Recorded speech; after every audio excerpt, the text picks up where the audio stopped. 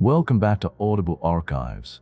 I'm Rob, your host, and tonight we step into the strange world of Thomas Carnacki, the Ghost Finder. He is not merely a hunter spirit.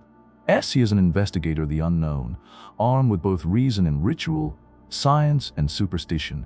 Within these walls, the unseen breathes, the lights flicker, and truth hides behind a veil of fear. This is Carnacki, the Ghost Finder by William Hope Hodgson. On a journey through the haunted corridors of the human mind and the mysteries beyond. Before we begin, make sure to like, comment, and subscribe. Because in this house of shadows, curiosity is your only protection. Number 1. The Gateway of the Monster. The night was thick with the weight of secrets and shadows. I arrived promptly at 427. Shane walked to find the others already gathered. 5 minutes later, we were all engaged in our usual pleasant occupation, dining. "You've not been long away this time," I remarked, finishing my soup.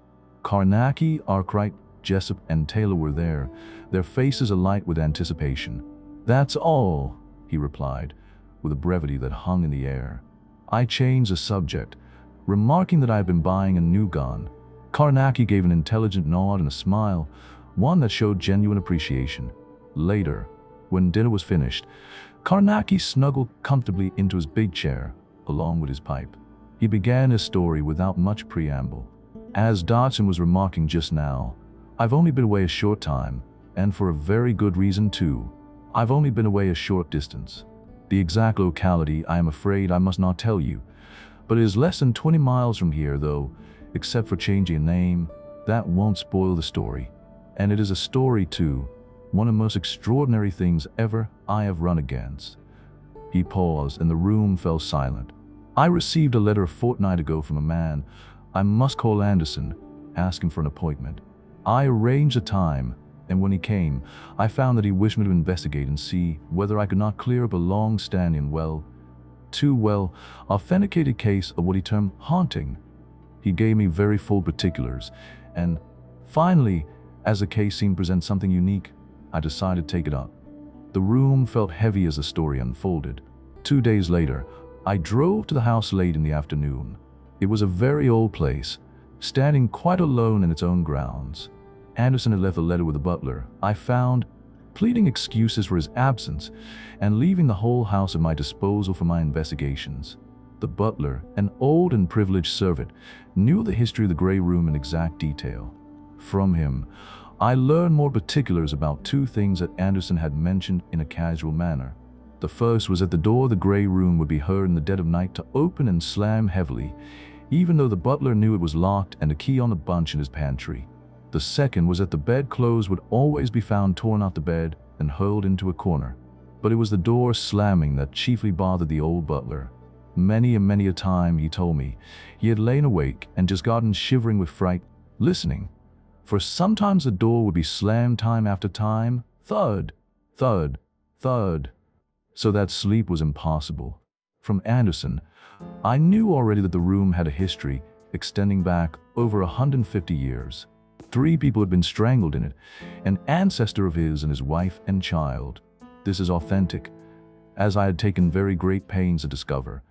So that you can imagine, it was a feeling I had a striking case to investigate that I went upstairs after dinner to have a look at the Grey Room. The room was tense as the story built. Peter, the old butler, was in rather a state about my going, and assured me with much solemnity that in all the 20 years of his service, no one had ever entered that room after nightfall. He begged me, in quite a fatherly way, to wait till the morning, when there would be no danger, and then he could accompany me himself. Of course, I smiled a little at him and told him not to bother. I explained that I should do no more than look round a bit, and perhaps affix a few seals. But he shook his head when I said that. "There isn't many ghosts like ours, sir," he assured me, with mournful pride. And by Jove, he was right, as you will see. I took a couple of candles, and Peter followed with his bunch of keys. He unlocked the door, but would not come inside with me. He was evidently in a fright, and he renewed his request that I would put off my examination until daylight. Of course, I laughed at him again and told him he could stand sentry at the door and catch anything that came out. "It never comes outside, sir," he said in his funny, old, solemn manner. Somehow, he managed to make me feel as if I were going to have the creeps right away. I left him there and examined the room. It was a big apartment, well furnished in a grand style, with a huge four-poster which stood with its head to the end wall. There were 2 candles on the mantelpiece and 2 on each of the 3 tables in the room. I lit the lot, and after that, the room felt a little less inhumanly dreary. Though, mind you, it was quite fresh and well kept in every way. After I'd taken a good look round, I sealed lengths of baby ribbon across the windows, along the walls, over the pictures, and over fireplace and the wall closets. All the time, as I worked, the butler stood just without the door, and I could not persuade him to enter, though I jested him a little as I stretched the ribbons and went here and there about my work. Every now and again he would say, "You'll excuse me, I'm sure, sir, but I do wish you would come out, sir. I'm fair in a quake for you." I told him he need not wait, but he was loyal enough in his way to what he considered his duty. He said he could not go away and leave me all alone there. He apologized, but made it very clear that I did not realize the danger of the room. I could see, generally, that he was in a pretty frightened state. All the same, I had made the room so that I should know if anything material entered it, so I asked him not to bother me, unless he really heard or saw something. He was beginning to get on my nerves, and to feel the room was bad enough, without making it any nastier. For a time further, I worked, stretching ribbons across the floor and sealing them, so that the merest touch would have broken them. Were anyone to venture into a room in the dark with the intention of playing the fool? All this had taken me far longer than I had anticipated. And suddenly, I heard a clock strike 11. I had taken off my coat soon after commencing work. Now, however, as I had practically made an end of all that I intended to do, I walked across the settee and picked it up. I was in the act of getting into it when the old butler's voice, he had not said a word for the last hour, came sharp and frightened. "Come out, sir! Quick! There's something going to happen." Jove! But I jumped, and then, in the same moment, one of the candles on the table to the left went out. Now, whether it was the wind or what, I do not know, but just for a moment, I was enough startled to make a run for the door, though I am glad to say that I pulled up before I reached it. I simply could not bunk out, with the butler standing there, after having, as it were, read him a sort of lesson on being brave, you know. So I just turned right round, picked up the 2 candles off the mantelpiece, and walked across to the table near the bed. Well, I saw nothing. I blew out the candle that was still alight. Then I went to those on the 2 tables and blew them out. Then outside of the door the old man called again, "Oh, sir, to be told, to be told." "All right, Peter," I said, and by Jove, my voice was not as steady as I should have liked. I made for the door and had a bit of work not to start running. I took some thundering long strides, as you can imagine. Near the door, I had a sudden feeling that there was a cold wind in the room. It was almost as if the window had been suddenly opened a little. I got to the door, and the old butler gave back a step in a sort of instinctive way. "Collar the candles, Peter," I said pretty sharply, and shoved them into his hands. I turned and caught the handle, and slammed the door shut with a crash. Somehow, do you know, as I did so, I thought I felt something pull back on it, but it must have been only fancy. I turned the key in the lock, and then again, double-locking the door. I felt easier then, and set to and sealed the door. In addition, I put my car to a keyhole and sealed it there, after which I pocketed the key and went downstairs with Peter, who was nervous and silent, leading the way. Poor old beggar. It had not struck me until that moment that he had been enduring a considerable strain during the last 2 or 3 hours. About midnight, I went to bed. My room lay then at a corridor, upon which opens a door of the grey room. I counted the doors between in mine, and found that 5 rooms lay between, and I am sure you can understand that I was not sorry. Then, just as I was beginning to undress, an idea came to me, and I took my candle and sealing wax and sealed the doors of all 5 rooms. If any door slammed in the night, I should know just which one. I returned to my room, locked the door, and went to bed. I was waked suddenly from a deep sleep by a loud crash somewhere out in the passage. I sat up in bed and listened, but heard nothing. Then I lit my candle. I was in the very act of lighting it when there came the bang of a door being violently slammed along the corridor. I jumped out of bed and got my revolver. I unlocked the door and went out into the passage, holding my candle high and keeping the pistol ready. Then a queer thing happened. I could not go a step toward the grey room. You all know I'm not really a cowardly chap. I've gone into too many cases connected with ghostly things to be accused of that. But I tell you, I funked it. Simply funked it, just like any blessed kid. There was something precious, unholy in the air that night. I ran back into my bedroom and shut and locked the door. Then I sat on the bed all night and listened to the dismal thudding of a door up the corridor. The sound seemed to echo through all the house. Daylight came at last, and I washed and dressed. The door had not slammed for about an hour, and I was getting back my nerve again. I felt ashamed of myself, though in some ways it was silly, for when you're meddling with that sort of thing, your nerve is bound to go sometimes, and you just have to sit quiet and call yourself a coward until daylight. Sometimes it is more than just cowardice, I fancy. I believe at times it is something warning you and fighting for you, but all the same, I always feel mean and miserable after a time like that. When the day came properly, I opened my door and, keeping my revolver handy, went quietly along the passage. I had to pass the head of the stairs along the way, and who should I see coming up but the old butler carrying a cup of coffee. He had merely tucked his nightshirt into his trousers, and he had an old pair of carpet slippers on. "Hello, Peter," I said, feeling suddenly cheerful, for I was as glad as any lost child to have a live human being close to me. "Where are you off to with the refreshments?" The old man gave a start and slopped some of the coffee. He stared up at me, and I could see that he looked white and done up. He came on up the stairs and held out the little tray to me. "I'm very thankful indeed, sir, to see you safe and well," he said. "I feared one time you might risk going into the grey room, sir. I've lain awake all night with the sound of the door, and when it came light, I thought I'd make you a cup of coffee. I knew you want to look at the seals, and somehow it seems safer if there's two, sir." "Peter," I said, "you're a brick. This is very thoughtful of you." And I drank the coffee. "Come along," I told him, and handed him back the tray. "I'm gonna have a look at what the brutes have been up to. I simply hadn't a pluck to in the night." "I'm very thankful, sir," he replied. "Flesh and blood can do nothing, sir, against devils, and that's what's in a grey room after dark." I examined the seals on all the doors as I went along and found them right. But when I got to the grey room, the seal was broken, though the card over the keyhole was untouched. I ripped it off and unlocked the door and went in, rather cautiously, as you can imagine, but the whole room was empty of anything to frighten one, and there was heaps of light.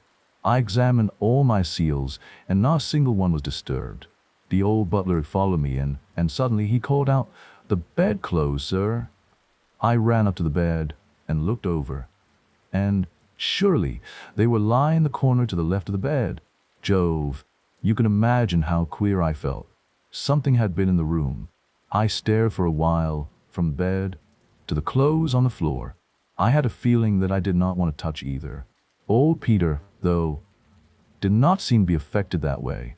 He went over the bed coverings and was to pick them up, as doubtless he had done every day these 20 years back, but I stopped him.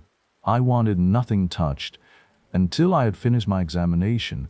This I must have spent a full hour over, and then I let Peter straighten up the bed, after which we went out and I locked the door, for the room was getting on my nerves.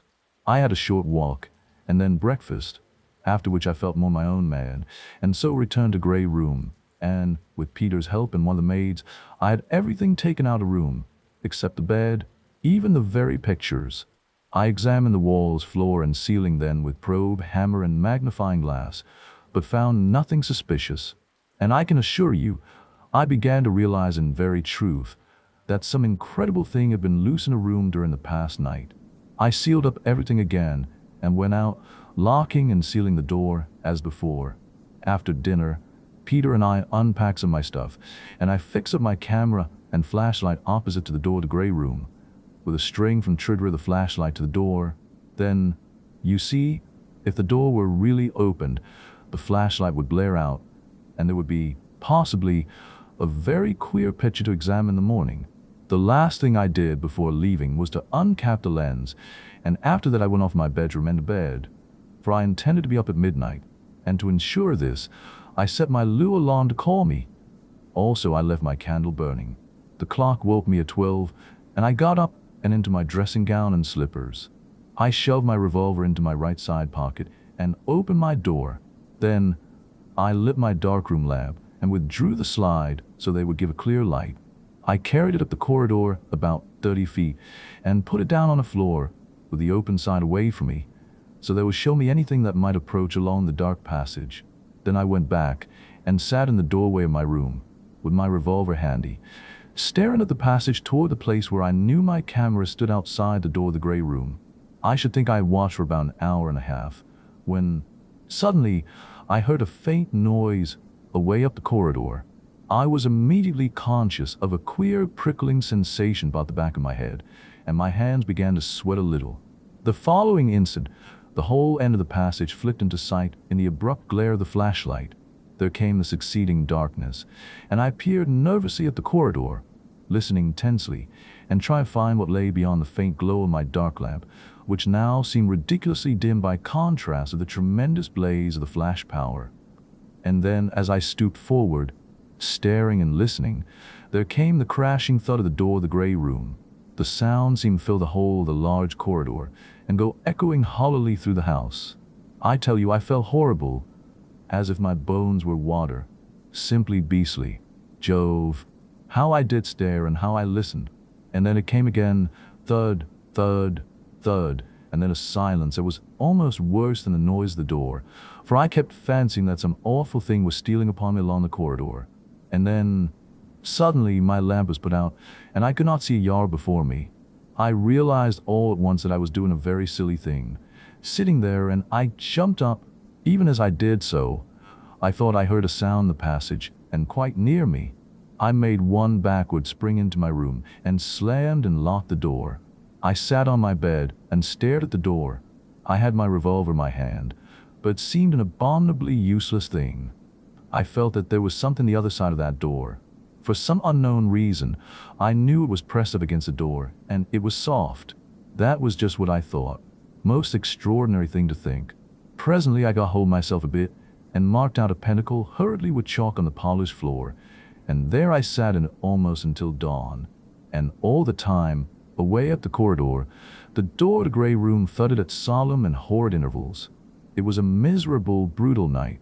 When the day began to break, the thudding of the door came gradually to an end, and at last I got hold of my courage and went along the corridor in a half-light to cap the lens of my camera.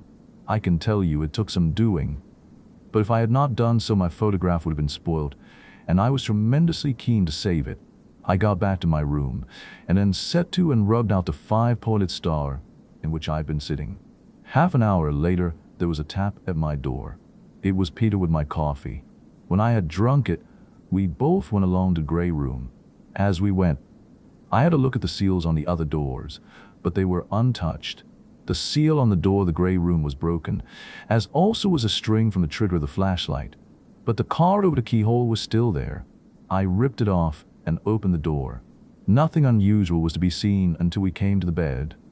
Then I saw that, as on the previous day, the bedclothes had been torn off and hurled into the left-hand corner, exactly where I had seen them before.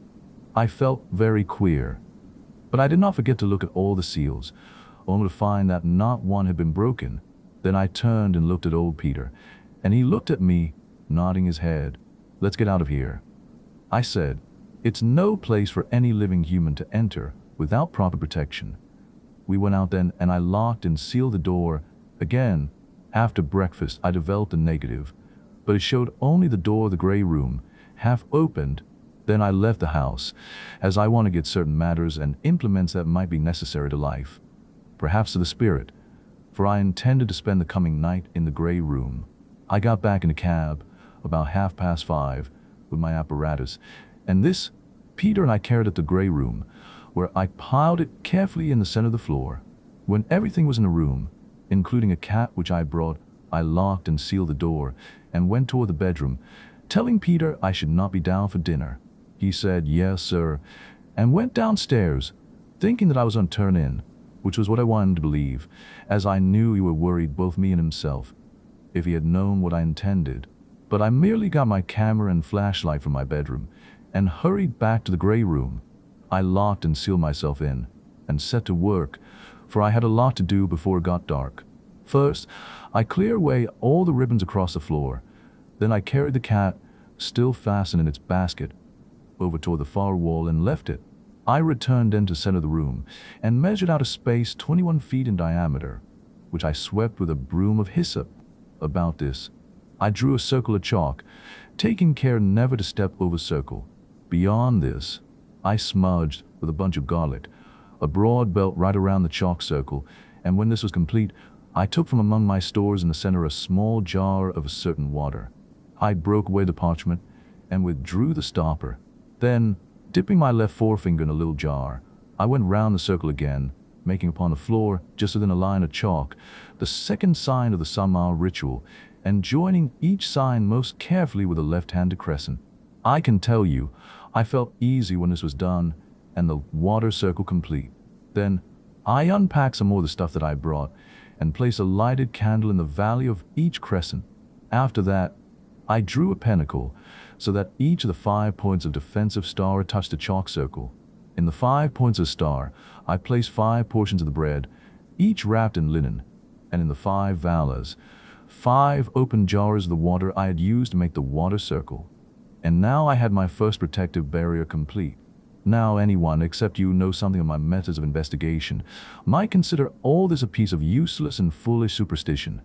But you all remember the Black Veil case, in which I believe my life was saved by a very similar form of protection, whilst Astor, who sneered at it and would not come inside, died. I got the idea from the 6th Animes, written, so far as I can make out, in the 14th century. At first, naturally, I imagined it was just an expression of the superstitionist time, and it was not until a year later that it occurred to me to test its defense, which I did, as I've just said, in that horrible Black Veil business. You know how that turned out. Later, I used it several times, and always I came through safe, until that moving fur case. It was only a partial defense, therefore, and I nearly died in the pentacle. After that, I came across Professor Garter's experiments with a medium. When they surrounded the medium with a current, in vacuum, he lost his power, almost as if it cut him off from the immaterial. That made me think a lot, and that is how I came to make the electric pentacle, which is a most marvelous defense against certain manifestations. I use the shape of the defensive star for this protection, because I have, personally, no doubt at all but that there is some extraordinary virtue in the old magic figure. Curious thing for a 20th century man to admit, is it not? But then, as you all know, I never did and never will allow myself to be blinded by the little cheap laughter. I ask questions and keep my eyes open. In this last case, I had little doubt that I had run up against a supernatural monster, and I meant to take every possible care, for the danger is abominable. I turned to fit the electric pentacle, setting it so that each of its points and valas coincided exactly with the points and valas of the drawn pentagram upon the floor.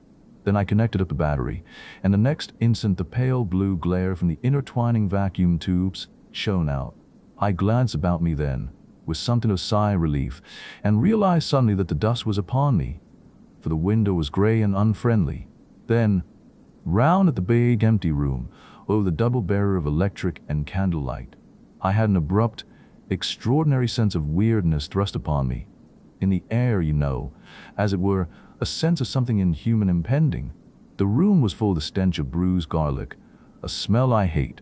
I turned now to the camera, and saw that it and the flashlight were in order. Then I tested my revolver, carefully, though I had little thought that it would be needed. Yet, to what extent materialization of an unnatural creature is possible, given favorable conditions, no one can say, and I had no idea what horrible thing I was going to see or feel the presence of. I might, in the end, have to fight with materialized monster. I did not know, and could only be prepared. You see, I never forgot that 3 other people had been strangling the bed close to me, and the fierce slamming of the door I had heard myself. I had no doubt that I was investigating a dangerous and ugly case. By this time, the night had come, though the room was very light with the burning candles, and I found myself glancing behind me constantly and then all round the room. It was nervy work waiting for that thing to come. Then, suddenly, I was aware of a little, cold wind sweeping over me, coming from behind. I gave one great nerve thrill, and a prickly feeling went all over the back of my head. Then I hauled myself round with sort of stiff jerked, and stared straight against that queer wind. It seemed to come from a corner of the room to the left of the bed, the place where both times I'd found the heap of tossed bedclothes. Yet, I could see nothing unusual, no opening, nothing. Abruptly, I was aware that the candles were all a-flicker in that unnatural wind. I believe I just squatted there and stared in a horribly frightened, wooden way for some minutes. I shall never be able to let you know how disgustingly horrible it was sitting in that vile, cold wind. And then, flick, flick, flick, all the candles round the outer barrier went out, and it was I, locked and sealed in that room, and with no light beyond the weakish blue glare of the electric pinnacle. A time of abominable tenseness passed, and still that wind blew upon me. And then, suddenly, I knew that something stirred in the corner to the left of the bed. I was made conscious of it, rather by some inward and new sense than by either sight or sound, for the pale, short radius glare of the pinnacle gave but a very poor light for seeing by. Yet, as I stared, something began slowly to grow upon my sight. A moving shadow, a little darker than surrounding shadows. I lost the thing amid the vagueness, and for a moment or two I glanced swiftly from side to side, with a fresh, new sense of impending danger. Then my attention was directed to the bed. All the coverings were being drawn steadily off, with a hateful, stealthy sort of motion. I heard the slow, dragging slitted clothes, but I could see nothing of the thing that pulled. I was aware in a funny, subconscious, introspective fashion that the creep had come upon me, yet that I was cooler mentally than I had been for some minutes, sufficiently so to feel that my hands were sweating coldly, and to shift my revolver half-consciously, whilst I rubbed my right hand dry upon my knee, though never for an instant taking my gaze or my attention from those moving clothes. The faint noises in the bed ceased once, and it was a most intense silence, with only the sound of blood beating in my head. Yet, immediately afterward, I heard again the slurring of the bedclothes being dragged off the bed. In the midst of my nervous tension, I remembered the camera and reached round for it, but without looking away from the bed. And then, all at a moment, the whole of the bed coverings were torn off with extraordinary violence, and I heard the flump they made as they were hurled into the corner. There was a time of absolute quietness, then for perhaps a couple of minutes, and you can imagine how horrible I felt. The bedclothes had been thrown with such savageness, and then again, the brutal unnaturalness of the thing that had just been done before me.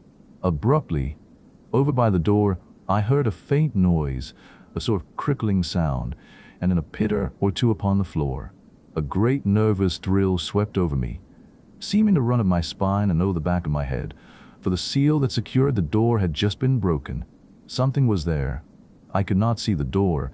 At least, I mean to say that it was impossible to say how much I actually saw and how much my imagination supplied. I made it out only as a continuation of the gray walls. And then it seemed to me that something dark and indistinct moved and wavered there among the shadows. Abruptly, I was aware that the door was opening, and with an effort I reached again for my camera. But before I could aim it, the door was slammed with a terrific crash that filled the whole room with a sort of hollow thunder. I jumped like a frightened child. There seemed such a power behind the noise, as though a vast, wanton force were out. Can you understand? The door was not touched again, but directly afterward, I heard the basket in which the cat lay creak. I tell you, I fairly pringled all along my back.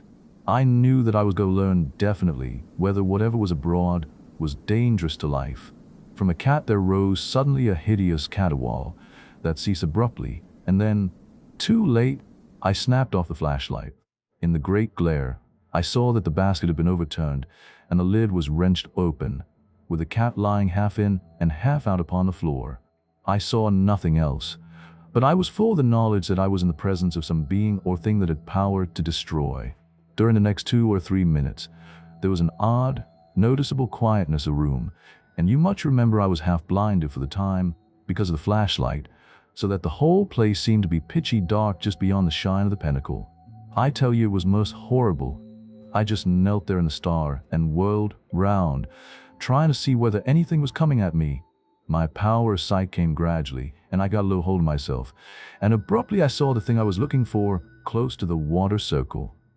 It was big and indistinct, and wavered curiously, as though the shadow of a vast spider hung suspended in the air, just beyond the barrier.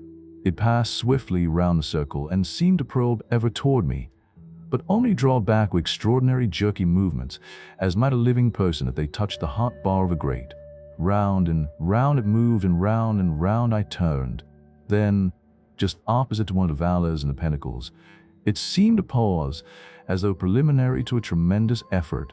It retired almost beyond a glow of the vacuum light, and then came straight toward me, appearing to gather form and solidity as it came. There seemed a vast, malign determination behind the movement that must succeed. I was on my knees, and I jerked back, falling onto my left hand and hip, in a wild endeavor to get back from the advancing thing. With my right hand, I was grabbing madly for my revolver, which I had let slip. The brutal thing came with one great sweep straight over the garlic in the water circle, almost at the veiled pinnacle. I believe I yelled. Then, just as suddenly as it had swept over, it seemed to be hurled back by some mighty, invisible force. It must have been some moments before I realized that I was safe, and then I got myself together in the middle of the pinnacles, feeling horribly gone and shaken, and glancing round and round the barrier, but the thing had vanished. Yet, I had learnt something, for I knew now that the grey room was haunted by a monstrous hand. Suddenly, as I crouched there, I saw what had so nearly given a monster an opening to the barrier. In my movements within the pinnacle, I must have touched with the jars of water, for just where the thing had made its attack, the jar that guarded the deep of the veil had been moved to one side, and this had left one of the 5 doorways unguarded. I put it back quickly and felt almost safe again, for I had found the cause, and the defense was still good, and I began to hope again that I should see the morning come in. When I saw that thing so nearly succeed, I had an awful, weak, overwhelming feeling that the barriers could never bring me safe through the night against such a force. You can understand? For a long time I could not see the hand, but presently I thought I saw, once or twice, an odd wavering over among shadows near the door. A little later, as though in a sudden fit of malignant rage, the dead body of the cat was picked up and beaten with dull, sickening blows against the solid floor. That made me feel rather queer. A minute afterward, the door was opened and slammed twice with tremendous force. The next instant, the thing made one swift, vicious dart at me from out of shadows. Instinctively, I started sideways from it, and so plucked my hand from upon the electric pinnacle, where, for a wickedly careless moment, I had placed it. The monster was hurled off in the neighborhood of the pinnacles, though, owing to my inconceivable foolishness, it had been enabled for a second time to pass the outer barriers. I can tell you, I shook for a time, with sheer funk. I moved right to the center of the pinnacles again, and knelt there, making myself as small and compact as possible.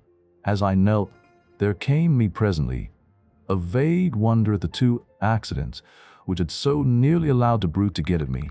Was I being influenced to unconscious voluntary actions that endanger me? The thought took hold of me, and I watched my every movement. Abruptly, I stretched a tired leg and knocked over one of the jars of water. Some was spilled, but because of my suspicious watchfulness, I had it upright and back within the veil, while yet some of the water remained. Even as I did so, the vast, black, half-materialized hand beat up at me out of shadows, and seemed to leap almost into my face. So nearly did approach, but for the 3rd time was thrown back by some altogether enormous, overmastering force.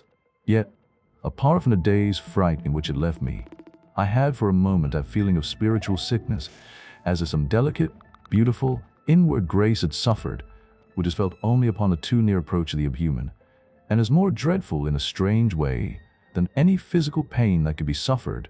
I knew by this more the extent and closeness of the danger, And for a long time, I was simply cowed by the butt-headed brutality of that force upon my spirit. I can put it no other way. I knelt again in the center of the pentacles, watching myself with more fear, almost in the monster, for I knew now that unless I guarded myself from every sudden impulse that came to me, I might simply work my own destruction. Do you see how horrible it all was? I spent the rest of the night in a haze of sick fright, and so tense that I could not make a single movement naturally. I was in such fear that any desire for action that came to me might be prompted by the influence that I knew was at work on me. And outside a barrier, that ghastly thing went round and round, grabbing and grabbing the air at me. Twice more was the body of the dead cat molested. The second time, I heard every bone in its body scrunch and crack. And all the time, the horrible wind was blowing upon me from the corner of the room to the left of the bed. Then, just as the first touch of dawn came into the sky, that unnatural wind ceased in a single moment, and I could see no sign of the hand. The dawn came slowly, and presently the wan light filled all the room and made the pale glare of the electric pentacle look more unearthly. Yet, it was not until the day had fully come that I made any attempt to leave the barrier, for I did not know but that there was some method abroad in the sudden stopping of that wind to entice me from the pentacles. At last, when the dawn was strong and bright, I took one last look round and ran for the door. I got unlocked in a nervous and clumsy fashion, then locked it hurriedly and went to my bedroom, where I lay on a bed and tried to steady my nerves. Peter came presently with the coffee, and when I had drunk it, I told him I meant to have a sleep, as I had been up all night. He took the tray and went out quietly, and after I locked my door, I turned him properly and at last got to sleep. I woke about midday, and after some lunch, went up to the grey room. I switched off the current from the pentacle, which I had left on in my hurry. Also, I removed the body of the cat. You could understand, I did not want anyone to see the poor brute. After that, I made a very careful search of the corner where the bedclothes had been thrown. I made several holes and probed and found nothing. Then it occurred to me to try with my instrument under the skirting. I did so, and heard my wire ring on metal. I turned the hook in that way and fished for the thing. At the second go, I got it. It was a small object, and I took it to window. I found to be a curious ring, made of some graying material. The curious thing about it was that it was made in the form of a pentagon.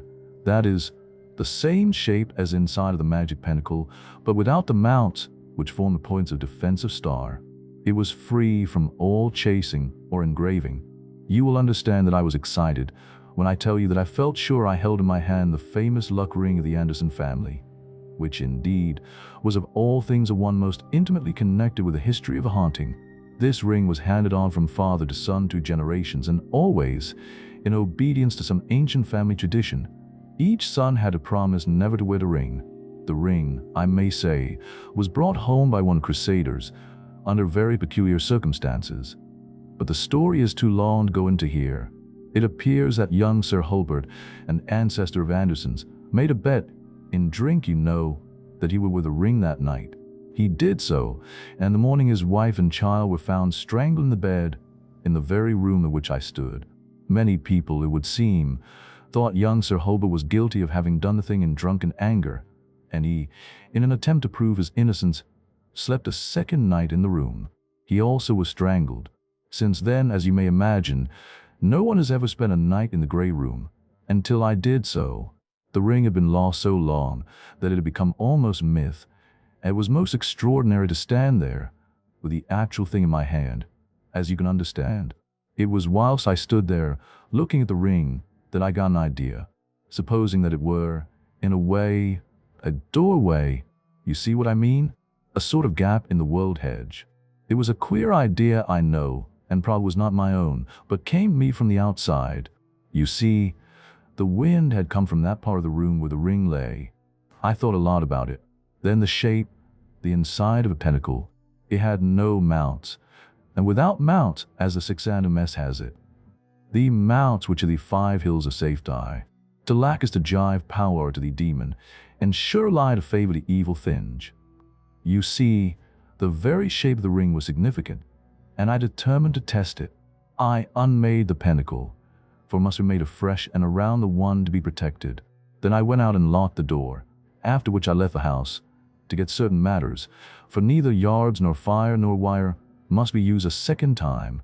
I returned about 7:30, and as soon as the things I brought had been carried up to Grey Room, I dismissed Peter for the night, just as I had done the evening before.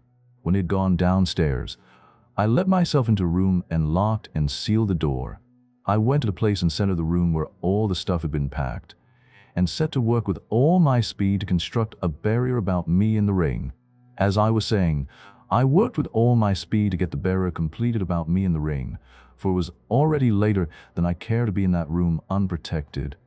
Also, I had a feeling that there would be a vast effort made that night to regain the use of the ring, for I had the strongest conviction that the ring was a necessity to materialization. You will see whether I was right. I completed the barriers in about an hour, and you can imagine something of the relief I felt when I felt the pale glare of the electric pentacle once more all about me. From then onward, for about 2 hours, I sat quietly, facing a corner from which the wind came. About 11 o'clock, a queer knowledge came that something was near to me, yet nothing happened for a whole hour after that. Then, suddenly, I felt the cold, queer wind begin to blow upon me. To my astonishment, it seemed now to come from behind me, and I whipped round with a hideous quake of fear. The wind met me in the face. It was blowing up from the floor, close to me. I stared down, in a sickening maze of new frights. What on earth had I done now? The ring was there, close beside me where I had put it. Suddenly, as I stared bewildered, I was aware that there was something queer about the ring, funny shadowy movements and convolutions. I looked at them, stupidly, and then, abruptly, I knew that the wind was blowing up at me from a ring. A queer, indistinct smoke became visible to me, seeming pour upward to the ring and mix with the moving shadows. Suddenly, I realized that I was in more than any mortal danger, for the convoluting shadows about the ring were taking shape and the death hand was forming within the pentacle. My goodness, do you realize it? I had brought the gateway into the pentacles, and the brute was coming through, pouring into the material world, as gas might pour out from the mouth of a pipe.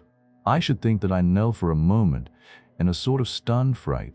Then, with a mad, awkward movement, I snatched at the ring, intending to hurl it down the pentacle. Yet it eluded me, as though some invisible, living thing jerked it hither and thither. At last, I gripped it. Yet in the same instant, it was torn from my grasp with incredible and brutal force. A great, black shadow covered it and rose into the air and came at me. I saw that it was the hand, vast and nearly perfect in form. I gave one crazy yell and jumped over the pentacle and the ring of burning candles and ran despairingly for the door. I fumbled idiotically and ineffectively with the key, and all the time I stared, with a fear that was like insanity, toward the barriers. The hand was plunging toward me, yet, even as it had been unable to pass into the pentacle when the ring was without, so, now that the ring was within, it had no power to pass out. The monster was chained, as surely as any beast would be, with chains riveted upon it. Even then I got a flash at his knowledge, but I was too utterly shaken with fright to reason, and the instant I managed to get the key turned, I sprang into the passage and slammed the door with a crash. I locked it and got to my room somehow, for I was trembling so that I could hardly stand. As you can imagine, I locked myself in and managed to get the candle lit. Then I lay down on my bed and kept quiet for an hour or two, and so I got steadied. I got a little sleep later, but woke when Peter brought my coffee. When I had drunk it, I felt altogether better, and took the old man along with me whilst I had a look into the grey room. I opened the door and peeped in. The candles were still burning one against the daylight, and behind them was the pale, glowing star of the electric pentacle. And there, in the middle, was a ring, the gateway of the monster, lying demure and ordinary. Nothing in the room was touched, and I knew that the brute had never managed to cross the pentacles. Then I went out and locked the door. After a sleep of some hours, I left the house. I returned in the afternoon in a cab. I had with me an oxyhydrogen jet and 2 cylinders containing the gases. I carried the things into the grey room, and there, in the center of the electric pentacle, I erected the low furnace. 5 minutes later the luck ring, once the luck, but now the bane of the Anderson family, was no more than a little solid splash of hot metal. Carnacki fell in his pocket and pulled out something wrapped in tissue paper. He passed it to me. I opened it and found a small circle of grayish metal, something like lead, only harder and rather brighter. "Well," I asked at length, after examining it and handing it round to the others, "did that stop the haunting?" Carnacki nodded. "Yes," he said. "I slept 3 nights in the grey room before I left. Old Peter nearly fainted when he knew that I meant to, but by the 3rd night, he seemed to realize that the house was just safe and ordinary. And, I believe in his heart, he heartily approved." Carnacki stood up and began to shake hands. "Out you go," he said gingerly, and presently we went, pondering, to our various homes. Number 2. The House Among the Laurels. In the cozy dining room, the soft glow of the candlelight casts shadows over the walls. The air is thick with the scent of old books and the faint hum of the city outside. I take a deep breath, my voice steady but tinged with a hint of nervousness. "This is a curious yarn that I'm going to tell you," I say, my fingers tapping lightly on the table. "I have just got back from the west of Ireland, where I made a visit to a place that, well, let's just say, isn't exactly what it seems." I pause, then the silence build, the tension in the room palpable. Wentworth, a friend of mine, has lately had rather an unexpected legacy in the shape of a large estate and manor, about a mile and a half outside the village of Corrington. This place is named Gannington Manor and has been empty for a great number of years. As you will find is almost always the case with houses reputed to be haunted, as it is usually termed. I glance out the window, the moon casting eerie shadows on the ground. When Wentworth went over to take possession, he found a place in very poor repair, an estate totally uncared for. He went to the big house by himself and admitted to me that it had an uncomfortable feeling about it. It was natural, he thought, just the dismalness of a big, empty house, long uninhabited, and through which you are wandering alone. I take a sip of my whiskey, the liquid warming my throat. After his look round, he went down to village to see the one-time agent of the estate and arranged for someone to go in as caretaker. The agent, a Scotchman, was very willing to take up the management of the estate once more, but he assured Wentworth that they would get no one to go in as caretaker. Instead, his advice was to have the house pulled down and a new one built. This, naturally, astonished my friend. I paced slightly, the shadows dancing behind me. By this time, they had reached the inn where Wentworth had put up, and he managed to get a sort of explanation from the man. It seems that there have been always curious stories told about the place, which in the early days was called Landru Castle. In the last 7 years, there had been 2 extraordinary deaths there. These were tramps, who were ignorant of the reputation of the house, and had probably thought the big empty place suitable for a night's free lodging. There have been absolutely no signs of violence to indicate the method by which death was caused, and on each occasion, the body had been found in the great entrance hall. I paused, letting the silence echo. By this time, they had reached the inn where Wentworth had put up, and he told the agent that he would prove that it was all rubbish about the haunting by staying a night or 2 in the manor himself. The death of the tramps was certainly curious, but did not prove that any supernatural agency had been at work. They were but isolated accidents, spread over a large number of years by the memory of the villagers, which was natural enough in a little place like Corrington. Tramps had to die some time, and in some place, and it proved nothing that 2, out of possibly hundreds who had slept in the empty house, had happened to take the opportunity to die under shelter. I look at the candle, its flame flickering, but the agent took his remark very seriously, and both he and Dennis, the landlord of the inn, tried their best to persuade him not to go. For his soul's sake, Irish Dennis begged him to do no such thing, and because of his life's sake, the Scotchman was equally in earnest. It was late afternoon, and as Wentworth said to me, it was warm and bright, and it seemed such utter rot to hear those 2 talking seriously about the impossible. He felt full of pluck, and he made up his mind he would smash the story of the haunting at once by staying that very night in the manor. He made this quite clear to them, and told them that it would be more to the point and to their credit if they offered to come up along with him and keep him company.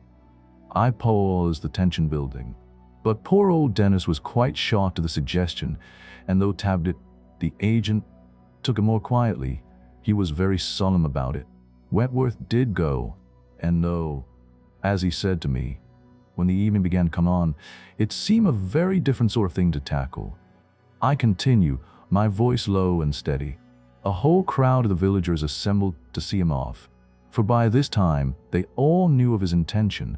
Wentworth had his gun with him and a big packet of candles, and he made it clear to them all that it would not be wise for anyone to play any tricks, as he intended to shoot at sight. And then, he got a hint of how serious they considered the whole thing. One of them came up to him, leading a great bull mastiff, and offered him to keep him company. Wentworth patted his gun, but the old man who owned the dog shook his head and explained that the brute might warn him in sufficient time for him to get away from the castle, for it was obvious that he did not consider the gun would prove of any use. I paused, my voice softening. Wentworth took the dog and thanked the man. He told me that, already, he would be beginning to wish that he had not said definitely that he would go. But, as it was, he was simply forced to. He went through the crowd of men, and found suddenly that they had all turned in a body and were keeping him company. They stayed with him all the way to the manor, and then went right over the whole place with him. I paced again, my voice growing more urgent. It was still daylight when this was finished, though turning to dusk for a while. The men stood about hesitating, as if they felt ashamed to go away and leave Wentworth there all alone. He told me that by this time he would gladly have given £50 to be going back with them. And then, abruptly, an idea came to him. He suggested that they should stay with him and keep him company through the night. For a time they refused and tried to persuade him to go back with them, but finally he made a proposition that got home to them all. I stopped, my voice now a whisper. He planned that they should all go back to the inn, and they'd get a couple of dozen bottles of whiskey, a donkey-load of turf and wood, and some more candles. Then they would come back and make a great fire in the big fireplace, light all the candles and put them around the place, open a whiskey and make a night of it. And by Jove, he got them to agree. I look at the flames, the light dancing on my face. They set off back and were soon at the inn, and here, whilst the donkey was being loaded and the candles and whiskey distributed, Dennis was doing his best to keep Wentworth from going back. But he was a sensible man in his way, for when he found that it was no use, he stopped.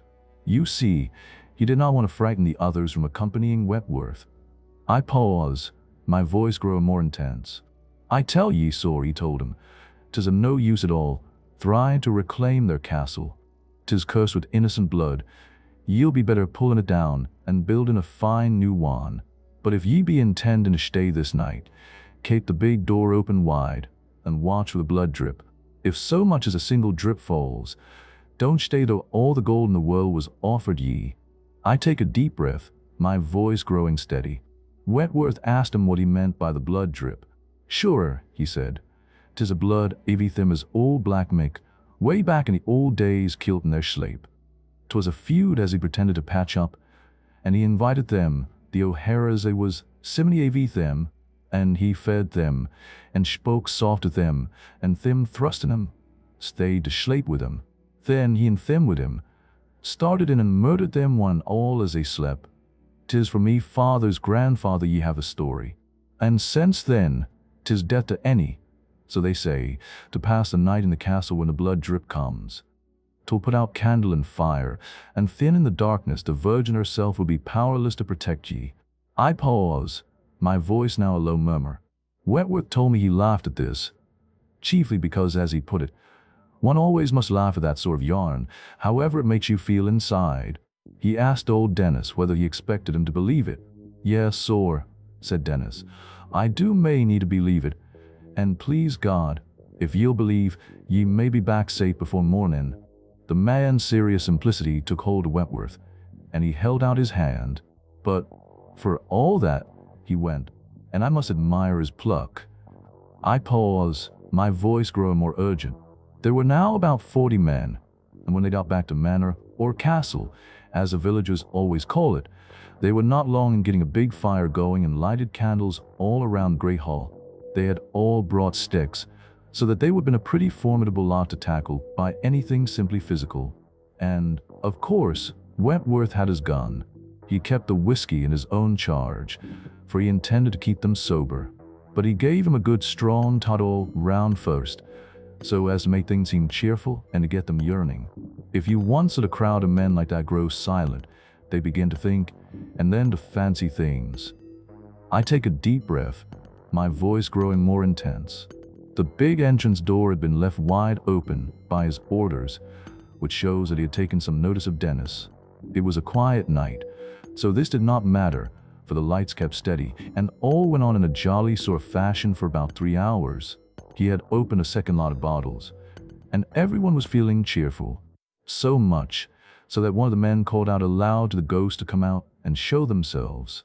And then, a very extraordinary thing happened, for the ponder's main door swung quietly and steadily to, as though pushed by an invisible hand, and shut with sharp click. I paused, my voice growing more urgent. Wentworth stared, feeling suddenly rather chilly. Then he remembered the men, and looked round at them. Several had ceased their talk, and were staring in a frightened way at the big door. But the great number had never noticed, and were talking and yarning.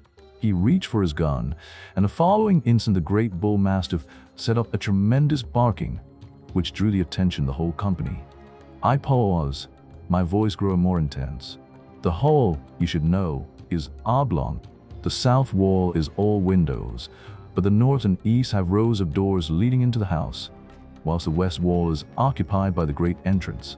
The rows of doors leading into the house were all closed, and it was toward one of these in the north wall that the big dog ran.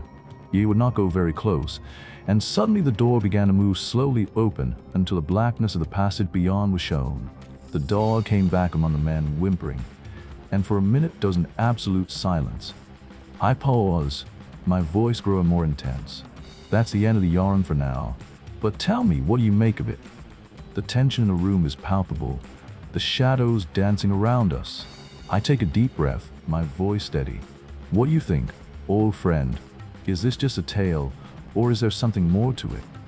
I look out the window, the moon casting eerie shadows on the ground. The silence in the room is deafening. Tell me, what do you think? The silence stretches, the tension building. I take another deep breath, my voice growing more urgent. Tell me, what do you think, old friend? Is this just a tale, or is there something more to it? I pause, the silence stretching. Tell me, what do you think? The tension in the room is palpable, the shadows dancing around us. I take a deep breath, my voice growing more urgent. Tell me, what do you think, old friend? Is this just a tale, or is there something more to it? The tension in the room is palpable, the shadows dancing around us. I take a deep breath, my voice growing more urgent. Tell me, what do you think, old friend? Is this just a tale, or is there something more to it? Wentworth went out a little from the men, his gun trained on the doorway. Whoever is there, come out, or I shall fire, he shouted, but no answer came. He fired both barrels into the darkness, a report that echoed through the night. Almost immediately, the doors along the north and east walls began to move slowly open, and we stared, frightened, into black shapes of the empty doorways. Wentworth reloaded his gun quickly, calling to the dog, but the brute was burrowing among the men. The fear in the dog's eyes frightened Wentworth more than anything. Then, something else happened. 3 candles in the corner of the hall went out, followed by half a dozen more in different parts of place. The hall began to darken in the corners. The men stood, holding their clubs, crowded together, not saying a word. Wentworth told me he felt positively ill with fright. The world around me seemed to shift, the darkness thickening. The silence was almost unbearable. Suddenly, something splashed on the back of my left hand. I lifted it and looked. It was covered in a great splash of red that dripped from my fingers. An old Irishman near me croaked out in a quavering voice. The blood drip. When he called it out, we all looked, and in the same instant others fell upon them. There were frightened cries of, "The blood drip, the blood drip."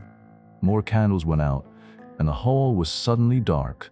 The dog let out a mournful howl, and there was a horrible silence, everyone standing rigid. The tension broke, and there was a mad rush for the main door. They wrenched it open, tumbling out into the dark, but something slammed to a crash after them, trapping the dog inside. Wentworth heard it howling as they raced down the drive. No one had the pluck to go back and let it out, and I couldn't blame them. Wentworth sent for me the following day, having heard of my involvement in the Steeple Monster case. I arrived by the night mail and put up at Wentworth at the inn. The next day, we went up to the old manor, which certainly lay in a wilderness. The place was smothered with laurel bushes, making it look dank and ghostly, even by daylight. The hall was a big place, well lit by daylight, which was reassuring. Wentworth had told me his yarn had wound me up. We found a rather funny thing, a stiff bull mastiff with its neck broken. This made me feel very serious, showing that whatever was present was exceedingly dangerous to life. Later, while Wentworth stood guard with a shotgun, I made an examination of the hall. Bottles and mugs from which the men had drunk their whiskey were scattered about. Candles, stuck upright in their own grease, were everywhere. After a brief and general search, I found nothing and decided to examine every square for the place. Now in hall with the whole interior of the castle. I spent 3 uncomfortable weeks searching, but without result. During the entire examination, I got Wentworth to stand guard with his loaded shotgun, and was very particular that we were never caught there after dusk. I decided to stay a night in the great hall, protected. Wentworth begged me not to, but I thought it worth the risk and managed to persuade him to be present. I went to the neighboring town of Gaunt and arranged with the chief constable for 6 policemen with their rifles. The arrangement was unofficial, and the men volunteered for payment. When the constables arrived, I gave them a good feed and set them to unload the donkeys, while Wentworth and I sealed all the doors, except the main entrance, with tape and wax. If the doors were opened, I wanted to be sure of it. I set 2 boarhounds at the end of the hall, driving staples into the floor and tying them with short tethers. Over the northeast corner, I made a circle with garlic and a figure of a pentacle in chalk. I cleared the center of the hall and set 2 policemen to sweep it. I brought in my apparatus and had lighted candles placed before each sealed door and in each corner of the big room. I lit the fire and gathered the men around, taking their pipes away. They must have no light come from within the barrier, I warned.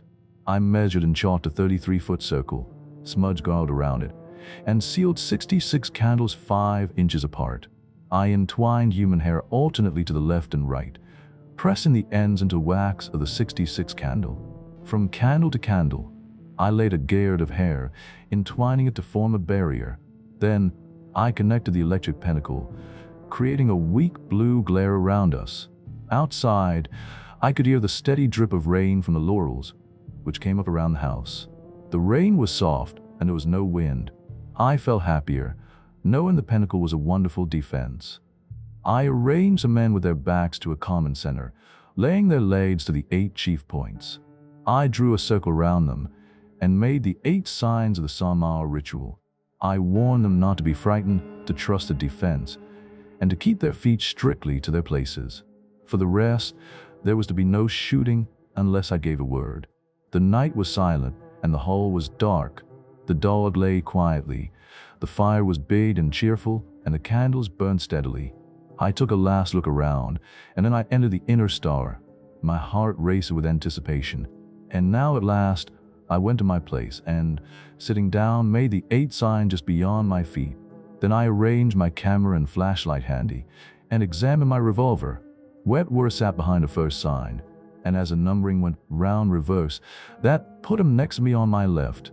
I asked him in a low voice how he felt, and he told me, rather nervous, but that he felt confidence in my knowledge and was resolved to go through the matter whatever happened.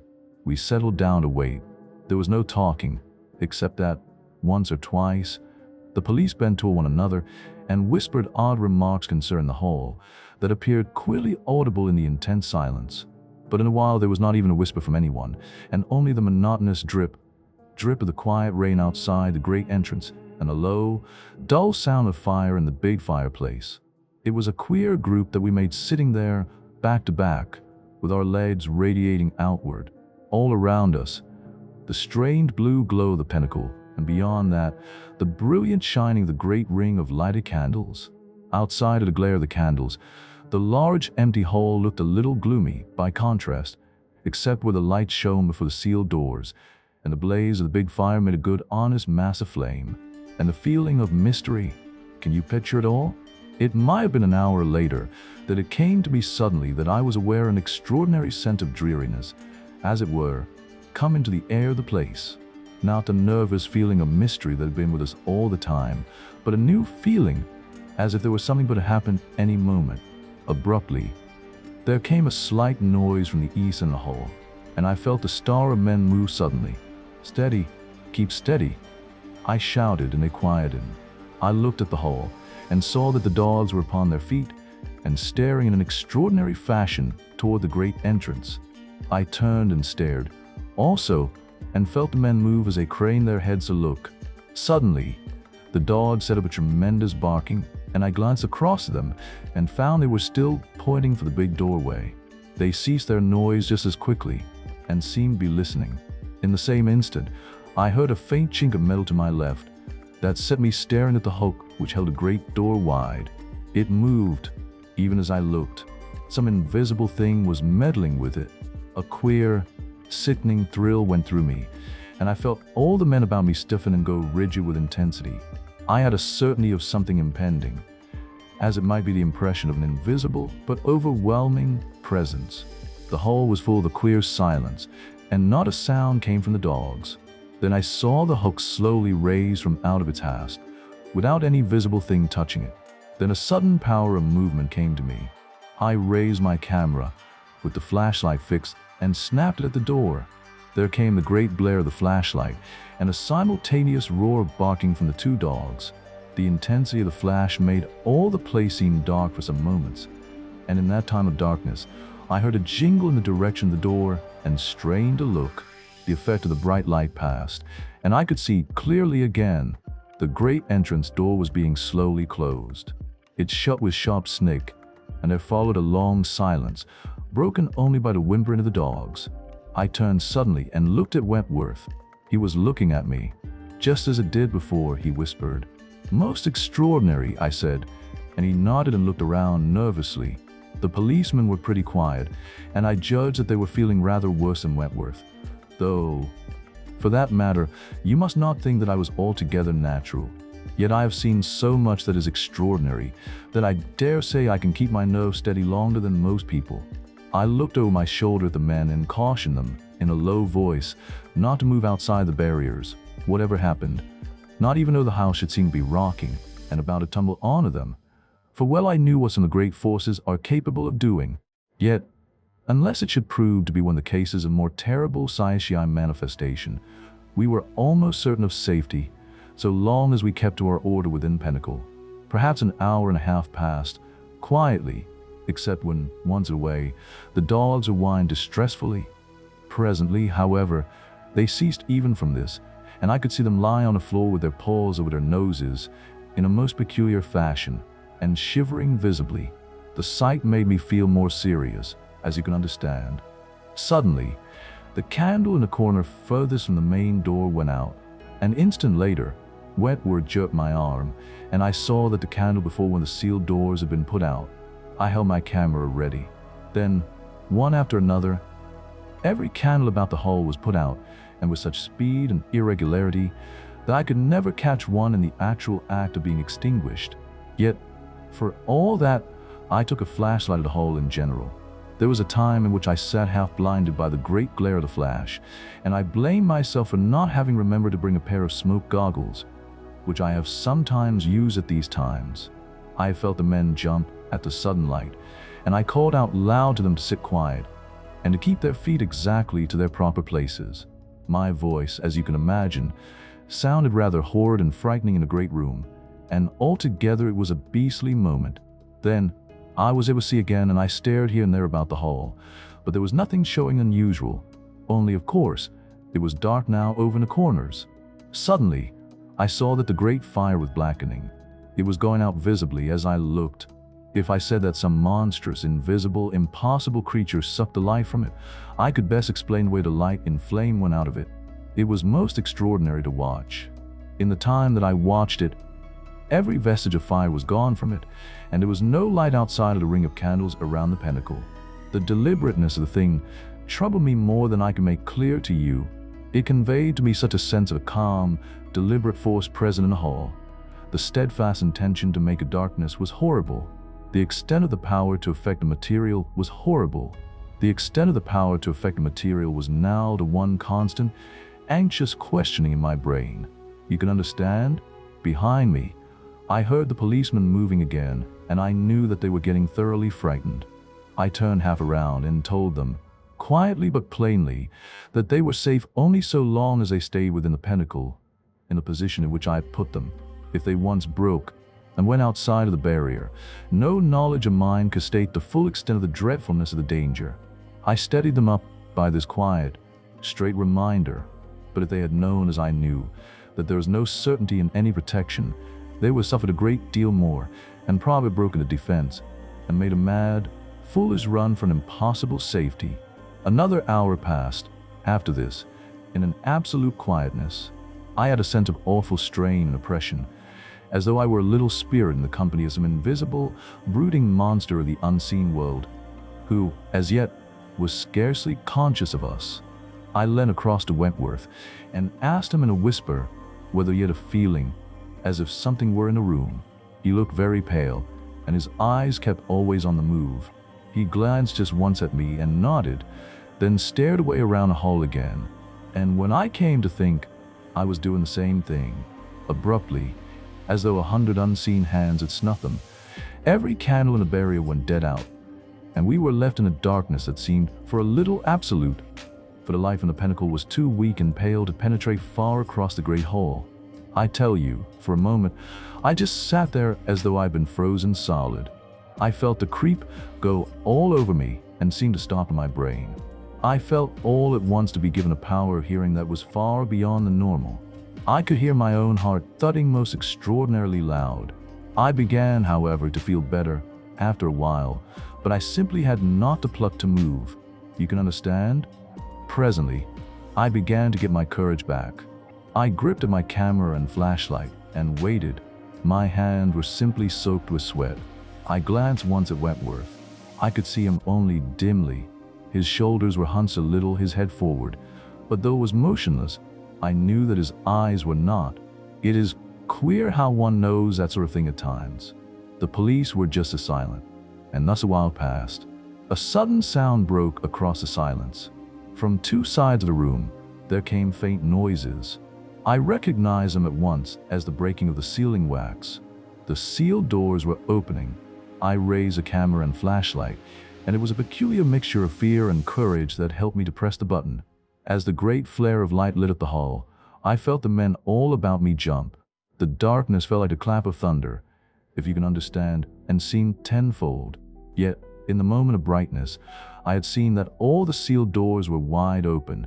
Suddenly, all around us, there sounded a drip, drip, drip upon the floor of the great hall. I thrilled with a queer, realizing emotion and a sense of a very real and present danger imminent. The blood drip had commenced, and a grim question was now whether the barriers could save us from whatever had come into the huge room. Through some awful minutes, the blood drip continued to fall in an increasing rain. Presently, some began to fall within the barriers. I saw several great drops splash and star upon the pale, glowing, intertwining tubes of the electric pinnacle. But, strangely enough, I could not trace that any fell among us. Beyond the strange, horrible noise of the drip, there was no other sound. And then abruptly, from a boarhound over in a far corner, there came a terrible yelling howl of agony, followed instantly by a sickening, breaking noise and an immediate silence. If you have ever, when out shooting, broken a rabbit's neck, you will know the sound in miniature, for you will remember that I had made one about each of the dogs. I thought instantly, with a sick apprehension, of our own barriers. There was something in the hall with us that had passed the barrier of the pinnacle about one of the dogs.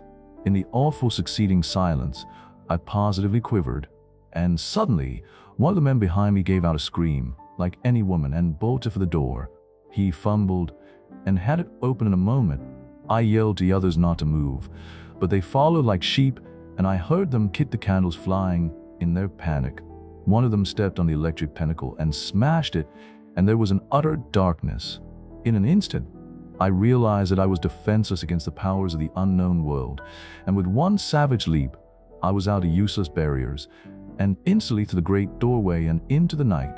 I believe I yelled with sheer funk. The men were a little ahead of me, and I never ceased running, and neither did they. Sometimes, I glanced back over my shoulder, and I kept glancing into the laurels which grew all along the drive. The beastly things kept rustling in a hollow sort of way, as though something were keeping parallel with me. Among them, the rain had stopped, and a dismal little wind kept moaning through the grounds. It was disgusting. I caught Wentworth and the police at the lodge gate. We got outside and ran all the way to the village. We found old Dennis up, waiting for us, and half the villagers to keep him company. He told us that he had known in his soul that we should come back. That is, if we came back at all, which is not a bad render of his remark. Fortunately, I had brought my camera away from the house, possibly because the strap had happened to be over my head. Yet, I did not go straight away to develop, but sat with the rest of the bar, where we talked for some hours, trying to be coherent about the whole horrible business. Later, however, I went up to my room and proceeded with my photography. I was steadier now, and it was just possible, so I hoped that the negatives might show something. On 2 of the plates, I found nothing unusual, but on the third, which was the first one that I snapped, I saw something that made me quite excited. I examined it very carefully with a magnifying glass. Then I put it to wash and slipped a pair of rubber overshoes over my boots. The negative had showed me something very extraordinary, and I had made up my mind to test the truth of what it seemed to indicate, without losing another moment. It was no use telling anything to Wentworth and police, until I was certain, and also, I believed that I stood a greater chance to succeed by myself. Though, for that matter, I do not suppose anything would have taken him up to the manor again that night. I took my revolver and went quietly downstairs and into the dark. The rain had commenced again, but that did not bother me. I walked hard. When I came to the lodge gates, a sudden, queer instinct stopped me from going through, and I climbed the wall into the park. I kept away from the drive and approached the building through the dismal, dripping laurels. You can imagine how beastly it was. Every time a leaf rustled, I jumped. I made my way round the back of a big house and got in through a little window which I had taken note of during my search. For of course, I knew the whole place from roof to cellars. I went silently up the kitchen stairs, fairly quivering with funk, and at the top, I went to the left and then into a long corridor that opened to one of the doorways we had sealed into the big hall. I looked up it and saw a faint flicker of light away at the end, and I tiptoed silently toward it, holding my revolver ready. As I came near the open door, I heard men's voices, and then a burst of laughing. I went on until I could see into the hall. There were several men there, all in a group. They were well dressed, and one, at least, I saw was armed. They were examining my barriers against the supernatural with a good deal of unkind laughter. It was plain to me that they were a gang of men who had made use of the empty manor, perhaps for years, for some purpose of their own. And now that Wentworth was attempting to take possession, they were acting up the traditions of the place, with a view of driving him away, and keeping so useful a place still at their disposal. But what they were, I mean whether coiners, thieves, inventors, or what, I could not imagine.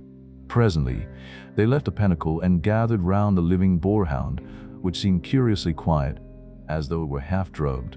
There was some talk as to whether to let the poor brute live or not, but finally they decided it would be good policy to kill it. I saw 2 of them force a twisted loop of rope into its mouth, and the 2 bites of the loop were brought together the back of the hound's neck.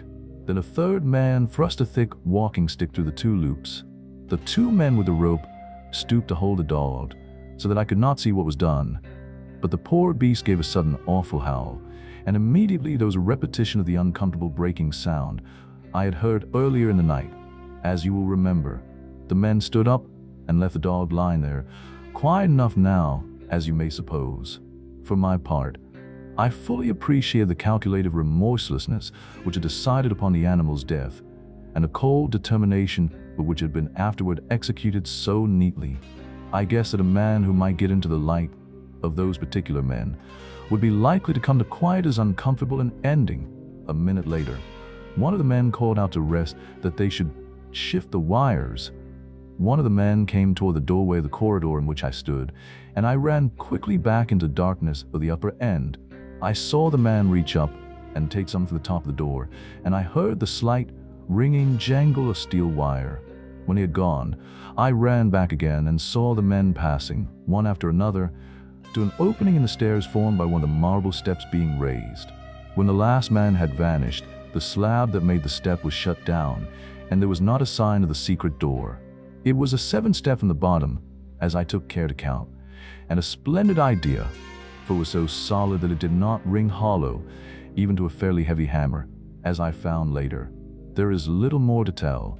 I got out of the house as quickly and quietly as possible, and back to the inn. The police came without any coaxing, when they knew the ghosts were normal flesh and blood. We entered the park and the manor in the same way that I had done. Yet, when we tried to open the step, we failed and had finally to smash it. This must have warned the haunters, for when we descended to a secret room which we found the end of a long and narrow passage in the thickness of the walls, we found no one. The police were horribly disgusted, as you can imagine. But for my part, I did not care either way. I had laid the ghost, as you might say, and that was what I set out to do. I was not particularly afraid of being laughed at by the others, for they had all been thoroughly taken in. And in the end, I had scored, without their help. We searched right to the secret ways, and found that there was an exit at the end of a long tunnel, which opened the side of a well, out in the grounds. The ceiling of the hole was hollow, and reached by a little secret stairway inside of the big staircase. The blood drip was merely colored water, dropped through the minute crevices of the ornamented ceiling. How the candles and the fire were put out, I do not know, for the haunter certainly did not act quite up to tradition, which held that the lights were put out by the blood drip. Perhaps it was too difficult to direct the fluid, without possibly squirting it, which might have given the whole thing away.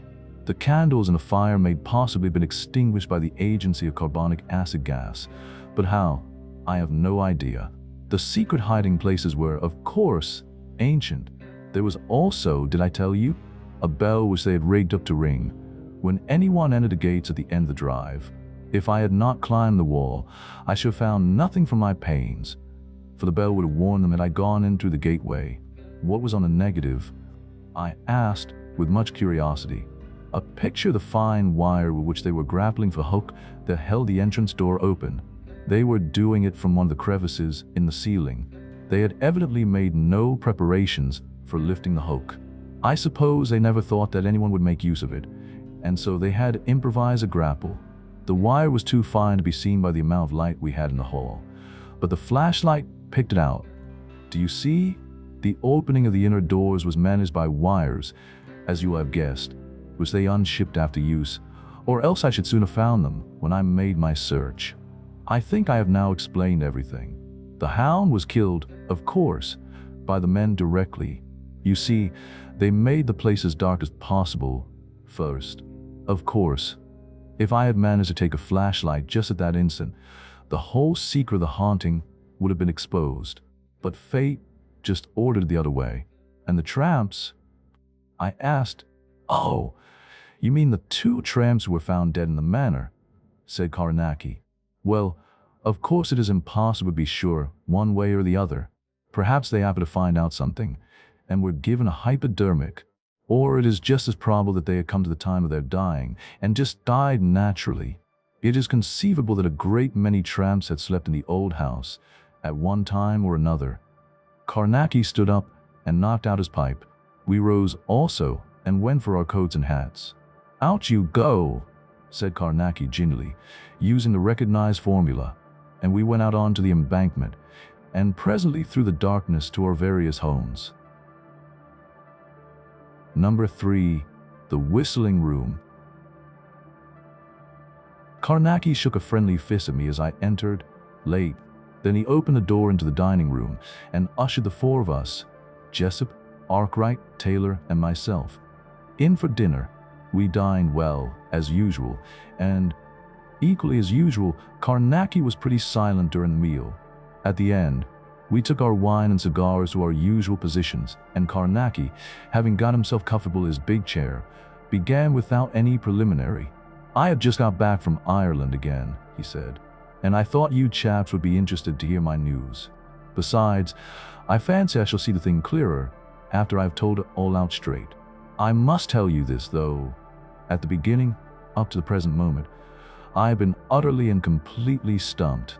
I have tumbled upon one of the most peculiar cases of haunting or devilment of some sort that I have come against.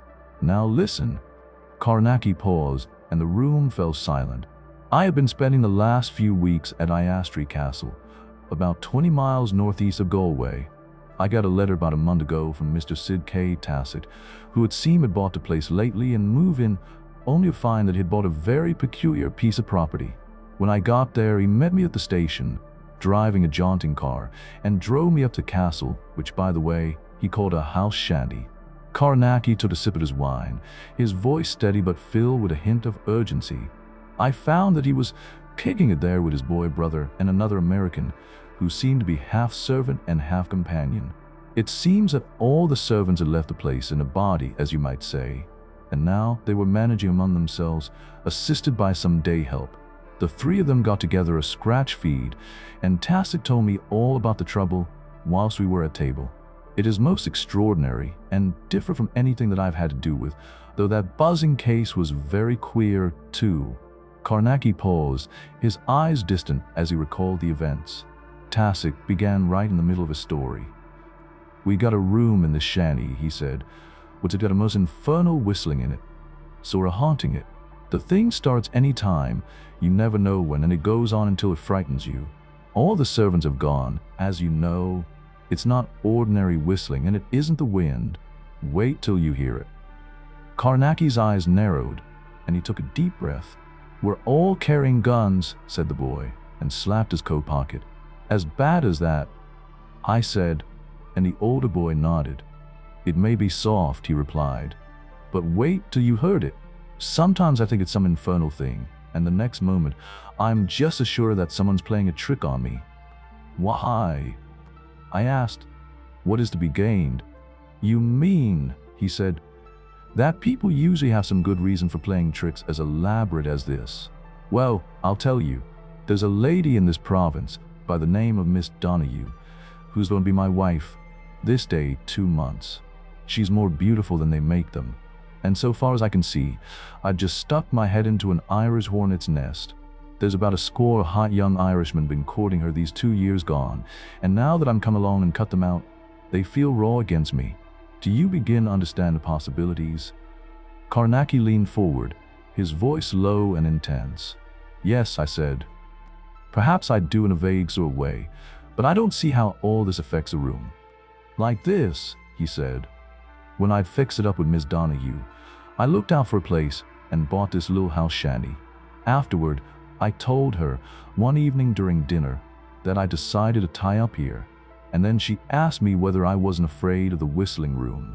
I told her it must have been thrown in gratis, as I'd heard nothing about it. There were some of her men friends present, and I saw a smile go round. I found out, after a bit of questioning, that several people had bought this place during the last 20-odd years, and it was always on the market again after a trial. Well, the chap started to bait me a bit and offered to take bets after dinner that I'd not stay 6 months in place. I looked once or twice to Miss Donahue so as to be sure I was getting the note of the talkie-talkie, but I could see that she didn't take it as a joke at all. Partly, I think, because it was both a sneer in the way the men were tackling me, and partly because she really believes there is something in this yarn of the whistling room. However, after dinner, I did what I could to even things up with the others. I nailed all their bets and screwed them down hard and safe. I guess some of them are going to be hard hit, unless I lose, which I don't mean to. Well, there you have practically the whole yarn." Carnacki took another sip of his wine, his expression thoughtful. "Not quite," I told him. "All that I know is that you bought a cask with a room in it that is in some way queer, and that you've been doing some betting. Also, I know that your servant have got frightened and run away. Tell me something about the whistling." Tassett nodded. "Oh, that," he said. That started the second night we were in. I'd had a good look round the room in the daytime, as you can understand, for the talk up at our Lestery, Miss Donohue's place, had made me wonder a bit, but it seems just as usual as some of the other rooms in the old wing, only perhaps a bit more lonesome, but that may be only because of the talk about it, you know. Carnacki leaned back, his eyes narrowing. The whistling started about 10 o'clock on the second night, as I said. Tom and I were in the library, and we heard an awfully queer whistling coming along the east corridor. The room is in the east wing, you know. Carnacki's voice took on a somber tone. That's that blessed ghost, I said to Tom, and we collared the lamps off the table and went up to have a look.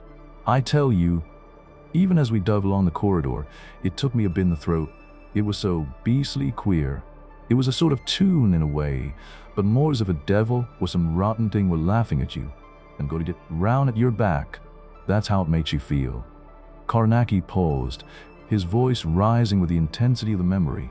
When we got to the door, we didn't wait, but rushed it open, and then I tell you the sound of the thing fairly hit me in the face. Tom said he got the same way. Sir felt stunned and bewildered. We looked all around and soon got so nervous we just cleared out and I locked the door. Carnacki's voice was almost a whisper now. We came down here and had a stiff peg each. Then we got fit again and began to think we'd been nicely had. So we took sticks and went out into grounds, thinking after all it must be some of these confounded Irishmen working the ghost trick on us. But there was not a leg stirring. We went back into the house and walked over it, and then paid another visit to the room. But we simply couldn't stand it. We fairly ran out and locked the door again. I don't know how to put it into words, but I had a feeling of being up against something that was rottenly dangerous. You know, we've carried our guns ever since. Carnacki's voice was filled with a mix of fear and determination. Of course, we had a real turnout of room next day in the whole house place, and we even hunted round the grounds, but there was nothing queer. And now I don't know what to think, except that the sensible part of me tells me that it's some plan of these wild Irishmen to try to take a rise out of me. Carnacki paused, his eyes on Tassic. Done anything since? I asked him. Tassic nodded. Yes, he said. Watched outside the door of the room at night and chased round the grounds and sounded the walls and floor of the room. We've done everything to think of, and it's beginning to get on our nerves, so we sent for you. By this time we had finished eating. As we rose from the table, Tassic suddenly called out, "SSH! Har!" We were instantly silent, listening. Then I heard it, an extraordinary hooning whistle, monstrous and inhuman, coming from far away through corridors to my right. "By God," said Tassic, "and it's scarcely dark yet. Collar those candles, both of you, and come along." In a few moments, we were all out of the door and racing up the stairs. Tassic turned into a long corridor and we followed, shielding our candles as we ran. The sound seemed to fill all the passage as we drew near, until I had a feeling that the whole air throbbed under the power of some wanton immense force, a sense of an actual taint, as you might say, a monstrosity all about us. Tassic unlocked the door, then, giving a push with his foot, jumped back and drew his revolver. As the door flew open, the sound beat out at us, with an effect impossible to explain to one who has not heard it, with a certain horrible personal note in it, as if in there in the darkness you would picture a room rocking and creaking in a mad, wild glee to its own filthy piping and whistling and hooning. To stand there and listen was to be stunned by realization. It was as if someone showed you the mouth of a vast pit suddenly and said, "That's hell," and you knew that they had spoken the truth. Do you get it? Even a little bit? I stepped back a pace into the room and held a candle over my head and looked quickly around. Tassic and his brother joined me, and the man came up at the back, and we all held our candles high. I was deafened with the shrill, piping hoon of the whistling, and then, clear my ear, something seemed to be saying to me, "Get out of here, quick, quick, quick." As you chaps know, I never neglect that sort of thing. Sometimes it may be nothing but nerves, but as you will remember, it was just such a warning that saved me in the Grey Dog case and in the Yellow Finger experiments, as well as other times. Well, I turned sharp round to the others. "Out," I said. "For God's sake, out quick." and in an instant I had them into the passage. There came an extraordinary yelling scream into the hideous whistling, and then, like a clap of thunder, an utter silence. I slammed the door and locked it. Then, taking the key, I looked around the others. They were pretty white, and I imagine I must have looked that way too. And there we stood a moment, silent. "Come down out of this and have some whiskey," said Tassic at last, in a voice he tried to make ordinary, and he led the way. I was the back man, and I know we all kept looking over our shoulders. When we got downstairs, Tassic passed the bottle round. He took a drink himself and slapped his glass down onto the table, then sat down with a thud. "That's a lovely thing to have in a house with you, isn't it?" he said. And directly afterward, "What on earth made you hustle us all out like that, Carnacki?" "I never neglect that sort of thing," I said. "Sometimes it may be nothing but nerves, but when you're meddling with this sort of thing, you gotta take notice of queer fancies and risk being laughed at." I told him then about the grey doll business, and he nodded a lot to that. "Of course," I said, "this may be nothing more than those would-be rivals of yours playing some funny game, but personally, though I would keep an open mind, I feel that there's something beastly and dangerous about this thing." We talked for a while longer, and then Tassic suggested billiards, which we played in a pretty half-hearted fashion, and all the time cocking an ear to the door, as you might say, for sounds. But none came, and later, after coffee, he suggested early bed and a thorough overhaul of the room on the morrow. My bedroom was in the newer part of the castle, and the door opened into the picture gallery.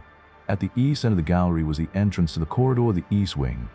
This was shut off in the gallery by two old and heavy oak doors, which looked rather odd and quaint beside the more modern doors of the various rooms. When I reached my room, I did not go to bed, but began to unpack my instrument trunk, of which I had retained the key. I intended to take one or two preliminary steps at once in my investigation of the extraordinary whistling. Presently, when the castle had settled into quietness, I slipped out of my room and across to the entrance of the great corridor. I opened one of the low, squat doors and through the beam of my pocket, searchlight down a passage. It was empty, and I went to the doorway and pushed to the oak behind me, then along the great passageway, throwing my light before and behind, and keeping my revolver handy. I had hung a protection belt of garlic round my neck, and the smell of it seemed to fill the corridor and give me assurance.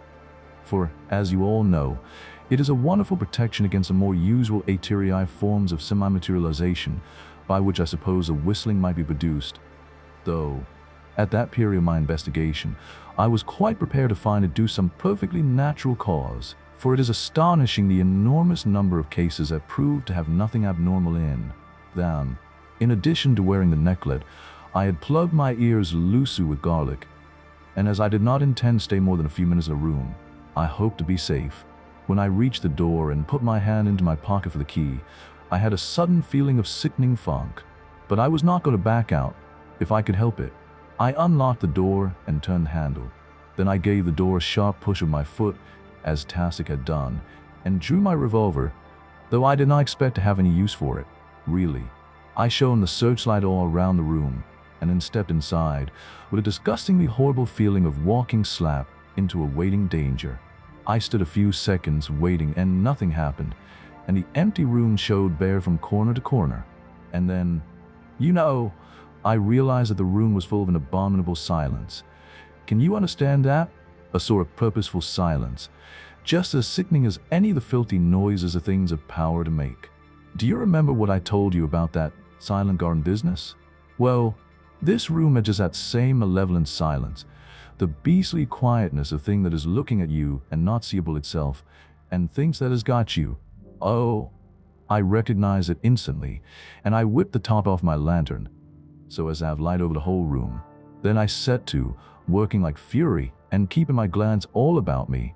I sealed the two windows with lengths of human hair, right across, and sealed them at every frame. As I worked, a queer, scarcely perceptible tenseness stole into the air of the place, and the silence seemed, if you can understand me, to grow more solid. I knew then that I had no business there without full protection, for I was practically certain that this was no mere eerie development, but one of the worst forms as the Saishii, like that grunting man case I finished the window, and hurried over to the great fireplace. This is a huge affair and has a queer gallows iron, I think they're called, projecting from the back of the arch. I sealed the opening with 7 human hairs, the 7th crossing the 6 others. Then, just as I was making an end, a low, mocking whistle grew in the room.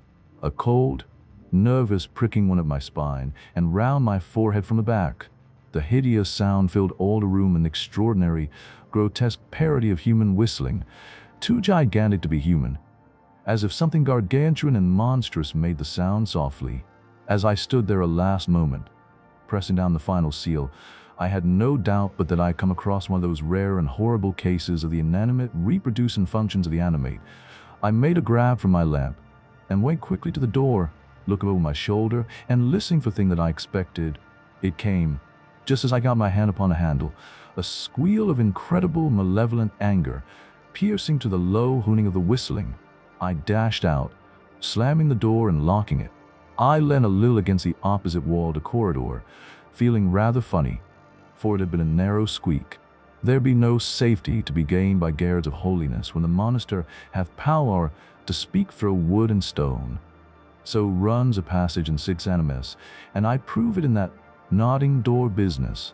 There is no protection against this particular form of monster, except, possibly, for a fractional period of time, for it can reproduce itself in, or take to its purpose, the very protective material which you may use, and has a power to from me within the pentacle, though not immediately.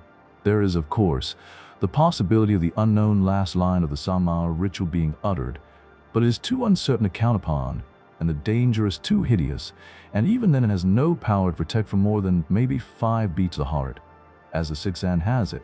Inside of the room, there was now a constant meditative, hooning whistling, but presently deceased, and the silence seemed worse, for there is such a sense of hidden mischief in the silence. After a little, I sealed the door with crossed hairs, and then cleared off down a great passage, and so to bed. For a long time I lay awake, but managed eventually to get some sleep. Yet, about 2 o'clock, I was waked by the hooning whistling of a room coming to me, even through the closed doors. The sound was tremendous, and seemed to be to the whole house with a presiding sense of terror, as if, I remember thinking, some monstrous giant had been holding mad carnival with itself at the end of that great passage. I got up and sat on the edge of the bed, wondering whether to go along and have a look at the seal, and suddenly there came a thump on my door, and Tacit walked in, with his dressing gown over his pajamas. "I thought it would have waked you, so I came along to have a talk," he said. "I can't sleep. Beautiful, isn't it?" "Extraordinary," I said, and tossed in my case. He lit a cigarette, and we sat and talked for about an hour, and all the time that noise went on down at the end of the big corridor. Suddenly, Tacit stood up. "Let's take our guns and go and examine the brute," he said, and turned toward the door. "No," I said. "By Jove, no. I can't say anything definite yet, but I believe that room is about as dangerous as it well can be." "Haunted, really haunted?" he asked, keenly and without any of his frequent banter. I told him, of course, that I could not say a definite yes or no to such a question, but that I hoped to be able to make a statement soon. Then I gave him a little lecture on the false rematerialization of the animate force to the inanimate inert. He began then to see the particular way in a room might be dangerous if it were really the subject of manifestation. About an hour later, the whistling ceased quite suddenly, and Tacit went off again to bed. I went back to mine, also, and eventually got another spell of sleep. In the morning, I went along to the room. I found the seals on the door intact. Then I went in.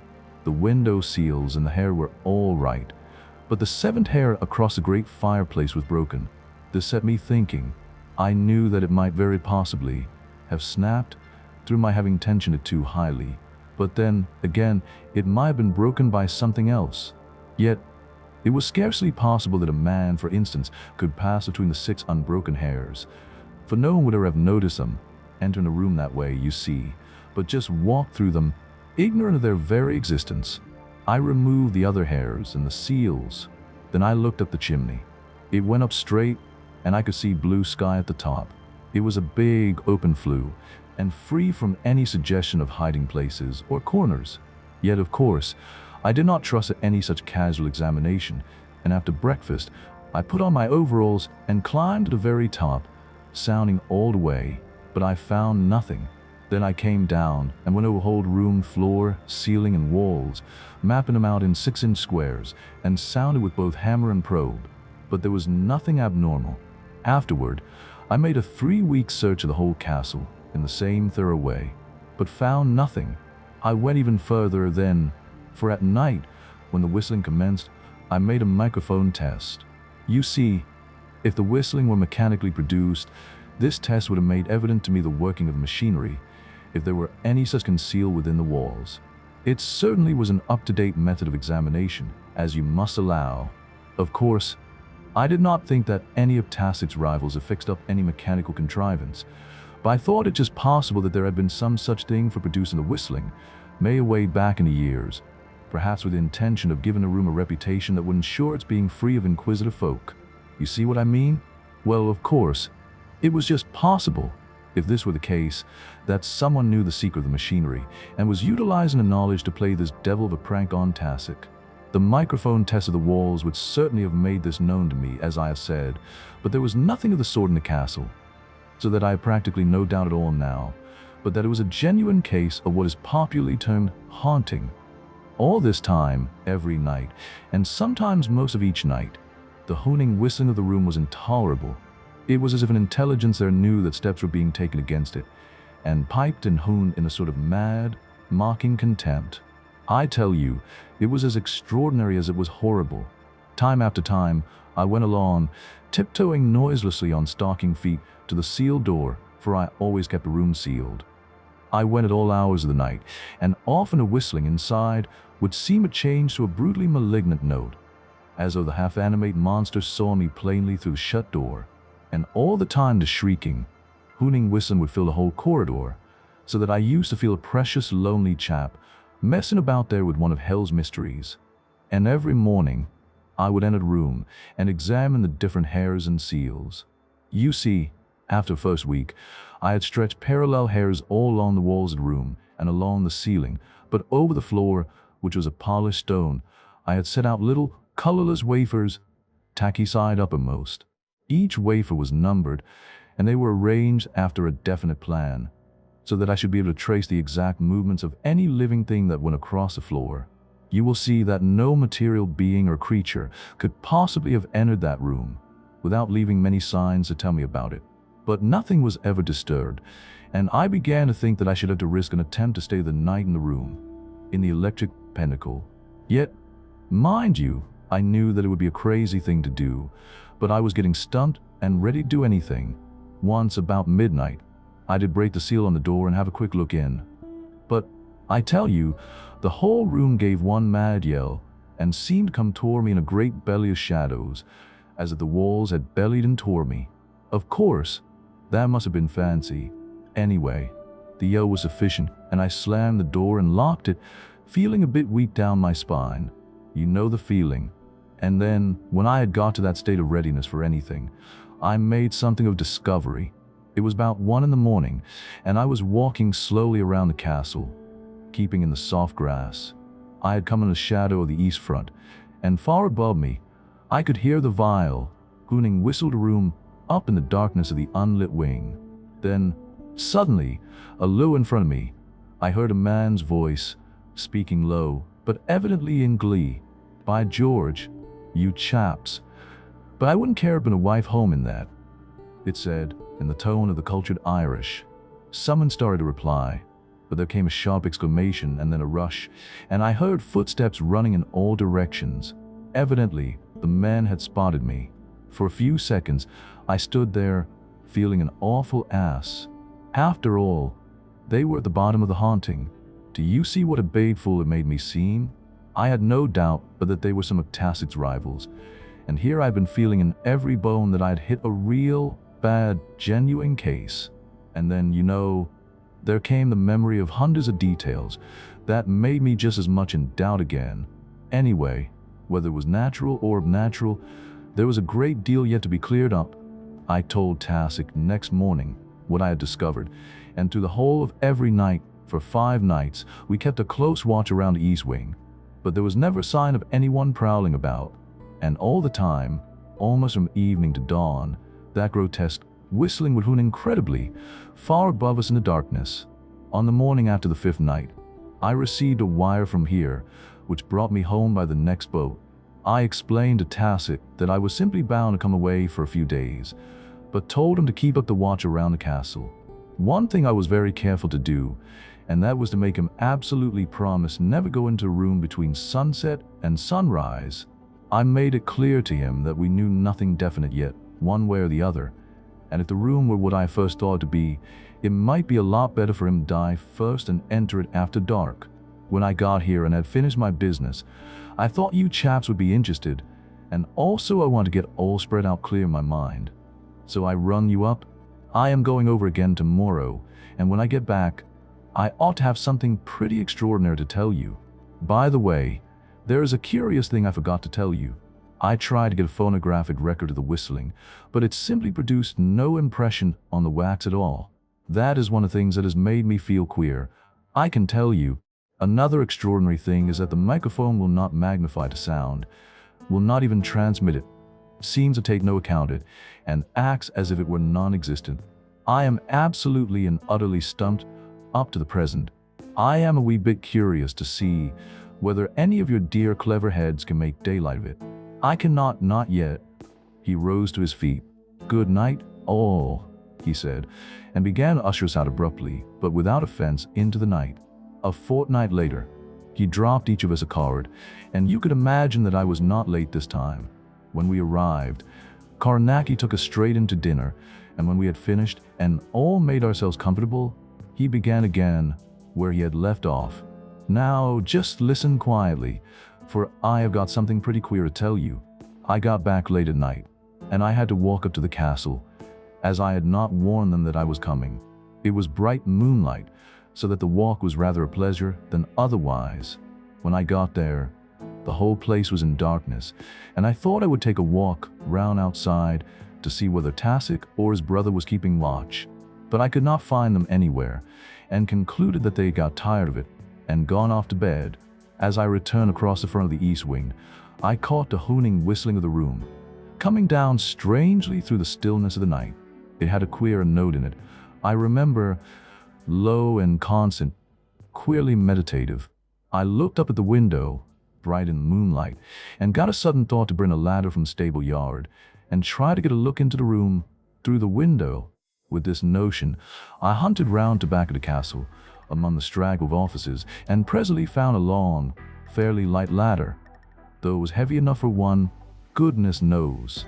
And I thought at first that I should never get it reared. I managed at last, and let the ends rest very quietly against the wall, a little below the sill of the larger window. Then, going silently, I went up the ladder. Presently, I had my face above the sill, and was looking in alone with the moonlight. Of course, the queer whistling sounded louder up there, but it still conveyed that peculiar sense of something whistling quietly to itself. Can you understand? Though, for all the meditative lowness of the note, the horrible, gargantuan quality was distinct, a mighty parody of the human, as if I stood there and listened to the whistling from the lips of a monster with a man's soul. And then, I saw something. The floor in the milled, huge, empty room was puckered upward in the center into a strange, soft-looking mound, parted at the top into an ever-changing hole that pulsated to that great, gentle hooning. At times, as I watched, I saw the heaving of the indented mound, gap across with queer, inward suction, as of the drawing of an enormous breath. Then the thing would dilate and pout once more the incredible melody. And suddenly, as I stared, dumb, it came to me that the thing was living. I was looking at two enormous, blackened lips, blistered and brutal, there in the pale moonlight. Abruptly, they bulged out to a vast, pouting mound of force and sound, stiffened and swollen, and hugely massive and clean-cut in the moonbeams. And a great sweat lay heavy on the vast upper lip. In the same moment of time, the whistling had burst into a mad, screaming note that seemed to stun me, even where I stood, outside of the window. And then, the following moment, I was staring blankly at the solid, undisturbed floored room, smooth, polished stone flooring from wall to wall, and there was an absolute silence. You can picture me staring into the quiet room, and knowing what I knew, I felt like a sick, frightened kid and wanted to slide quietly down the ladder and run away. But in that very instant, I heard Tacit's voice calling to me from within the room for help. Help. My God. But I got such an awful dazed feeling, and I had a vague, bewildered notion that, after all, it was the Irishman who had got him in there, and were taking out of him. And then the call came again, and I burst a window and jumped in to help him. I had a confused idea that the call had come from within the shadow of the great fireplace, and I raced across to it, but there was no one there. Tacit, I shouted, and my voice went empty sound around the great apartment. And then, in a flash, I knew that Tacit had never called. I whirled round, sick with fear, toward the window, and as I did so, a frightful, exultant whistling scream burst through the room. On my left, the end wall of the light in toward me, in a pair of gargantuan lips, black and utterly monstrous, to within a yard of my face. I fumbled for a mad instant at my revolver, not for it, but myself, for the danger was 1,000 times worse than death. And then, suddenly, the unknown last line of the Sama ritual was whispered quite audibly in the room. Instantly, the thing happened that I have known once before. There came a sense as of dust falling continually and monotonously, and I knew that my life hung uncertain and suspended for a flash, in a brief, reeling vertigo of unseeable things. Then that ended, and I knew that I might live. My soul and body blended again, and life and power came to me. I dashed furiously the window, and hurled myself out head foremost, for I can tell you that I stopped being afraid of death. I crashed down onto the ladder, and slithered, grabbing and grabbing, and so came some way or another alive to the bottom, and there I sat in the soft, wet grass, with the moonlight all about me, and far above, through the broken windowed room, there was a low whistling. That is the chief of it. I was not hurt, and I went round the front and knocked Tacit up. When they let me in, we had a long yarn over some good whiskey, for I was shaken to pieces, and I explained things as much as I could. I told Tacit that the room were to come down, and every fragment of it burned in a blast furnace, erected within a pentacle. He nodded. There was nothing to say. Then I went to bed. We turned a small army on to work, and within 10 days, that lovely thing had gone up in smoke, and what was left was calcined and clean. It was when the workmen were stripping the paneling that I got hold of a sound notion of the beginnings of that beastly development. Over the great fireplace, after the great oak panels had been torn down, I found that there was let into masonry a scrollwork of stone, with on it an old inscription in ancient Celtic. The here in this room was burned Jen Tansay, jester of King Alzof, who made the song of foolishness upon King Ernor of the Seventh Castle. When I got the translation clear, I gave it to Tacit. He was tremendously excited, for he knew the old tale, and took me down a library to look at an old parchment that gave the story in detail. Afterward, I found that the incident was well known about the countryside, but always regarded more as a legend than as history, and no one seemed ever to have dreamt that the old east wing of Iastry Castle was the remains of the ancient Seventh Castle. From the old parchment, I gathered that there had been a pretty dirty job done, away back in the years. It seems that King Alzof and King Ernor have been enemies by birthright, as you might say truly, but that nothing more than a little raid had occurred on either side for years, until Jen Tiansay made the song of foolishness upon King Ernor, and sang before King Alzof, and so greatly was it appreciated that King Alzof gave the jester one of his ladies to wife. Presently, all the people of the land had come to know the song, and so it came at last to King Ernor, who was so angered that he made war upon his old enemy, and took and burned him his castle. But Jen Tiansay, the jester, he brought with him to his own place, and having torn his tongue out because of the song which he had made and sung, he imprisoned him in a room in the east wing, which was evidently used for unpleasant purposes, and the jester's wife he kept for himself, having a fancy for her prettiness. But one night, Jen Tiansay's wife was not to be found, and in the morning they discovered her lying dead in her husband's arms, and he sitting, whistling the song of foolishness, for he had no longer the power to sing it. Then they roasted Jen Tiansay in the great fireplace, probably from that self-same galley iron which I have already mentioned.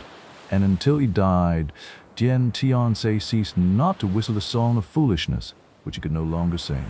But afterward, in that room, there was often heard at night the sound of something whistling, and there grew a power in that room, so that none dared to sleep in it. And presently, it would seem, the king went to another castle, for the whistling troubled him. There you have it all. Of course, that is only a rough rendering of the translation of parchment, but it sounds extraordinarily quaint. Don't you think so? Yes, I said, answering for Lot. But how did the thing grow to such a tremendous manifestation? One of those cases of continuity of thought producing a positive action upon the immediate surrounding material, replied Carnacki. The development must have been going forward through centuries to have produced such a monstrosity. It was a true instance of Saishii manifestation, which I can best explain by likening to a living spiritual fungus, which involved the very structure of the ether fiber itself, and of course, in so doing, acquires an essential control over material substance involved in it. It is impossible to make it plainer in a few words. What broke the seventh hair? Asked Taylor. But Carnacki did not know. He thought it was probably nothing but being too severely tensioned. He also explained that they found out that the men who had run away had not been up to mischief, but had come over secretly, merely to hear the whistling, which, indeed, had suddenly become the talk of the whole countryside. One other thing, said Arkwright. Have you any idea what governs the use of the unknown last line of the Sanma ritual? I know, of course, that was used by the Abhuman priests in the incantation of Rai. But what used it on your behalf and what made it? You had better read Horizon's monograph, and I attended to it, on astral and astral coordination and interference, said Carnacki.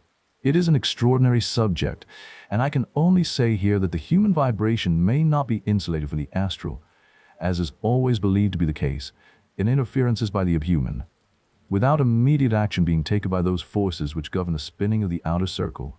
In other words, it is being proved time after time that there is some inscrutable protective force constantly intervening between the human soul, not the body, mind you, and the outer monstrosities. Am I clear? Yes, I think so, I replied. And you believe that the room had become material expression of the ancient jester, that his soul, rotten with hatred, had bred into a monster, eh? Yes, said Carnacki, nodding. I think you put my thought rather neatly. It is a queer coincidence that Miss Donahue is supposed to be descended, so I have heard since, from the same King Urnor. It makes one think some curious thoughts, doesn't it? The marriage coming on, and a room waking to fresh life. If she had gone into that room, ever? They had waited a long time. Sins of the fathers. Yes, I've thought of that. They'd be married next week, and I am to be best man, which is a thing I hate, and he won his bets.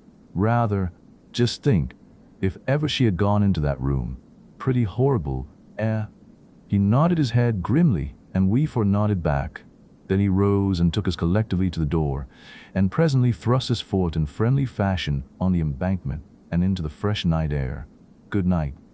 We all called back and went to our various homes. If she had, If she had, that is what I kept thinking. Number 4. The Horse of the Invisible. In the dim light of the abandoned warehouse, the shadows stretched out like hungry hands, reaching for me. I had received an invitation from Carnacki that afternoon, a note that somehow managed to unnerve me even before I had read its contents. When I reached his place, I found him sitting alone, his posture stiff and awkward, like a man who had just emerged from a nightmare. As I entered, he rose with perceptibly stiff movement, his left hand outstretched. His face was a grotesque mass of scars and bruises, his right hand bandaged. He extended a hand to me, and I shook it, feeling the stiffness in his grip. He offered me his paper, which I politely refused. Then he passed a handful of photographs, his face a mask with stoic silence, and returned his reading. Not a word had come from him, and not a question from me. I spent about half an hour looking at the photographs, which were chiefly snaps, some by flashlight, of an extraordinarily pretty girl. Though in some photographs, her prettiness was so evident, her expression was so frightened and startled that it was difficult not to believe she'd been photographed in the presence of some imminent and overwhelming danger. The bulk of the photographs were of interiors of different rooms and passages, and every one, The girl might be seen, either full length in the distance or closer, or perhaps a little more than a hand or arm or portion of the head, or dress included in the frame. All of these had evidently been taken with some definite aim that did not have for its first purpose the picture of the girl, but obviously of her surroundings. They made me very curious. As you can imagine, near the bottom of the pile, however, I came upon something definitely extraordinary. It was a photograph of the girl standing abrupt and clear in the great blaze of a flashlight, as was plain to be seen. Her face was turned a little upward, as if she'd been frightened suddenly by some noise. Directly above her, as though half-formed and coming down out of shadows, was the shape of a single enormous hoof. I examined this photograph for a long time, without understanding it more than that it had probably to do with some queer case in which Carnacki was interested. When Jessup, Arkwright, and Taylor came in, Carnacki quietly held out his hand for photographs, which I returned in the same spirit, and afterward we all went into dinner. When we had spent a quiet hour at the table, we pulled our chairs round and made ourselves snug. Carnacki began. "I've been north," he said, speaking slowly and painfully between puffs at his pipe, "up to Hischens of East Lancashire. It's been a pretty strange business all round, as I fancy you chaps will think when I have finished. I knew before I went something about the horse story, as I have heard it called, but I never thought it'd come in my way, somehow. Also, I know now that I never considered it seriously, in spite of my rule always to keep an open mind. Funny creatures, we humans. Well, I got a wire asking for an appointment, which of course told me that there was some trouble. On the date I fixed, old Captain Hischens himself came up to see me. He told me a great many new details about the horse story, though naturally I had always known the main points and understood that if the first child were a girl, that girl would be haunted by the horse during her courtship. It is, as you can see already, an extraordinary story, and though I have always known about it, I have never thought it to be anything more than an old-time legend, as I have already hinted. You see, for 7 generations the Hischens family have had men children for their firstborn, and even the Hischenses themselves have long considered the tale to be little more than a myth. To come to the present, the eldest child of the reigning family is a girl, and she is often teased and warned in jest by her friends and relations that she is the first girl to be the eldest for 7 generations, and that she would have to keep her men friends at arm's length or go into a nunnery if she hoped to escape the haunting. And this, I think, shows us how thoroughly the tale had grown to be considered as nothing worthy of the least serious thought. Don't you think so? 2 months ago, Miss Hischens became engaged to Beaumont, a young naval officer, and on the evening of the very day of the engagement, before it was even formally announced, a most extraordinary thing happened which resulted in Captain Hischens making the appointment and my ultimately going down to their place to look into the thing. From the old family records and papers that were entrusted to me, I found that there could be no possible doubt that prior to something like 150 years ago, there were some very extraordinary and disagreeable coincidences. To put the thing in the least emotional way, in the whole of the 2 centuries prior to that date, there were 5 firstborn girls out of a total of 7 generations of the family. Each of these girls grew up to maidenhood and each became engaged, and each one died during the period of engagement, 2 by suicide, 1 by falling from a window, 1 from a broken heart, presumably heart failure, or in a sudden shock through fright. The 5th girl was killed one evening in the park round the house, but just how, there seemed to be no exact knowledge, only that there was impression that she'd been kicked by a horse. She was dead when found. Now, you see, all of these deaths might be attributed in a way, even the suicides, to natural causes, I mean as distinct from supernatural. You see? Yet in every case, the maidens had undoubtedly suffered some extraordinary and terrifying experiences during their various courtships, for in all the records, there was mentioned either the neighing of an unseen horse or the sounds of an invisible horse galloping, as well as many other peculiar and quite inexplicable manifestations. You begin to understand now, I think, just how extraordinary a business it was that I was asked to look into. I gather from one account that the haunting of the girls was so constant and horrible that 2 of the girls' lovers fairly ran away from their ladyloves. And I think it was this, more than anything else, that made me feel that there had been something more in it than a mere succession of uncomfortable coincidences. I got hold of these facts before I'd been many hours in the house, and after this, I went pretty carefully into the details of things that happened on the night of Miss Hischins's engagement to Beaumont. It seems that as the two of them were going to the big lower corridor, just after dusk and before the lamps had been lighted, there had been a sudden, horrible neighing in the corridor, close to them. Immediately afterward, Beaumont received a tremendous blow, or kick, which broke his right forearm. Then, the rest of the family and the servants came running to know what was wrong. Lights were brought, and the corridor and, afterward, the whole house searched, but nothing unusual was found. You can imagine excitement in the house and the half-incredulous, half-believing talk about the old legend. Then, later, in the middle of the night, the old captain was waked by the sound of a great horse galloping round and round the house. Several times after this, both Beaumont and the girl said that they had heard the sounds of hoofs near to them after dusk, in several of the rooms and corridors. 3 nights later, Beaumont was waked by a strange neigh in the night time, seeming to come from the direction of his sweetheart's bedroom.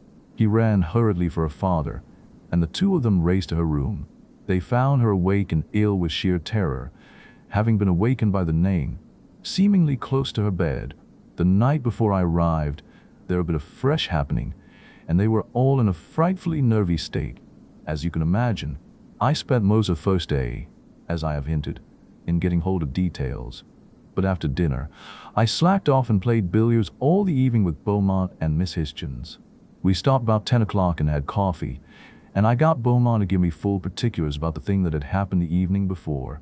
He and Miss Hischins had been sitting quietly in her aunt's boudoir, whilst the old lady chaperoned them, behind a book. It was growing dusk, and the lamp was at her end of the table. The rest of the house was not yet lit, as the evening had come earlier than usual. Well, it seems that the door into the hall was open, and suddenly the girl said, "HSH, what's that?" They both listened, and then Beaumont heard it, the sound of a horse outside the front door. "Your father?" he suggested, but she reminded him that her father was not riding. Of course, they were both ready to feel queer, as you can suppose, but Beaumont made an effort to shake this off and went into the hall to see whether anyone was at the entrance. It was pretty dark in the hall, and he could see the glass panels of the inner draught door clear-cut in the darkness of the hall. He walked over the glass and looked through into the drive beyond, but there was nothing in sight. He felt nervous and puzzled, and opened the inner door and went out onto the carriage circle. Almost directly afterward, the great hall door swung to with a crash behind him. He told me that he had a sudden, awful feeling of having been trapped in some way. That is how he put it. He whirled round and gripped the door handle, but something seemed to be holding it with a vast grip on the other side. Then, before he could be fixed in his mind that this was so, he was able to turn the handle and open the door. He paused a moment in the doorway and peered into the hall, for he had hardly steadied his mind sufficiently to know whether he was really frightened or not. Then he heard his sweetheart blow him a kiss out of the grayness of the big, unlit hall, and he knew that she had followed him from the boudoir. He blew her a kiss back and stepped inside the doorway, meaning to go to her. And then, suddenly, in a flash of sickening knowledge, he knew that it was not his sweetheart who had blown him that kiss. He knew that something was trying to tempt him alone into the darkness, and that the girl had never left the boudoir. He jumped back and, in the same instant time, he heard the kiss again nearer to him. He called out at the top of his voice, "Mary, stay in the boudoir. Don't move out of the boudoir until I come to you." He heard her call something in reply from the boudoir, and then he had struck a clump of a dozen or so matches and was holding them above his head and looking round the hall. There was no one in it, but even as the matches burned out, there came the sounds of a great horse galloping down the empty drive. In the quiet of the night, the world outside my window fades into a hazy blur. The city lights dance like fireflies, casting shadows that stretch and shrink with each gust of wind. I sit here, clutching the worn edges of an old photograph, the kind with sepia tones that make the past feel both distant and intimate. The room is a cocoon of familiar scents, musty books, stale coffee, and a faint, lingering trace of my grandmother's perfume. I can almost hear her voice, soft and soothing, as she whispered stories of a world I never knew. But those stories were just that, stories.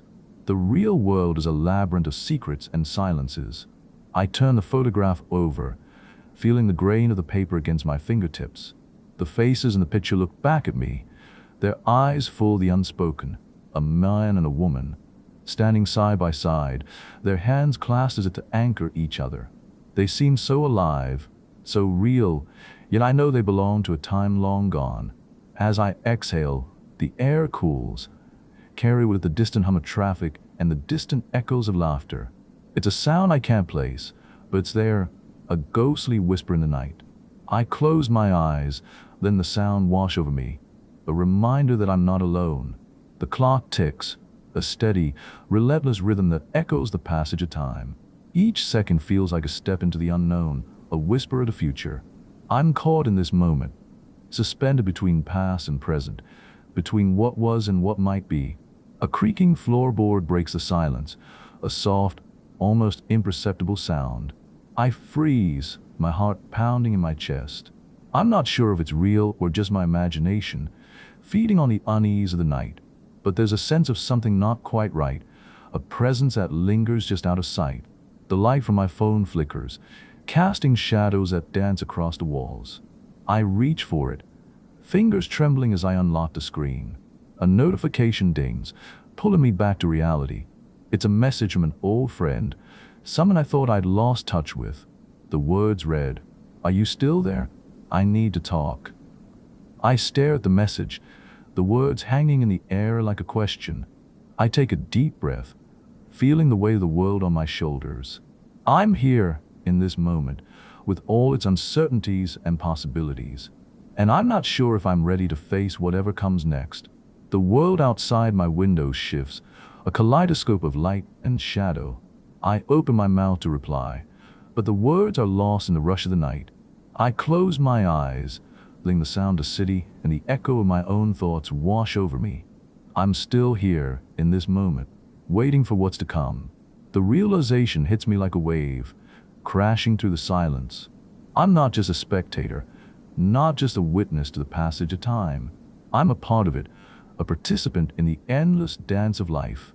And as I sit here, holding on to this moment, I realize that whatever comes next, I'm ready to face it, with all the vulnerabilities and hopes that define me. The camera lingers on me, the light catching the tears that slip down my face. I look up, the world a blur of motion, and the final image fades to black.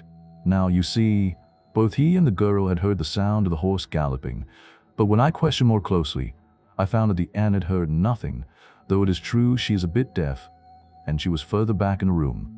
Of course, both he and Miss Hischins had been in an extremely nervous state, and ready to hear anything.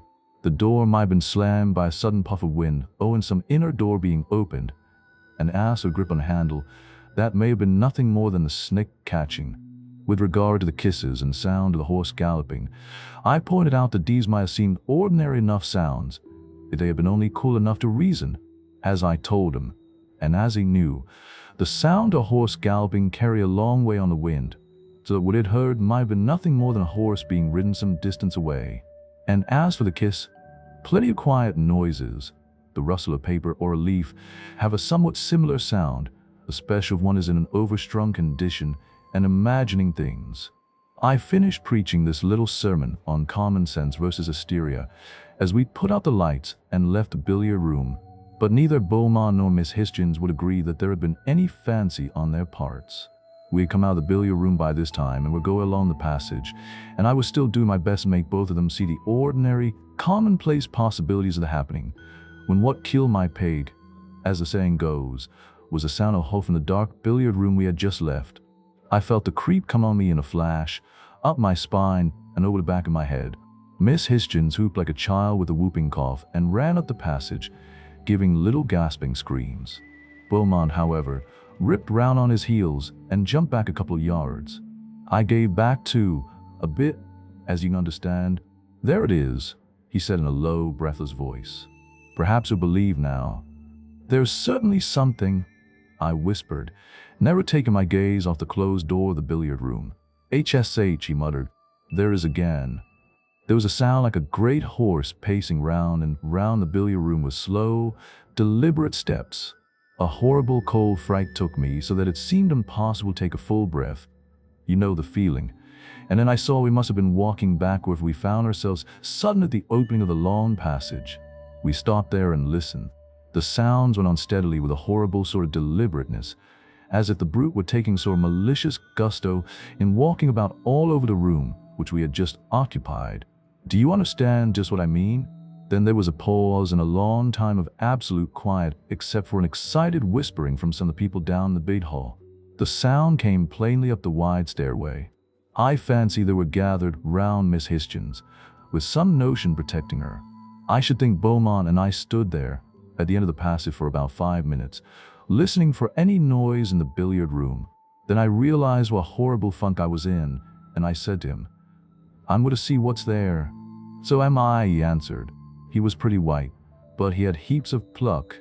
I told him to wait 1 instant, and I made a dash into my bedroom and got my camera and flashlight. I slipped my revolver into my right-hand pocket and a knuckle duster over my left fist, where it was ready and yet would not stop me from being able to work my flashlight. Then we went down the passage toward the billiard room, and you can imagine that we were a pretty nervous couple. All this time there had not been a sound. But abruptly, when we were within perhaps a couple of yards of the door, we heard the sudden clumping of a hoof on the solid parquet floor of the billiard room. In the instant afterward, it seemed to me that the whole place shook beneath the ponderous hoof falls of some huge thing coming toward the door. Both Beaumont and I gave back a pace or two, and then realized and hung on to our courage, as you might say, and waited. The great tread came right up the door and then stopped, and there was an instant of absolute silence, except that so far as I was concerned, the pulsing in my throat and temples almost deafened me. I dare say we waited quite half a minute, and then came the further restless clumping of a great hoof. Immediately afterward, the sounds came right on as if some invisible thing passed through the closed door, and the ponderous tread was upon us. We jumped, each of us, to our side of the passage, and I know that I spread myself stiff against the wall. The clunk-clunk, clunk-clunk of the great hoof falls passed right between us, and slowly and with deadly deliberateness, down the passage. I heard them through a haze of blood beats in my ears, and my body was extraordinarily rigid and pringling, and I was horribly breathless. I stood for a little time like this, my head turned so that I could see up the passage. I was conscious only that there was a hideous danger abroad. Do you understand? And then, suddenly, my pluck came back to me.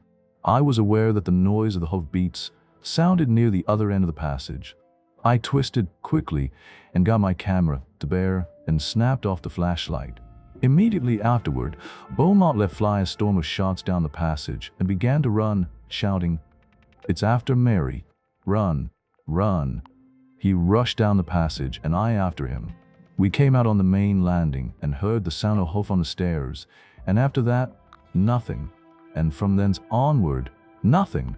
Down below us in the big hall, I could see a number of the household round Miss Hisgins, who seemed to have fainted, and there were several of the servants clumped together a little way off, staring up at the main landing and no one saying a single word.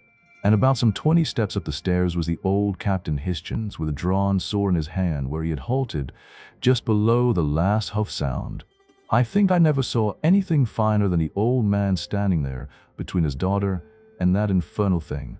I dare say you can understand a queer feeling of horror I had at passing that place on the stairs where the sounds had ceased.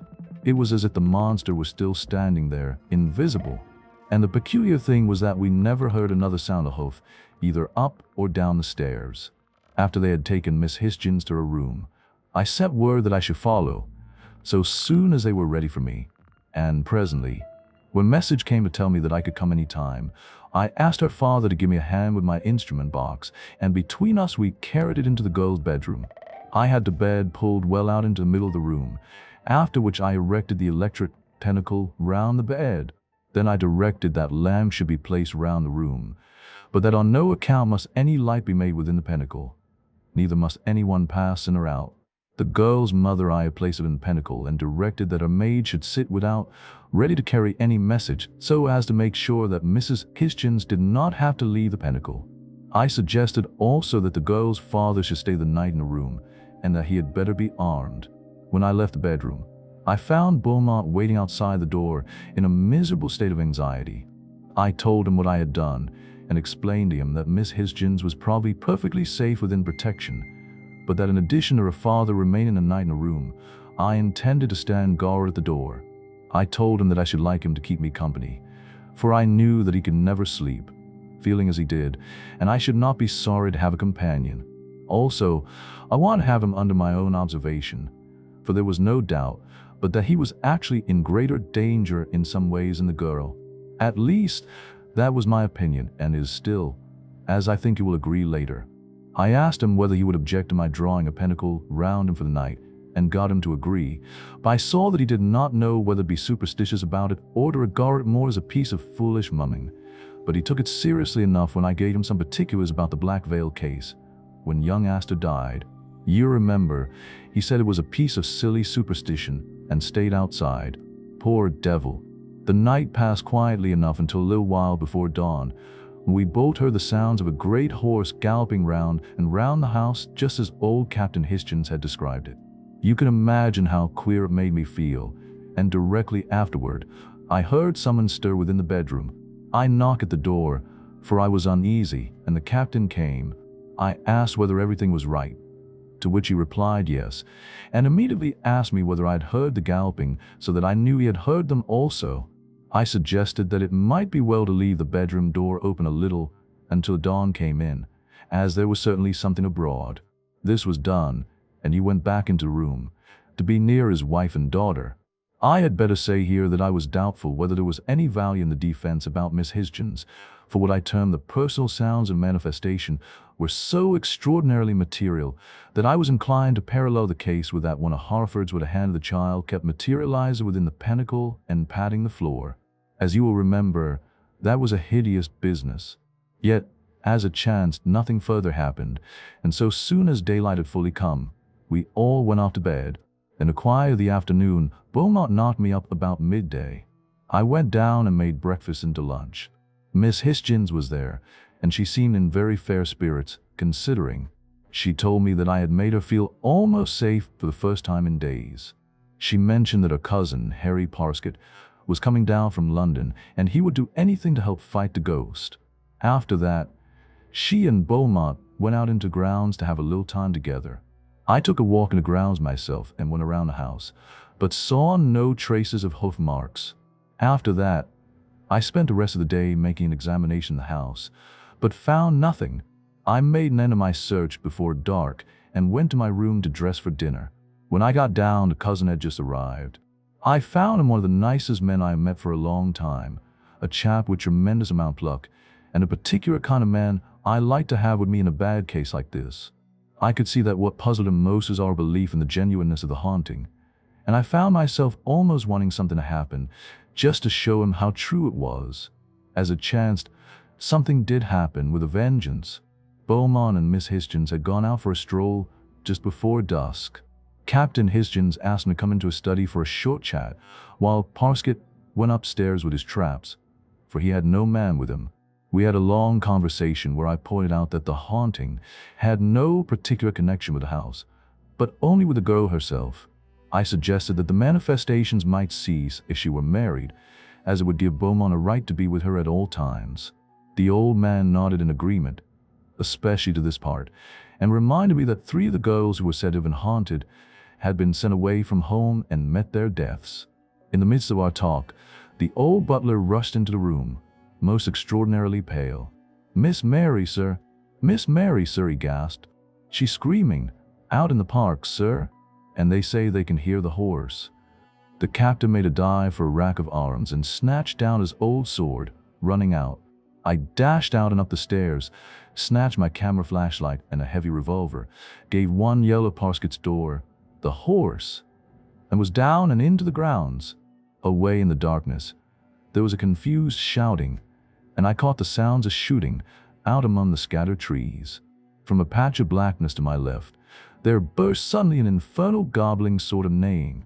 Instantly, I whipped around and snapped off the flashlight. The great light blazed out momentarily, showing me the leaves of a big tree close at hand, quivering in the night breeze, but I saw nothing else.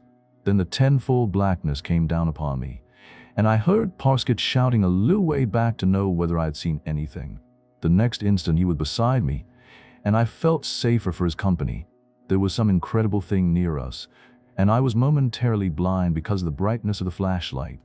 What was it? What was it? He kept repeating in an excited voice. And all the time I was staring into the darkness and answering mechanically, I don't know. I don't know. There was a burst of shouting somewhere ahead, followed by a shot. We ran toward the sounds, yelling to the people not to shoot. Then, a row of lights dancing toward us from the house, carried by some of the men's servants. As the lights came up, I saw we had come close to Beaumont. He was standing over Miss Hischins, and he had his revolver in his hand. Then I saw his face, and there was a great wound across his forehead. By him was a captain, turning his naked sword this way and that, and peering into the darkness. A little behind him stood the old butler, a battle axe from one of the arm stands in a hole in his hands. We got the girl into house and left her with her mother and Beaumont, whilst the groom rode for a doctor, and then the rest of us, with 4 other keepers, all armed with guns and carrying lanterns, searched around the home park. But we found nothing. When we got back, the doctor had been. He had bound up Beaumont's wound, which luckily was not deep, and ordered Miss Hischins straight to bed. I went upstairs with the captain and found Beaumont on guard outside of the girl's door. I asked him how he felt, and then, so soon as the girl and her mother were ready for us, Captain Hischins and I went into the bedroom and fixed the pentacle again around the bed. They had already got lamps about the room, and after I had set the same order of watching as on the previous night, I joined Beaumont outside of the door. Parson had come up while I had been in the bedroom, and between us we got some idea from Beaumont as to what happened out in the park. It seems that they were coming home after their stroll from the direction of the West Lodge. It had got quite dark, and suddenly Miss Hischins said, "Hush!" and came to stand still. He stopped and listened, but heard nothing for a little. Then he caught it. The sound of a horse, seemingly a long way off, galloping toward them over the grass. He told the girl that it was nothing and started to hurry her toward the house, but she was not deceived. In less than a minute, they heard it quite close to them in the darkness, and they started running. Then Miss Hischins caught her foot and fell. She began to scream, and that is what the butler heard. As Beaumont lifted the girl, he heard the hoofs come thudding right at him. He stood over her and fired all 5 chambers of his revolver right at the sounds. He told us that he was sure he saw something that looked like an enormous horse's head right upon in the light of the last flash of his pistol. Immediately afterward, he was struck a tremendous blow, which knocked him down. The captain and the butler came running up, shouting. About 10 o'clock, the butler brought us up a tray. I was very glad, as the night before I got rather hungry. I warned Beaumont, however, to be very particular not to drink any spirits, and I also made him give me his pipe and matches. At midnight, I drew a pentacle around him in parasket, and I set one on each side of him, outside the pentacle, for I had no fear that there would be any manifestation made against anyone except Beaumont or Miss Hischins. In addition to my weapon, I had my camera and flashlight. Now and again we talked in whispers. Twice the captain came out of the bedroom to have a word with us. About 1:30, we had all grown very silent. Suddenly, about 20 minutes later, I held in my hand, silently, for there seemed to be a sound of galloping out in the night. I knocked on the bedroom door for the captain to open it, and when he came, I whispered to him that we thought we heard the horse. For some time, we stayed listening, and both Parskin and the captain thought they heard it, but now I was not so sure, neither was Beaumont. Yet, afterward, I thought I heard it again. I told Captain Hischins that he had better go into the bedroom and leave the door a little open. This he did, but from that time onward, we heard nothing. Presently, the dawn came in, and we all went very thankfully to bed. When I was called at lunchtime, I had a low surprise. Captain Hischins told me that they had held a family council and had decided to take my advice and have a marriage without a day's more delay than possible. Beaumont was already on his way to London to get a special license, and they hoped to have the wedding the next day. This pleased me, for it seemed the sanest thing to be done in extraordinary circumstances. Meanwhile, my chief thought was to keep Miss Hischins near to me. After lunch, I thought I would take a few experimental photographs of Miss Hischins and her surroundings. Sometimes a camera sees things that would seem very strange to normal human eyesight. with this intention, and partly to make an excuse to keep her in my company as much as possible, I asked Miss Hisgins to join me in my experiments. She seemed glad to do this, and I spent several hours with her, wandering all over the house, from room to room. Whenever the impulse came, I took a flashlight of her in the room or corridor in which we chanced to be at the moment. After we had gone right to the house in this fashion, I asked her whether she felt sufficiently brave to repeat the experiments in the cellars. She said yes, and so I rooted out Captain Hisgins and Parsket, for I was not going to take her into what you might call artificial darkness without help and companionship at hand. When we were ready, we went down into the wine cellar, Captain Hisgins carrying a shotgun and Parsket a specially prepared background and a lantern. I got the girl to stand in the middle of the cellar, whilst Parsket and the captain held out the background behind her. Then I fired off the flashlight, and we went into the next cellar, where we repeated the experiment. Then in the third cellar, a tremendous, pitch-dark place, something extraordinary and horrible manifested itself. I had stationed Miss Hisgins in the center of the place, with her father and Parsket holding the background as before. When all was ready, just as I pressed the trigger of the flash, there came in the cellar that dreadful, gobbling name that I had heard out in the park. It seemed to come from somewhere above the girl, and in the glare of the sudden light, I saw that she was staring tensely upward, but at no visible thing. And then in the succeeding comparative darkness, I was shouting to the captain and Parsket to run Miss Hisgins out into the daylight. This was done instantly, and I shut and locked the door afterward, making the first and 8 signs of the Samar ritual opposite each post, and connecting them across the threshold with a triple line.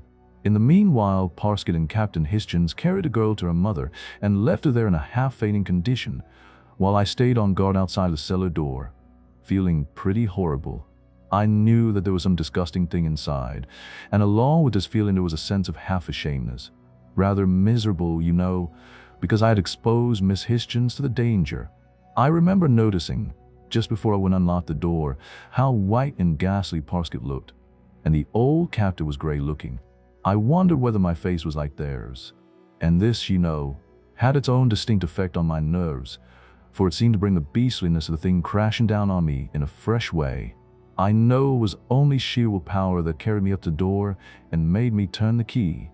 I paused one little moment and then, with a nervy jerk, sent the door wide open and held my lantern over my head. Parsket and the captain came one on each side of me and held up their lanterns, but the place was absolutely empty. Of course, I did not trust to a casual look of this kind, but spent several hours with the help of the 2 others in sounding every square for the floor, ceiling, and walls. Yet, in the end, I had to admit that the place itself was absolutely normal, and so we came away. But I sealed the door, and outside, opposite each doorpost, I made the first and last signs of the Samar ritual, joined them as before with a triple line. Can you imagine what it was like, searching that cellar? When we got upstairs, I inquired very anxiously how Miss Hisgins was. The girl came out herself to tell me that she was all right, and that I was not to trouble about her, or blame myself, as I told her I had been doing. I felt happier then, and went off to dress for dinner. After that was done, Parsket and I took one of the bathrooms to develop the negatives that I had been taking. Yet none of the plates had anything to tell us until we came to the one that was taken in the cellar. Parsket was developing, and I had taken a batch of the fixed plates out into the lamplight to examine them. I had just gone carefully through the lot when I heard a shout from Parsket, and when I ran to him, he was looking at a partly developed negative which he was holding up to the red lamp. It showed the girl plainly, looking upward as I'd seen her, but the thing that astonished me was a shadow of an enormous hoof right above her, as if it were coming down upon her out of shadows. And you know, I had run her bang into that danger. That was a thought that was chief in my mind. As soon as the developing was complete, I fixed the plate and examined it carefully in a good light. There was no doubt about it all. The thing above Miss Hisgins was an enormous, shadowy hoof. Yet I was no nearer to coming any definite knowledge, and the only thing I could do was to warn Parsket to say nothing about it to girl, for it would only increase her fright. But I showed the thing to her father, for I considered it right that he should know. That night, we took the same precaution for Miss Hisgins' safety as on the 2 previous nights, and Parsket kept me company. Yet the dawn came in without anything unusual having happened, and I went off to bed. When I got down to lunch, I learnt that Beaumont had wired to say that he would be in soon after 4, and also that a message had been sent to the rector, and it was generally plain that the ladies of the house were in a tremendous fluster. Beaumont's train was late, and he did not get home until 5, but even then the rector had not put in an appearance, and the butler came in to say that the coachman had returned without him, as he had been called away unexpectedly. Twice more during the evening, the carriage was sent down, but the clergyman had not returned, and we had to delay the marriage until the next day. That night, I arranged a defense round the girl's bed, and the captain and his wife sat up with her as before. Beaumont, as I expected, insisted on keeping watch with me, and he seemed in a curiously frightened mood. Not for himself, you know, but for Miss Hischins. He had a horrible feeling, he told me, that there would be a final dreadful attempt on his sweetheart that night. This, of course, I told her was nothing but nerves, yet really it made me feel very anxious, for I have seen too much not to know that under such circumstances, a premonitory conviction of impending danger is not necessarily to be put down entirely to nerves.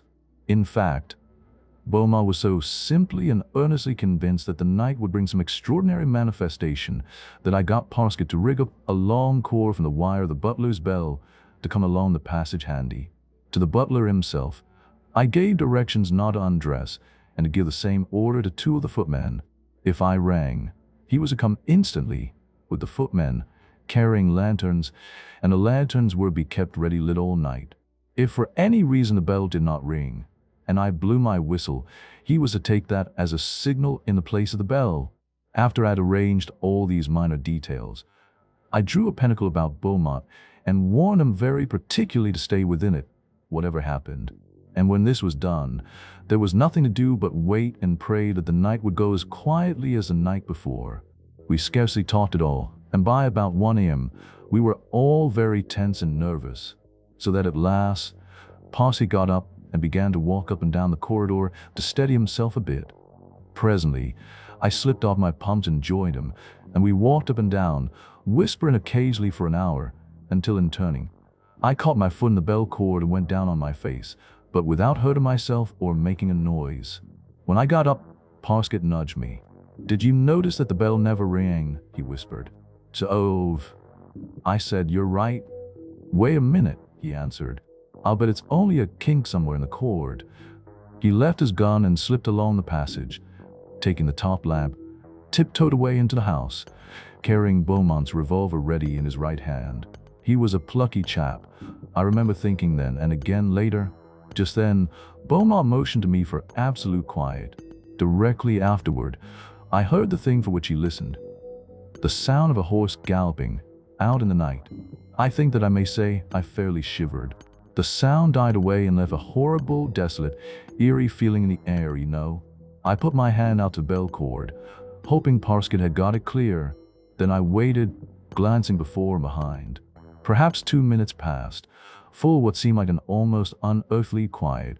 And then, suddenly, down the corridor at the lighted end, there sounded the clumping of a great hoof, and instantly, the lamp was thrown with tremendous crash, and we were in the dark. I tugged hard on the cord and blew the whistle. Then I raised my snapshot and fired the flashlight.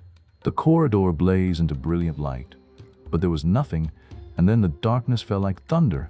I heard the captain at the bedroom door and shouted to him to bring out a lamp, quick.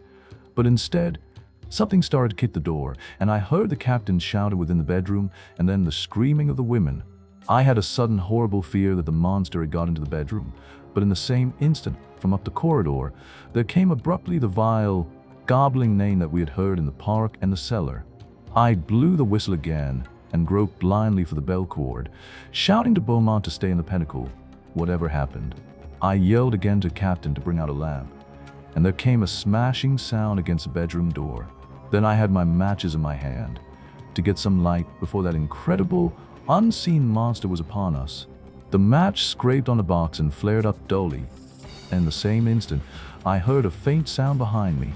I whipped round in a kind of mad terror, and saw something in the light of the match, a monstrous horse head close to Beaumont. "Look out, Beaumont!" I shouted in a sort of scream. "It's behind you." The match went out abruptly, and instantly there came the huge bang of Parsket's double barrel, both barrels at once, fired evidently single-handed by Beaumont close to my ear as it seemed. I caught a momentary glimpse of great head in a flash and of an enormous hoof amid the belch of fire and smoke, seeming to be descending upon Beaumont. In the same instant, I fired 3 chambers of my revolver. There was a sound of a dull blow, and then a horrible, gobbling neigh broke out close to me. I fired twice at the sound. Immediately afterward, something struck me and I was knocked backward. I got onto my knees and shouted for help at the top of my voice. I heard the women screaming behind the closed door of the bedroom and was dully aware that the door was being smashed from the inside. Directly afterward, I knew that Beaumont was struggling with some hideous thing near to me. For an instant, I held back, stupidly, paralyzed with funk, and then, blindly and in a sort of rigid chill of goose flesh, I went to help him, shouting his name. I can tell you, I was nearly sick with the naked fear I had on me. There came a little, choking scream out of the darkness, and at that, I jumped forward into the dark. I gripped a vast, furry ear. Then something struck me another great blow, knocking me sick. I hit back, weak and blind, and gripped with my other hand at the incredible thing. Abruptly, I was dimly aware of a tremendous crash behind me and a great burst of light. There were other lights in passage, and a noise of feet and shouting. My hand grips were torn from the thing they held. I shut my eyes stupidly and heard a loud yell above me and then a heavy blow, like a butcher chopping meat. Then something fell upon me. I was helped to my knees by the captain and the butler. On the floor lay an enormous horse head, out of which protruded a man's trunk and legs. On the wrists were fixed gray hoofs. It was a monster. The captain cut something with the sword that he held in his hand and stooped to lift off the mask. For that is what it was. I saw the face of the man who had worn it. It was Parsket. He had a bad wound across the forehead where the captain's sword had bit through the mask. I looked bewilderedly from him to Beaumont, who was sitting up, leaning against the wall of the corridor. Then I stared at Parsket again. "By Jove," I said at last, and then I was quiet for I was so ashamed for the man. "You understand, can't you?" And he was opening his eyes. And I had grown so to like him. And then, just as Parsket was getting back his wits and looking from one to the other of us and beginning to remember, there happened a strange and incredible thing. For from the end of the corridor, there sounded suddenly the clumping of a great hoof. I looked that way and then instantly at Parsket and saw a horrible fear in his face and eyes. He wrenched himself round weakly and stared in mad terror at the corridor where the sound had been, and the rest of us stared in a frozen group. I remember vaguely half sobs and whispers from Miss Hitchens's bedroom. All the while that I stared frightenedly up the corridor, the silence lasted several seconds and then, abruptly, there came again the clumping of the great hoof away at the end of the corridor, and immediately afterward the clunk, clunk, clunk, clunk of mighty hoofs coming down the passage toward us. Even then, most of us thought it was some mechanism of Parsket still at work, and we were in the queerest mixture of fright and doubt. I think everyone looked at Parsket, and suddenly the captain shouted out, "Stop this damn fooling at once. Haven't you done enough?" For my part, I was now frightened, for I had a sense that there was something horrible and wrong. And then Parsket managed to gasp out, "It's not me. My God. It's not me. My God. It's not me." And then, it seemed come home to everyone in an instant that there was really some dreadful thing coming down the passage. There was a mad rush to get away, and even old Captain Hitchens gave back with the butler and the footmen. Beaumont fainted outright, as I found afterward, for he had been badly mauled. I just flattened back against the wall, kneeling as I was too stupid and dazed even to run. And almost in the same instant, the ponderous hoof falls sounded close to me, seeming to shake the solid floor as they passed. Abruptly, the great sound ceased, and I knew in a sort of sick fashion that the thing had halted opposite to the door of the girl's bedroom. And then I was aware that Parsket was standing rocking in the doorway with his arms spread across, so as to fill the doorway with his body. Parsket was extraordinarily pale, and the blood was running down his face and a wound in his forehead. And then I noticed that he seemed to be looking at something in the passage with peculiar, desperate, fixed, incredibly masterful gaze, but there was really nothing to be seen. And suddenly, the clunk, clunk, clunk, clunk recommenced and passed onward down the passage. In the same moment, Parsket pitched forward out of the doorway onto his face. There were shouts from a huddle of men down the passage, and the 2 footmen and the butlers simply ran, carrying their lanterns, but the captain went against the side wall with his back and put the lamp he was carrying over his head. The dull tread of the horse went past him and left him unharmed. I heard the monstrous hoofballs going away and away through Quiet House, and after that, a dead silence. Then the captain moved and came toward us, very slow and shaky, and with an extraordinarily gray face. I crept toward Parsket, and the captain came to help me. We turned him over, and I knew in a moment that he was dead, but you can imagine what a feeling it sent through me. I looked at the captain, and suddenly he said, that, and I know that he was trying to tell me that Parsket had stood between his daughter and whatever was that had gone down the passage. I stood up and steadied him, though I was not very steady myself. And suddenly his face began to work, and he went down onto his knees by Parsket and cried like some shaken child. Then the women came out of the doorway of the bedroom, and I turned away and left him to them, whilst I went over to Beaumont. That is practically the whole story, and the only thing that is left to me is to try to explain some of the puzzling parts, here and there. Perhaps you have seen that Parsket was in love with Miss Hischens, and this fact is the key to a good deal that was extraordinary. He was doubtless responsible for some portions of the haunting. In fact, I think for nearly everything, but I can prove nothing, and what I have to tell you is chiefly the result of deduction. In the first place, it is obvious that Parsket's intention was to frighten Beaumont away, and when he found that he could not do this, I think he grew so desperate that he really intended to kill him. I hate to say this, but the facts force me to think so. I am quite certain that it was Parsket who broke Beaumont's arm. He knew all the details of the so-called horse legend and got the idea to work upon the old story for his own end. He evidently had some method of slipping in and out of the house, probably through one of the many French windows, or possibly he had a key to 1 or 2 of the garden doors. And when he was supposed to be away, he was really coming down on the quiet and hiding somewhere in the neighborhood. The incident of the kiss in the dark hall, I put down to sheer nervous imaginings on part of Beaumont and Miss Hischens. Yet I must say that the sound of the horse outside of the front door is a little difficult to explain away. But I am still inclined to keep to my first idea on this point, that there was nothing really unnatural about it. The hoof sounds in the billiard room and down the passage were done by Parsket from the floor below by bumping up against a paneled ceiling with block or wood tied to one of the window hooks. I proved this by an examination which showed the dents in the woodwork. The sound of the horse galloping round the house were possibly made also by Parsket, who must have had a horse tied up in a plantation nearby, unless indeed he made the sound himself, but I do not see how he could have gone fast enough to produce the illusion. In any case, I don't feel perfect certainty on this point. I failed to find any hoof marks. As you remember, the gobbling neigh in the park was a ventriloquial achievement on the part of Parsket, and the attack out there on Beaumont was also by him, so that when I thought he was his bedroom, he must have been outside all the time enjoying me after I ran out front door. This is almost probable. I mean that Parsket was a cause, for if it had been something more serious, he would certainly have given up his foolishness, knowing that there was no longer any need for it. I cannot imagine how he escaped being shot.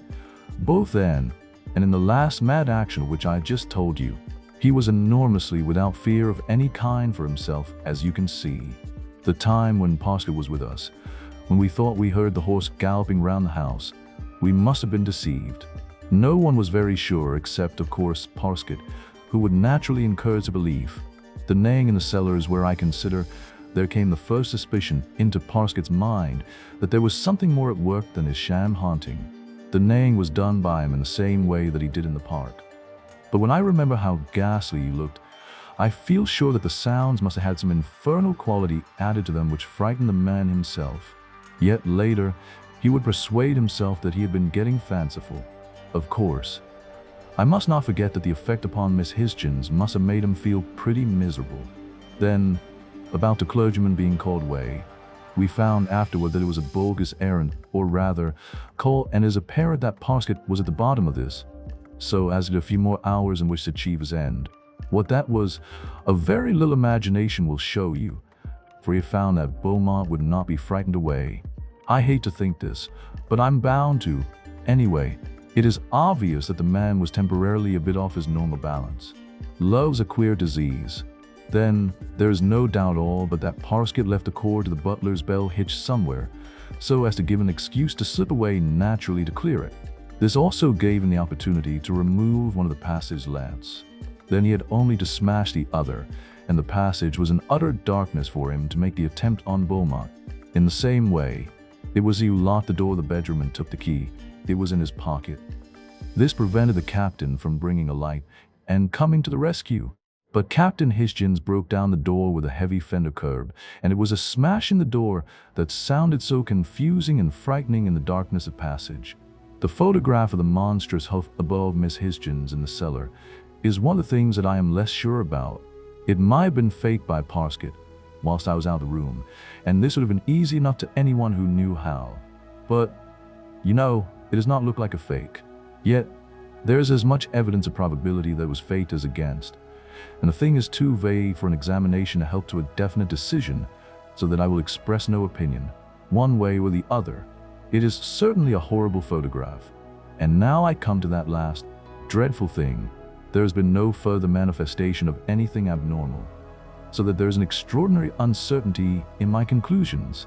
If we had not heard those last sounds, and if Parsket had not shown that enormous sense of fear, the whole of this case could be explained in the way in which I have shown. And, in fact, as you have seen, I am the opinion that almost all of it could be cleared up, but I see no way of going past the thing we heard at the last and the fear that Parsket showed. His death, no, that proves nothing. At the inquest, it was described somewhat untechnically as due to heart spasm. That is normal enough and leaves us quite in the dark as to whether he died because he stood between the girl and some incredible thing of monstrosity.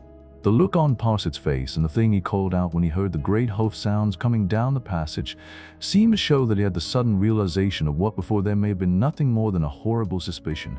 And his fear and appreciation of some tremendous danger approaching was probably more keenly real even than mine. And then he did the one fine, great thing. And the cause? I said, what caused it? Carnacki shook his head. God knows, he answered with a peculiar, sincere reverence. If that thing was what it seemed to be, one might suggest an explanation which would not offend one's reason, but which may be utterly wrong. Yet I have thought, though it would take a long lecture on thought induction to get you to appreciate my reasons, that Parsket had produced what I might term a kind of induced haunting, a kind of induced simulation of his mental conceptions to his desperate thoughts and broodings. It is impossible to make it clearer in a few words. But the old story, I said, why may not there have been something in that?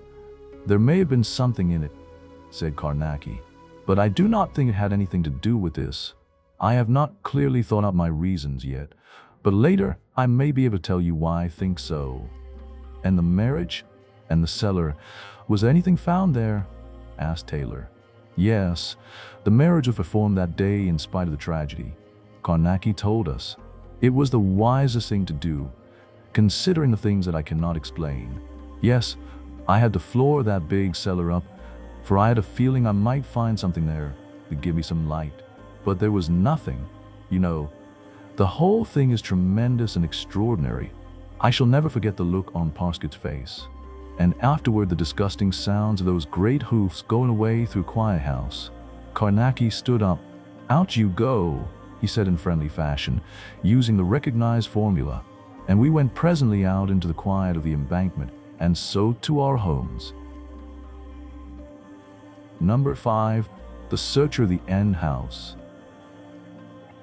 It was still evening, the kind of hour that feels stretched thin, light fading slow, the air heavy with that quiet just before night decides what it wants to be. I remember sitting there, watching Carnacki in his chair. The others were waiting too. Jessup, Arkwright, Taylor. Each of us expecting the usual thrill. His stories always came like clockwork. That small card of invitation meant one thing, a night worth remembering. But that night, he stopped, after a short tale. Something about 3 straw platters. He just leaned back into silence. The fire cracked. The room breathed. And I thought maybe that was it. Then something changed. His eyes shifted, like a thought had brushed against him. And when he spoke again, it was slower, darker. He said the straw platters reminded him of another case, the searcher. And as he talked, I could feel the air thicken around us, like the walls were listening. He said it happened long ago, back when his world was smaller, quieter. He'd been living with his mother in a little cottage on the south coast, the last in a row of old garden villas, each one warm with roses, white paint, and soft decay. You could almost smell the salt from the sea when the wind turned. He said nothing strange had ever happened there. For 2 years, not a sound, not a shiver in the night. And then something happened. It was around 2 in the morning. He'd been writing letters, he said, when he heard the soft creak of a door opening upstairs, his mother's door. Then 2 faint knocks on the banister. He called up to her, light-hearted, thinking she was reminding him it was time for bed. Then he heard her footsteps fade. He finished his work quickly, not wanting her to wait up. When he finally went upstairs, the house was dim, only his candle for company. He passed her room. The door stood slightly open. He whispered goodnight, asked if he should close it, but there was no reply. So he smiled, shut it gently, and turned into his own room. That's when it hit him, faint but sharp, a strange, unpleasant smell drifting in the passage. He didn't think much of it then, not until the next night. Sometimes your mind notices things long before you do. The next morning, he told his mother she'd come out of her room, that she'd knocked on a banister, but she just stared at him, puzzled. She said she hadn't moved all night. He laughed it off, teased her, said maybe she'd done it in her sleep. She denied it, of course. He let it go, though the thought stayed quiet and unsettled somewhere deep in him. And then came the second night, 2:30. Again, the sound of her door opening. Again, the 2 knocks. This time, something felt off, sharper, colder. He stood there, listening to the silence after. She hadn't spoken, hadn't called. That's when he realized she never knocked, not once in his life. She always called his name. He felt that low pulse of unease, not fear yet, just the kind that crawls under your ribs. Still, he took his lamp and went upstairs. The hall was narrow, the air still. Her door hung open, but she wasn't there. He froze, listening for her breath, her footsteps, anything. Nothing. He went inside, and there she was, asleep, peaceful, her breathing soft, her face calm, untouched by whatever had moved through the house before him.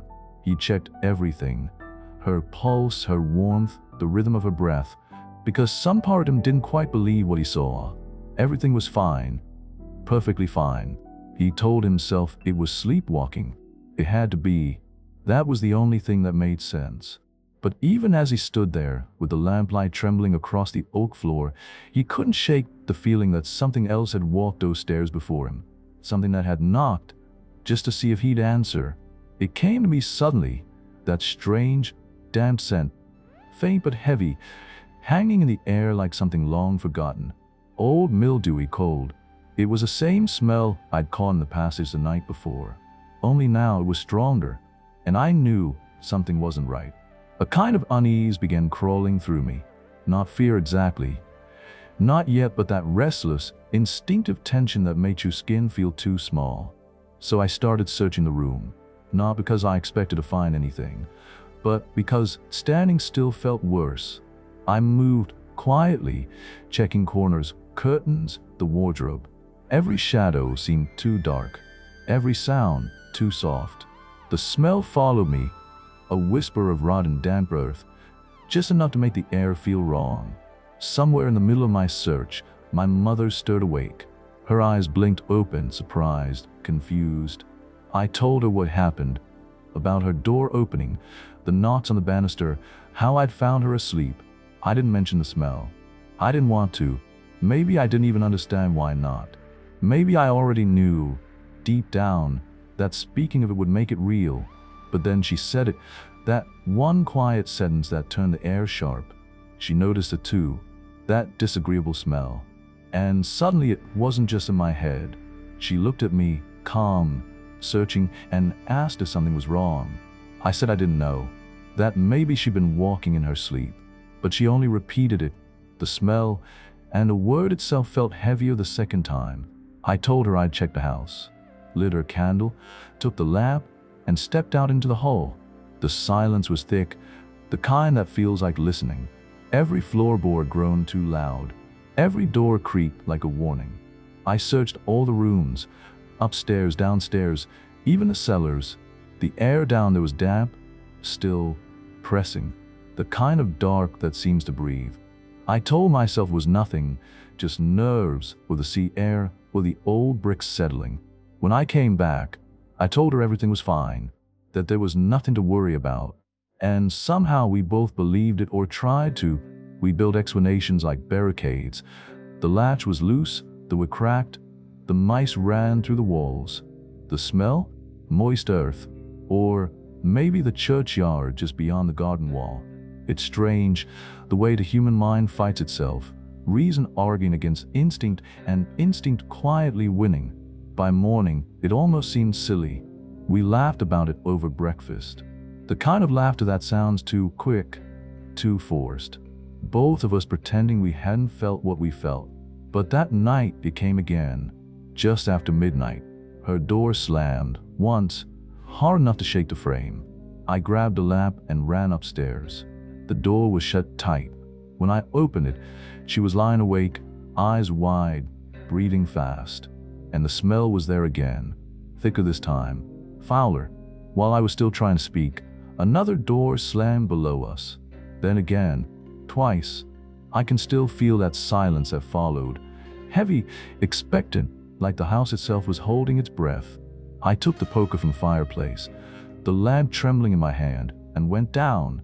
Each step creaked under me, like it wanted to give way. The smell grew stronger, almost visible like a haze of rot. The downstairs passage was choked with it. It hung in the cellar air. It clung to the walls.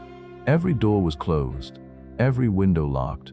Nothing moved, no sound, no living thing in house, but us. When I went back to her room, we sat there, two people pretending to reason against the unreasonable. We said it was the wood, the night air, the damp, but we didn't believe it. Not really. We tried to talk ourselves calm, voices low, sentences soft, until the sound of our own explanations began to dull the fear. Finally, I said goodnight, blew out the lamp, and went to bed. And as I lay there, listening to the house breathe around me, I couldn't stop thinking about that smell. It wasn't the sea. It wasn't the earth. It was something else entirely. Something that had already learned how to move through walls. It was still dark when the noise pulled me from sleep. A sharp, echoing crash, then another, bang, bang, bang. Each slam seemed to roll through the house like a wave breaking against wood and silence. I sat up fast, heart pounding, the kind of sound you feel before you fully wake. Deep, hollow wrong. My skin prickled, that familiar electric shiver of sudden fear sliding up my spine. I struck a match, lit my candle, and that's when my door began to move. Slowly, creaking open against the quiet. I'd left it unlatched, a habit, I suppose, just to feel my mother wasn't completely shut away from me. Still, watching that dark gap widen, that slow swing the door, felt like watching a thought come alive. Before I could speak, a voice cut the silence. My mother's, soft, trembling, asking what was happening downstairs. I remember the relief, like air returned to my lungs, and the absurd sight of her, pale in her nightgown, a candle in one hand, the small iron poker in the other. I almost smiled, almost, but then another sound came from below. Something heavy, something final. The doors had stopped slamming, and what replaced it was worse, an absence, the kind of stillness that presses against your ears. That house had never been that silent. Not once. I slipped on my slippers, reached for the old sword bayonet that hung on the wall, an old relic but sharp enough, and told her to stay. Of course, she didn't. She followed, standing behind me like a ghost with purpose. I led the way, holding the candle high, its small circle of light trembling against the walls. The air was thick with that foul stench again, damp, sour, like decay soaked into the timber. Downstairs, every door stood wide open. Every one. The front door was bolted, the windows locked. Nothing moved but the shadows our candles threw against the walls. We searched room by room. Nothing. No footprints. No sound. Just that reeking odor seeping from floors to walls, the air itself. There was no denying it anymore. Something was wrong with our house. So when daylight came, I packed my mother's things. Watched her leave on the morning train.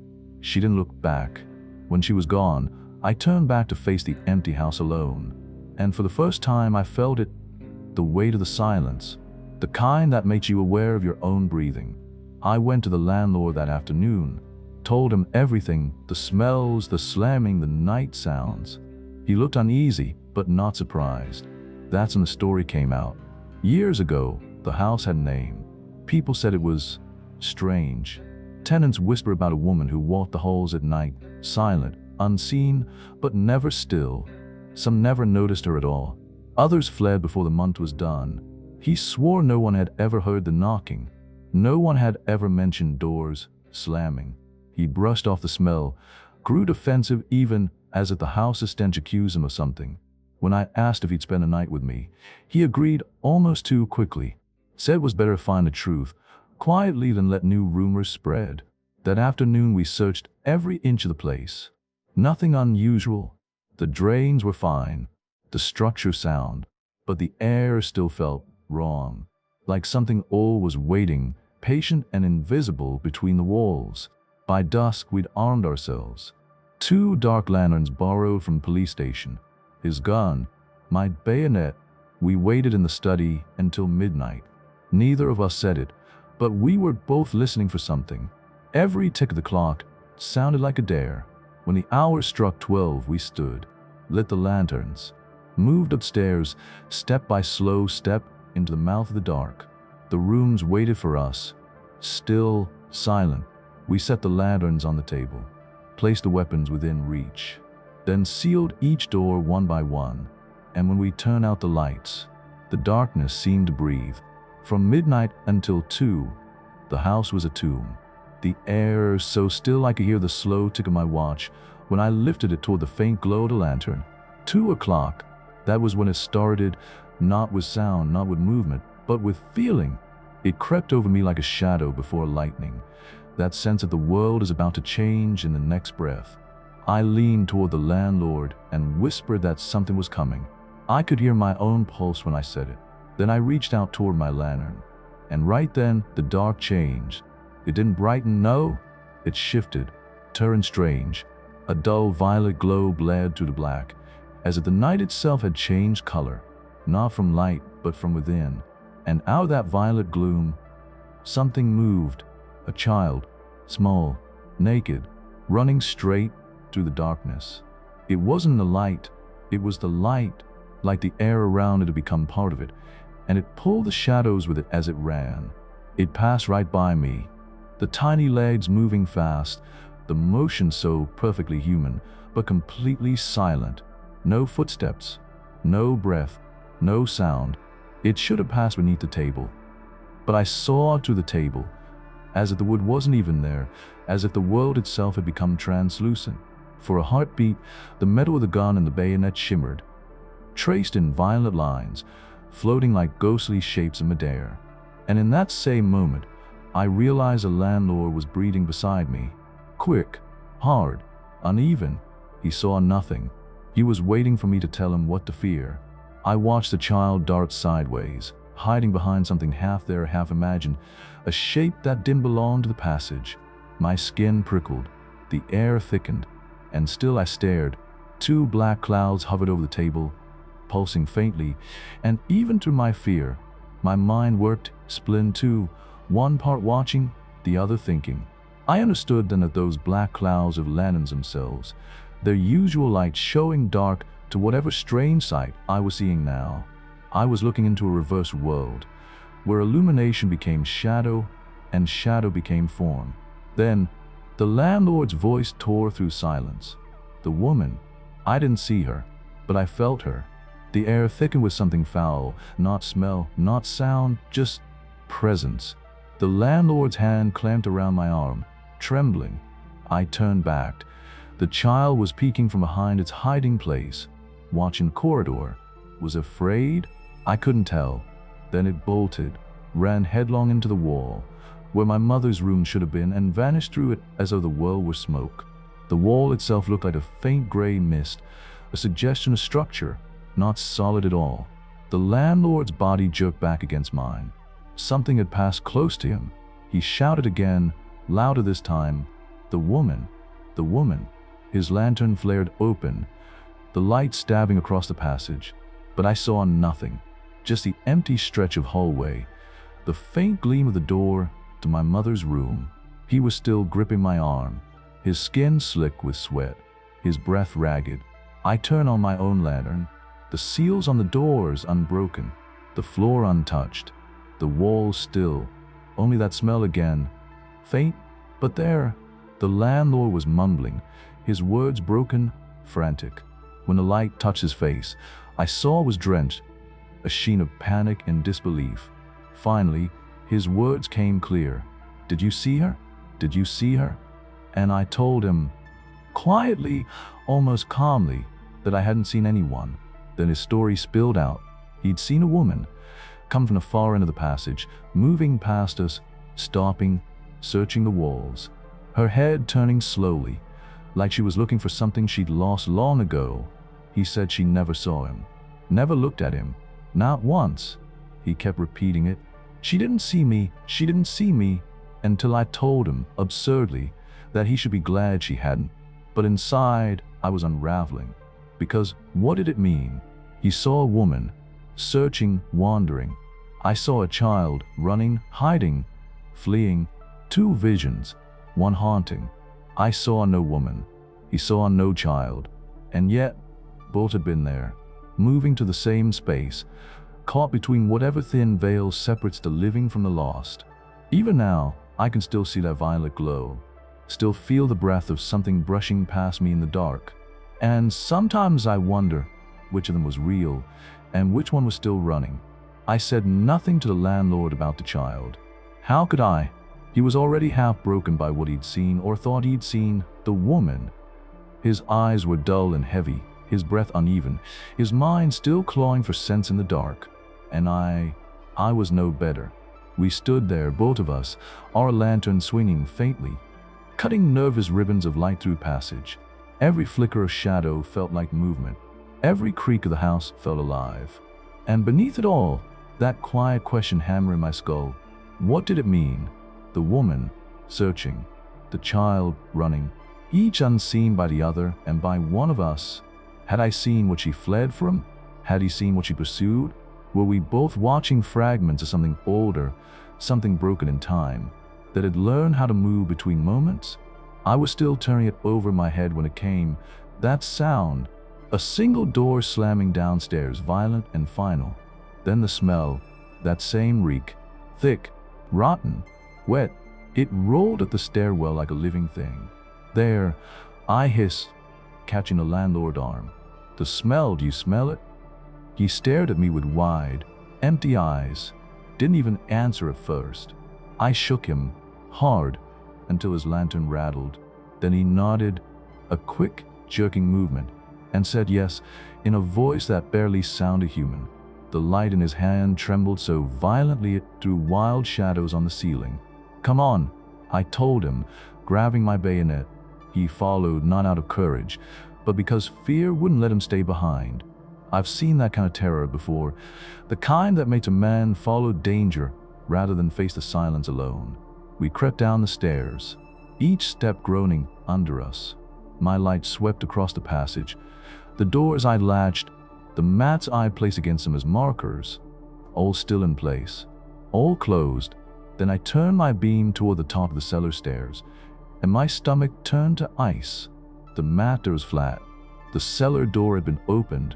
I stood still for a heartbeat, the kind that feels longer than a minute, then forced myself downward. The light trembled across the narrow walls, the shadows stretching away like something watching us retreat into its throat. At the bottom, the smell hit like a wave, and then I saw them, wet patches, dark, glistening. Footprints. Not human ones. Not quite. Soft, swollen shapes pressed into the oilcloth. Flabby. Spreading. The mark of something that shouldn't exist. I moved the beam back and forth, tracing them. They led everywhere, up and down the passage, toward every closed door, looping like the steps of someone lost. Something brushed my back, and I spun, the bayonet raised.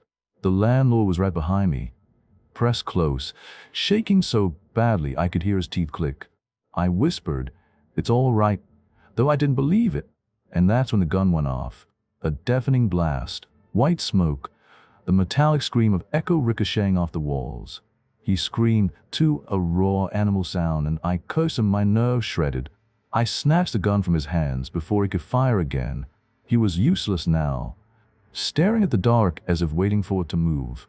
Then, running footsteps outside. Voices. A hard flash of white across the fanlight. A bullseye lantern. Someone was at the door, hammering, shouting. The police. I ran, unlatched it, and let them in.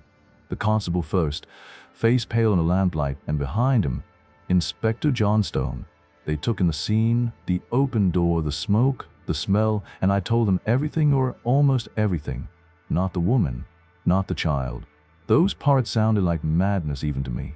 Instead, I showed them the footprints, the glistening tracks that sprawled to the passage, and the flattened mat against the cellar door. Johnstone listened in silence, his jaw tight, then gave short, clipped orders. He told the constable to guard the cellar, then lit the hall lamp and began his search. Room by room. He opened the front parlor first, swung his lantern through the space, careful, deliberate. No one there, but the footprints were scattered like stains on the polished floor. And the smell, worse than ever. He moved to the middle room. Nothing. The kitchen. Nothing. The pantry. Empty. But the tracks were everywhere. Wet. Spreading. Marking every path to the house like a map of something invisible. Finally, Johnstone stood by the cellar door. He'd save it for last. The constable stood guard, pale as bone, his eyes wide and unfocused. When the inspector spoke to him, the man barely moved. "What?" Johnstone barked.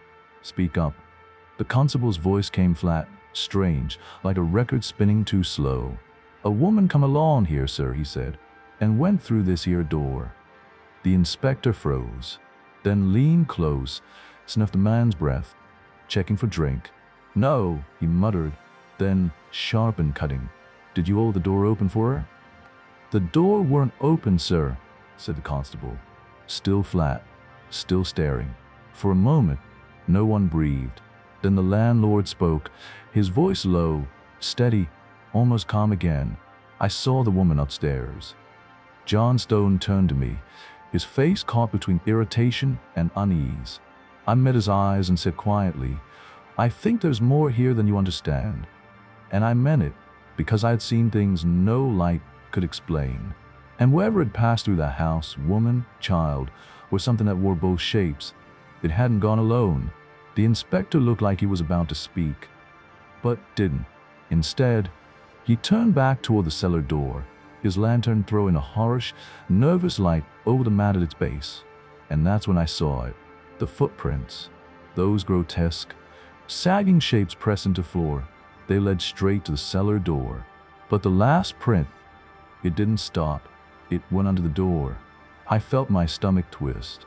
The constable swore the door hadn't been opened, yet something had gone through. I don't even remember deciding to speak. The words just came.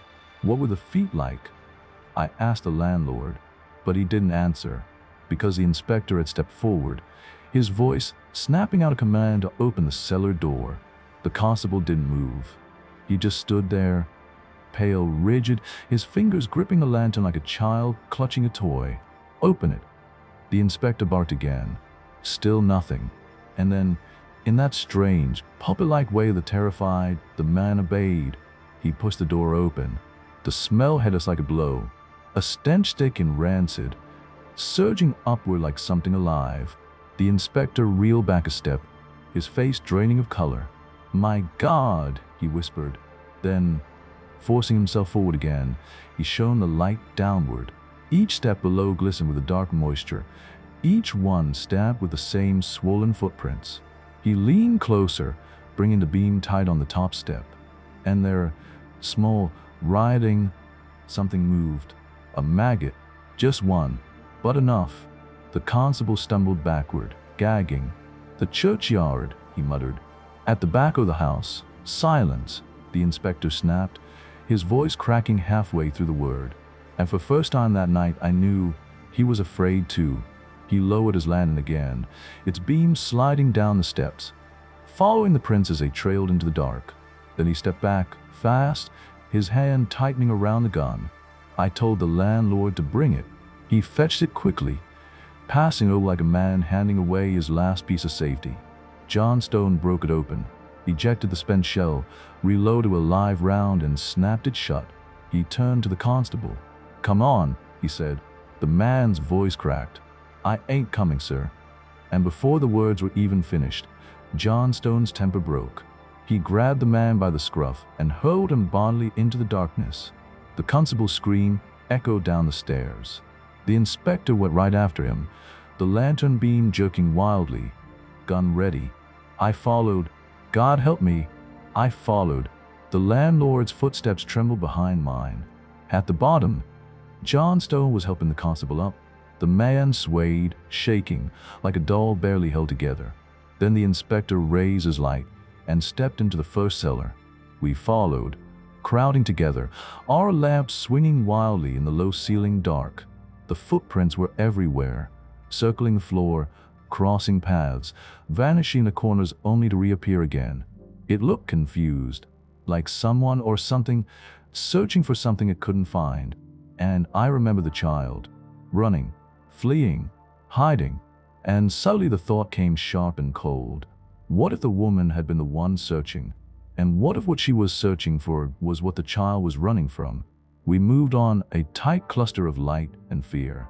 In the second cellar, the same thing, those warped, wet imprints smeared over the floor. They circled the walls, darted across the center, stopped, started again. Blind, desperate movement, a hunt without an end. Then we came to the third cellar, and there the prints stopped. They ended at the old well, a shallow stone pit, filled to the brim with clear, still water. We stood around it, silent. The inspector leaned over, shining his lantern down. The pebbles at the bottom glowed faintly under the beam, untouched, unmoved. Nothing there, but the smell was stronger now, clinging, nauseating, as if the air itself had turned wet. We searched again, every corner, every inch. Nothing, just that well and that smell, and the sense that something unseen stood among us, watching. When the inspector looked up, our eyes met, and without words I knew he finally believed. Then the odor thickened, became almost a texture. It pressed against us. Heavy, oily, suffocating. The inspector started to speak. I think, but before he could finish, the constable broke.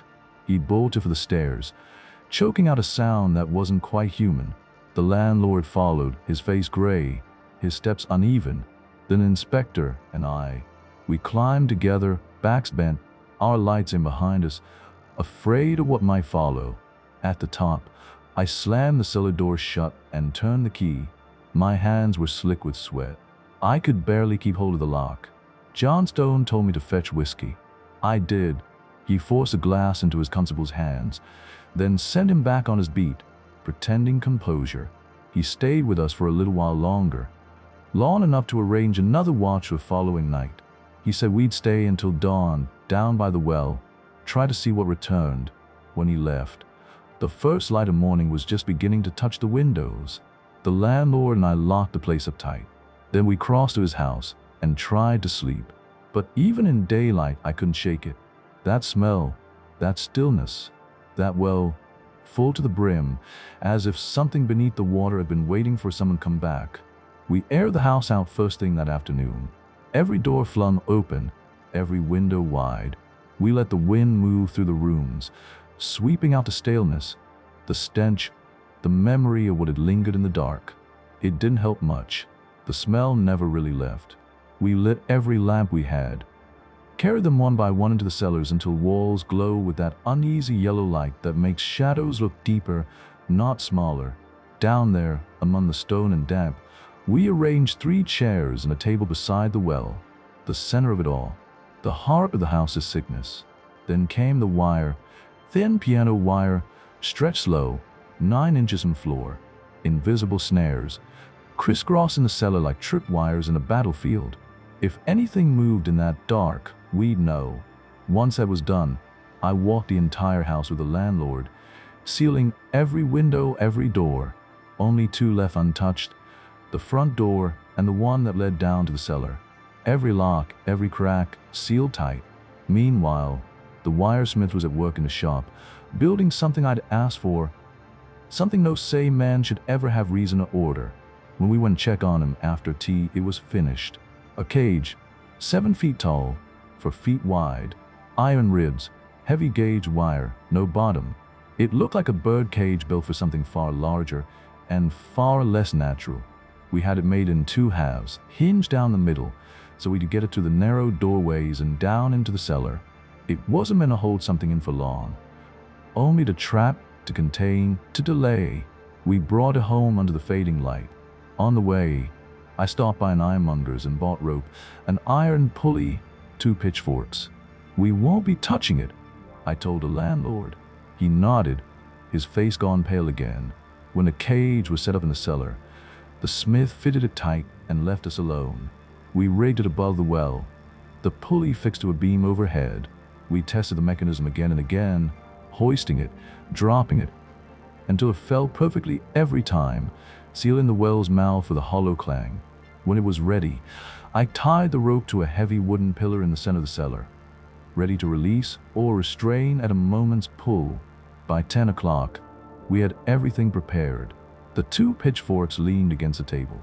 2 police lanterns flickered on the surface, a bottle of whiskey, a plate of sandwiches, and beneath the table, buckets of disinfectant just in case. A little after 11, a knock echoed to a quiet house. Inspector Johnstone, and with him, a plainclothes man, broad-shouldered, sharp-eyed, the kind of man who looked like he'd already stared down every dart thing the world could throw at him. I was glad for that. We would need men like him before morning. I let them in, bolted the door, then sealed it with tape and wax under the inspector's light. He watched, silent, approving. We did the same at the top of the cellar stairs, locked and sealed, then descended into the earth. The air grew colder with each step. At the bottom, I warned them about the wires stretched low across the floor. The inspector noticed my setup, the lights, the ropes, the cage hanging above the well, and raised his brows.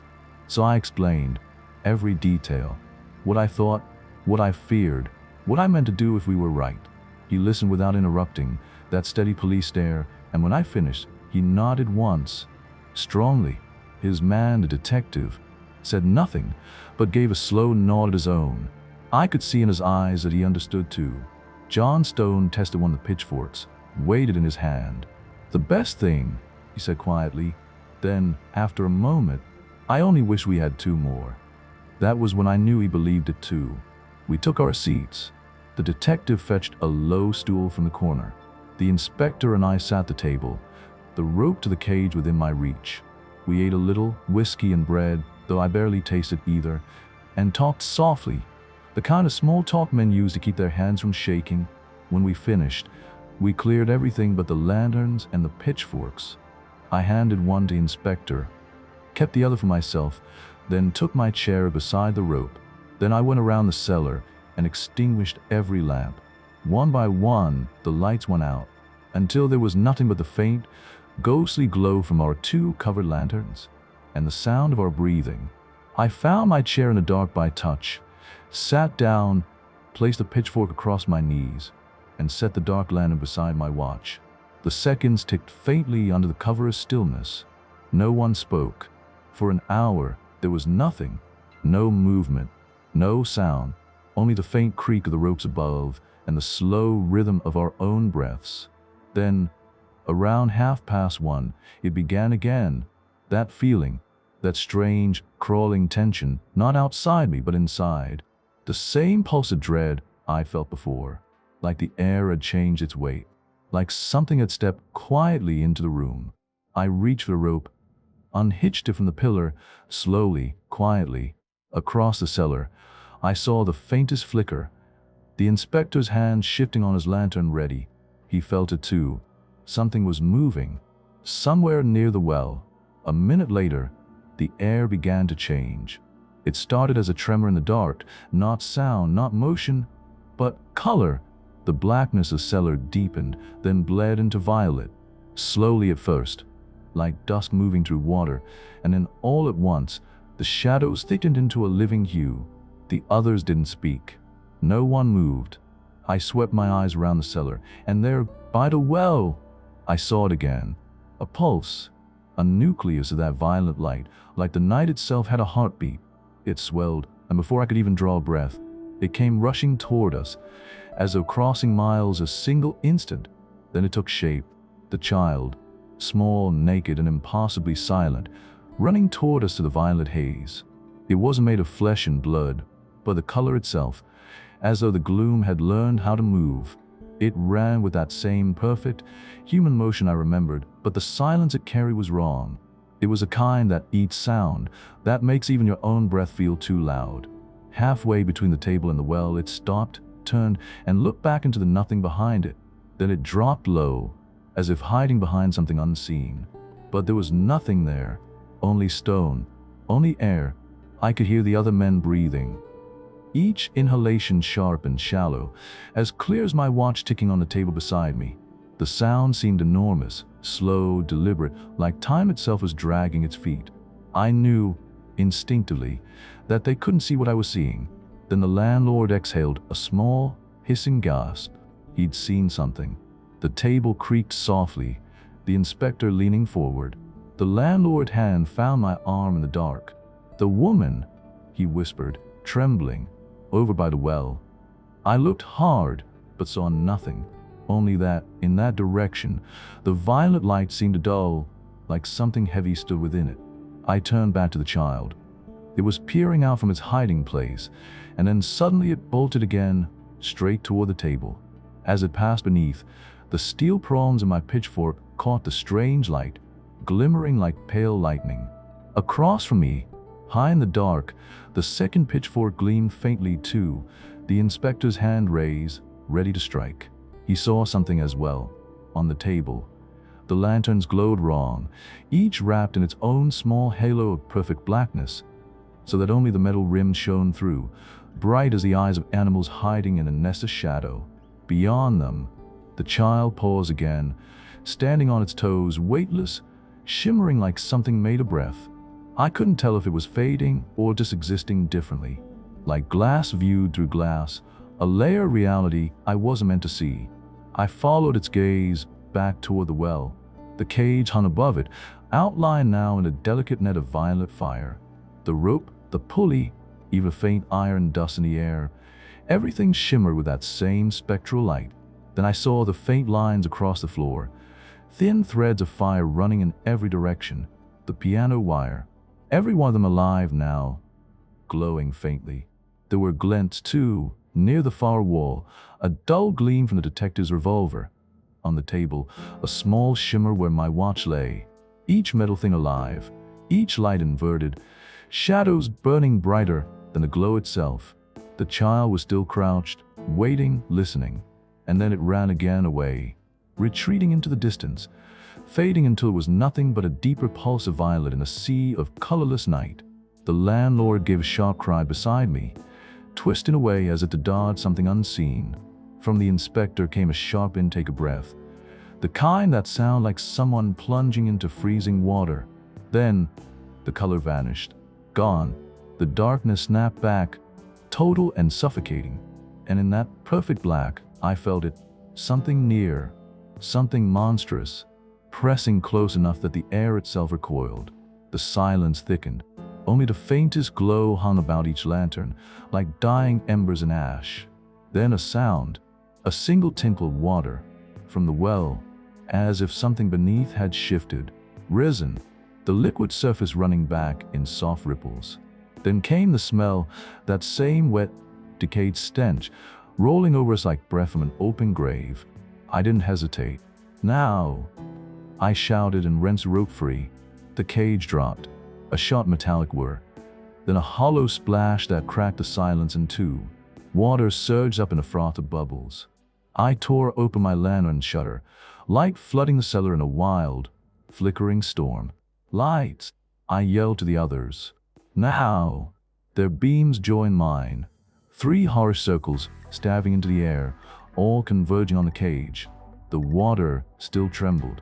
Ripples moved outward, slow and deliberate, as though something unseen beneath the bars was breathing. As my light cut across the cage, I froze.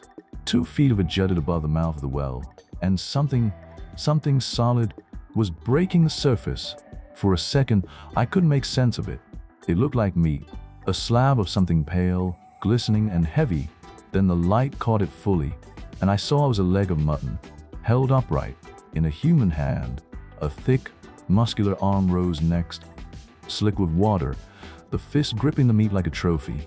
And then a face, bloated, bearded, the flesh puffed, the eyes closed, the unmistakable face of a drowned man.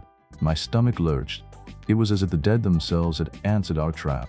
Then the mouth opened, and the corpse coughed. Water sprayed against the inside of the cage. The eyes blinked, alive. Before I could even breathe, the detective shouted out, "Captain Tobias." The inspector echoed him. Then both burst into laughter, loud and uncontrolled, echoing off the stone walls. I just stood there, bewildered, the scene unraveling faster than sense could follow. The man in the cage, Captain Tobias, was sputtering, holding the leg of mutton as far from his face as possible, pinching his nose. "Lift the damn trap, quick!" he shouted through his fingers, his voice muffled and furious. The inspector and the detective doubled over, laughing harder. Their lanterns swung wildly, scattering light across the dripping cellar. "Quick! Quick!" he barked again, stabbing his foot inside the cage, water sloshing around his boots. Finally, they caught their breath enough to lift the cage clear. Tobias hurled a mutton across the room. It hit the stones with sickening slap and made him move to dive back into the well. But the officers were on him in an instant, hauling him up and over the edge, still dripping, swearing, and half blind from the light. The inspector nodded toward the mutton, and the landlord, grimacing, speared it with a pitchfork and ran it upstairs, holding it at arm's length like a burning coal. Meanwhile, Tobias stood there on the cellar floor, coughing up water, grinning through his beard. I handed him a glass of whiskey. He downed it in one motion, then gestured for a bottle and finished that too. When he finally spoke, his voice was steady, thick with salt and mischief. And then it all came out. This man, this dripping, laughing phantom, was Captain Tobias, the former tenant. The ghost of our fears, only far more alive than we'd imagined. He'd been a smuggler, arrested, imprisoned, released his weeks before, and he'd come back for what he'd hidden in the house. He told us about the secret stairway built inside the cellar wall, leading from the dummy well up to a hidden panel beside my mother's bedroom door. When he opened it, the left doorpost twisted, unlatching the bedroom door. That was what I'd heard at night. Those faint clicks, those ghostly raps. Just wood, just hinges. The smell I'd feared, the damp, rotten odor, was nothing more than air leaking from that sealed stairwell. Whenever he forced a panel open, he'd been slipping into the well at night, using a tunnel that led beyond a garden wall, into the church crypt, and from there into the sea caves below the cliffs. A perfect smuggler's route. When he saw the house was occupied, he tried to drive us out, using noise, stench, and fear, playing ghost to frighten the living. And he nearly succeeded. He admitted it all with a kind of rough pride, said he watched us scurry about night after night, thinking the place haunted, while he crept unseen through its bones. Said the door slamming was his doing too, another trick of his stagecraft.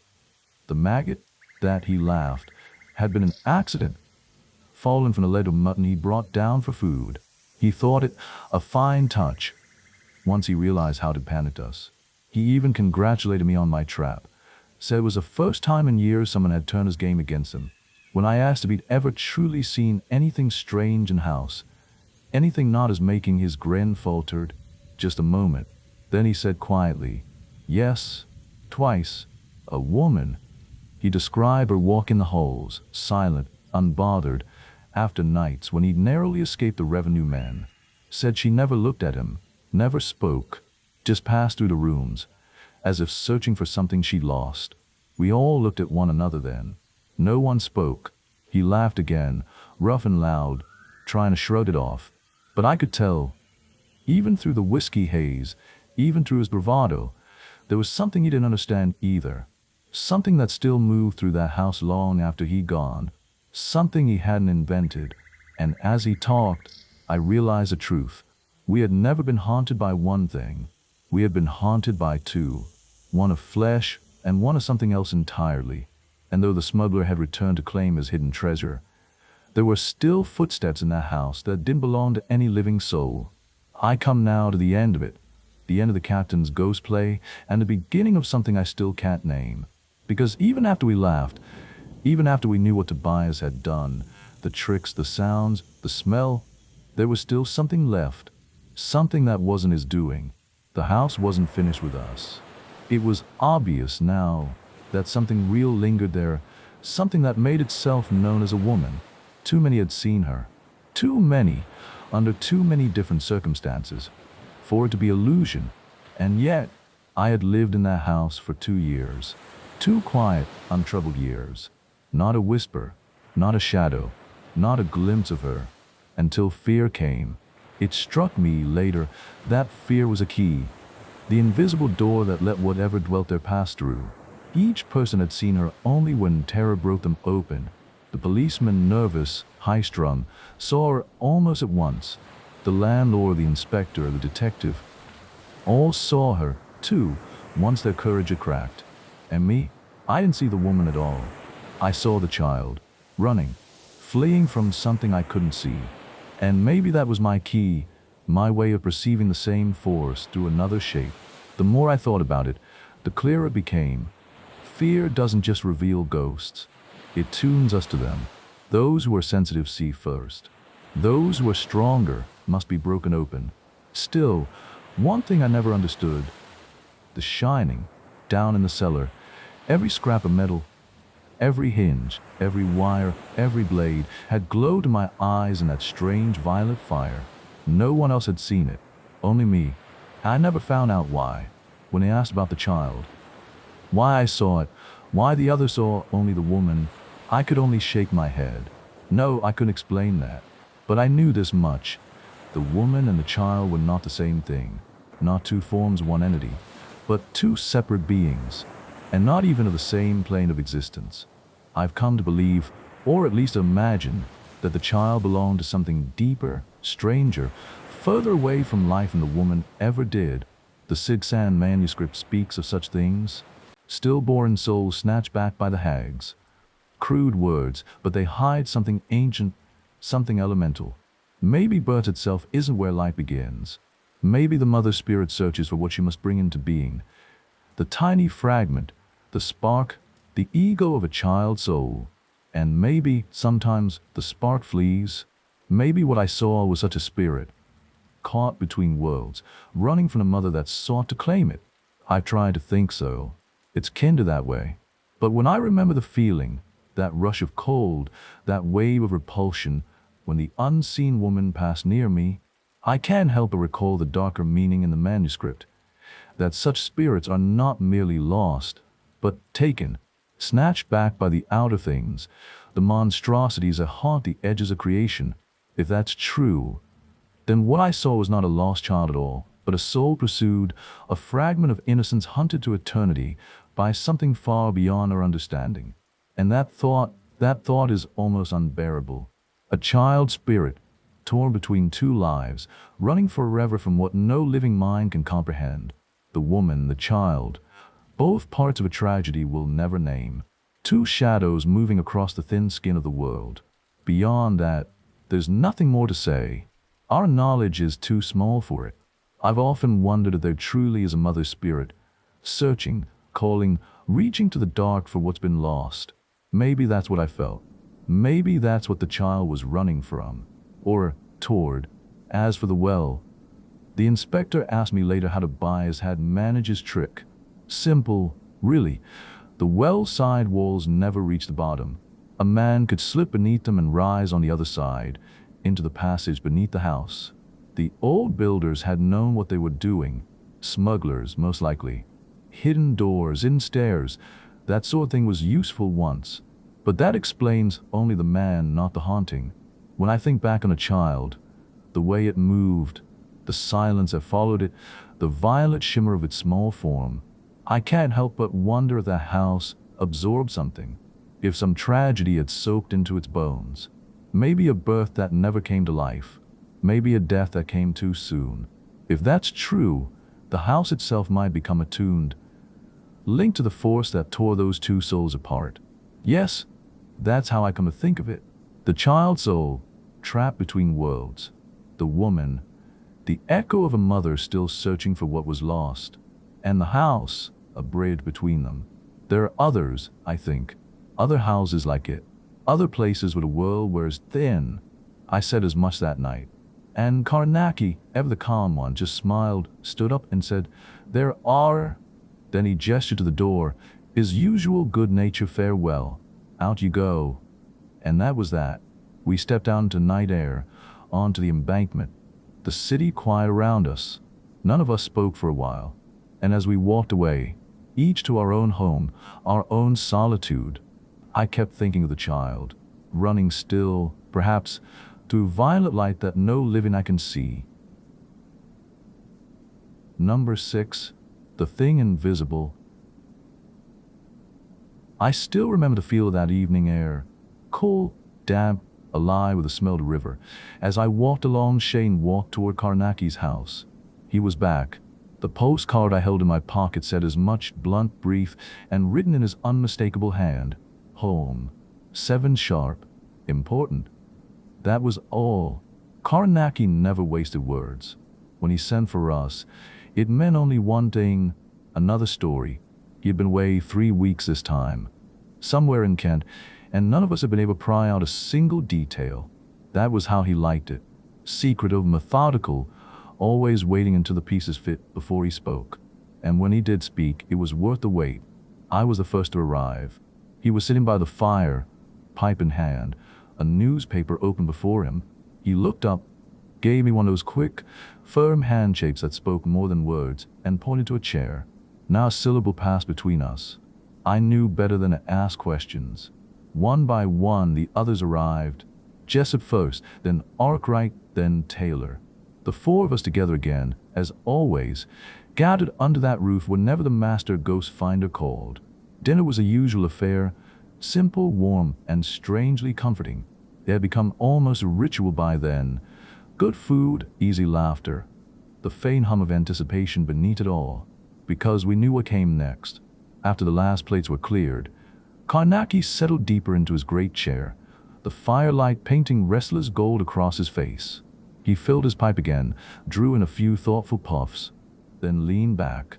His eyes were on the flames when he began to speak, low, calm, and steady.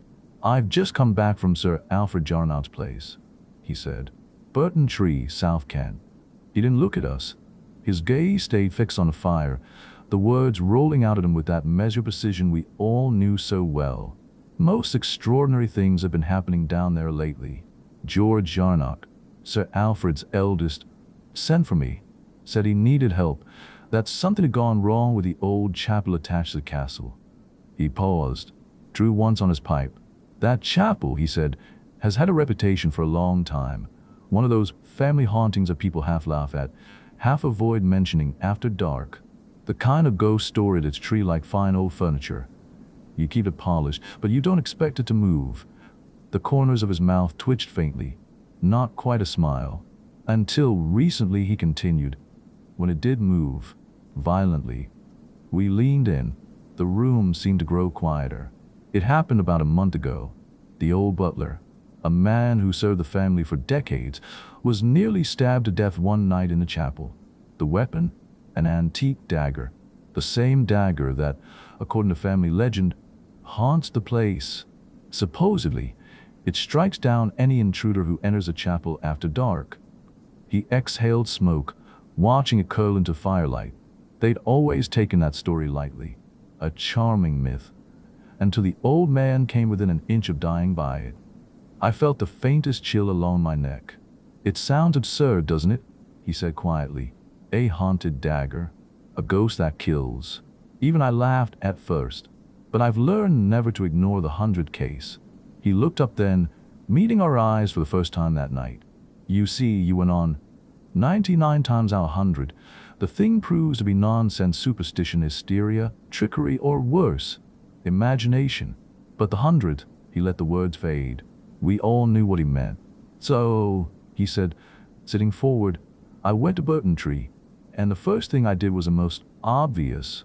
I looked for a human hand behind it, because in my experience, that's where most of these so-called hauntings begin." He paused, drew on his pipe again, the firelight catching the faint gleam of his eyes. "And that," he said, "is where the trouble started." He leaned back, smoke drifting around him like gray mist. In that dim, crackling silence, I realized something I felt every time he began one of these stories. Whatever Carnacki had found in that old chapel, it had followed him home.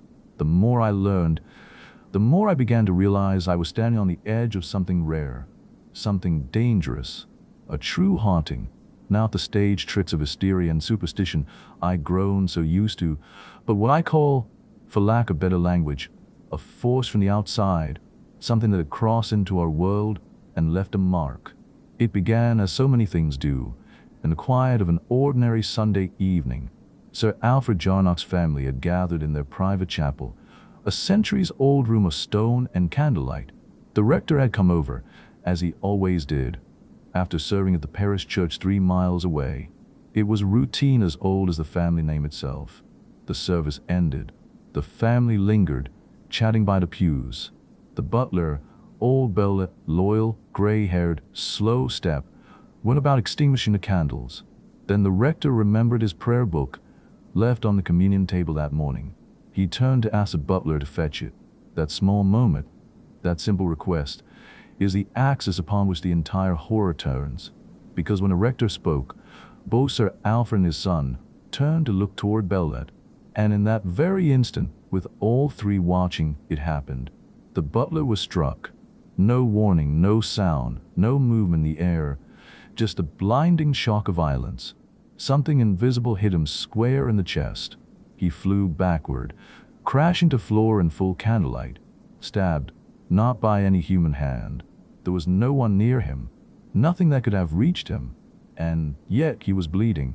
That was where it started. When I arrived at Burton Tree, Sir Alfred was too shaken to speak, so I began with his son, George. He told a story with precision of someone who'd had to repeat it too many times already, each word measured, but the tremor beneath still audible. Then I went to the rector. He was a gentle man, thin, scholarly, and I think the sight had undone some pillar of faith in him. He described a moment again in vivid detail. Bellet, walking up to the chancel gate, the flash of motion that came from nowhere, the sound of impact, thud, like to kick a horse, and the old man flung backward, arms wide, the candles trembling with the rush of air. He said it felt as though the blow had come from the very void. When I left him, he was staring down at a half-finished sermon, then still uncapped, as if he'd been trying to write God back into the equation. I pitied him. The last man I questioned was Bellet himself. He lay in bed, pale as parchment, his breathing shallow. The wound had missed his heart by inches, the dagger having driven straight through his chest and out through the shoulder blade behind. His collarbone shattered from force. He could tell me nothing useful, only that he'd reached for the rector's book, and then something struck him with monstrous power. He never even saw it coming. The dagger, of course, was the one that hung above the altar, the so-called waeful dagger. It had always been part of the chapel's strange legend that would defend the Jarnocks against their enemies, or strike down any intruder who dared to profane the place. Most had laughed at the tale. No one was laughing now. The wound matched the weapon exactly. There was no question, and no one had been near enough to touch it. The next morning, I began a full examination of the chapel. It was a small, ancient place, built like a fortress, with one heavy door connecting to castle, and no windows large enough for entry. Sir Alfred himself held the only key. Inside it was stone and silence, the scent of candle wax and old marble.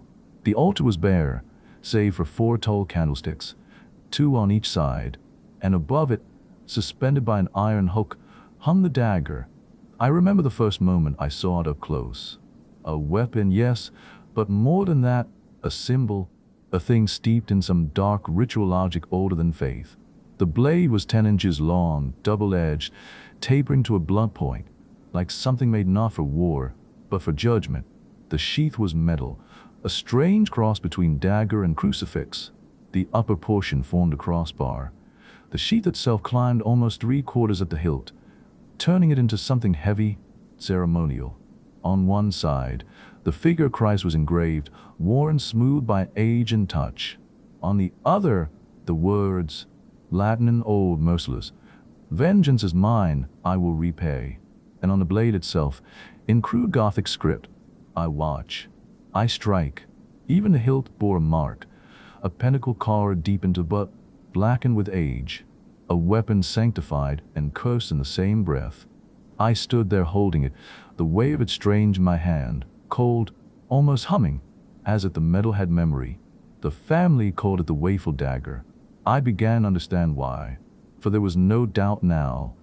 Whatever had struck that man had done so with force, with will, and with purpose, and whatever will guided that blade was not human. The dagger, yes, that strange, dreadful relic, was every bit as sinister as the legends claimed.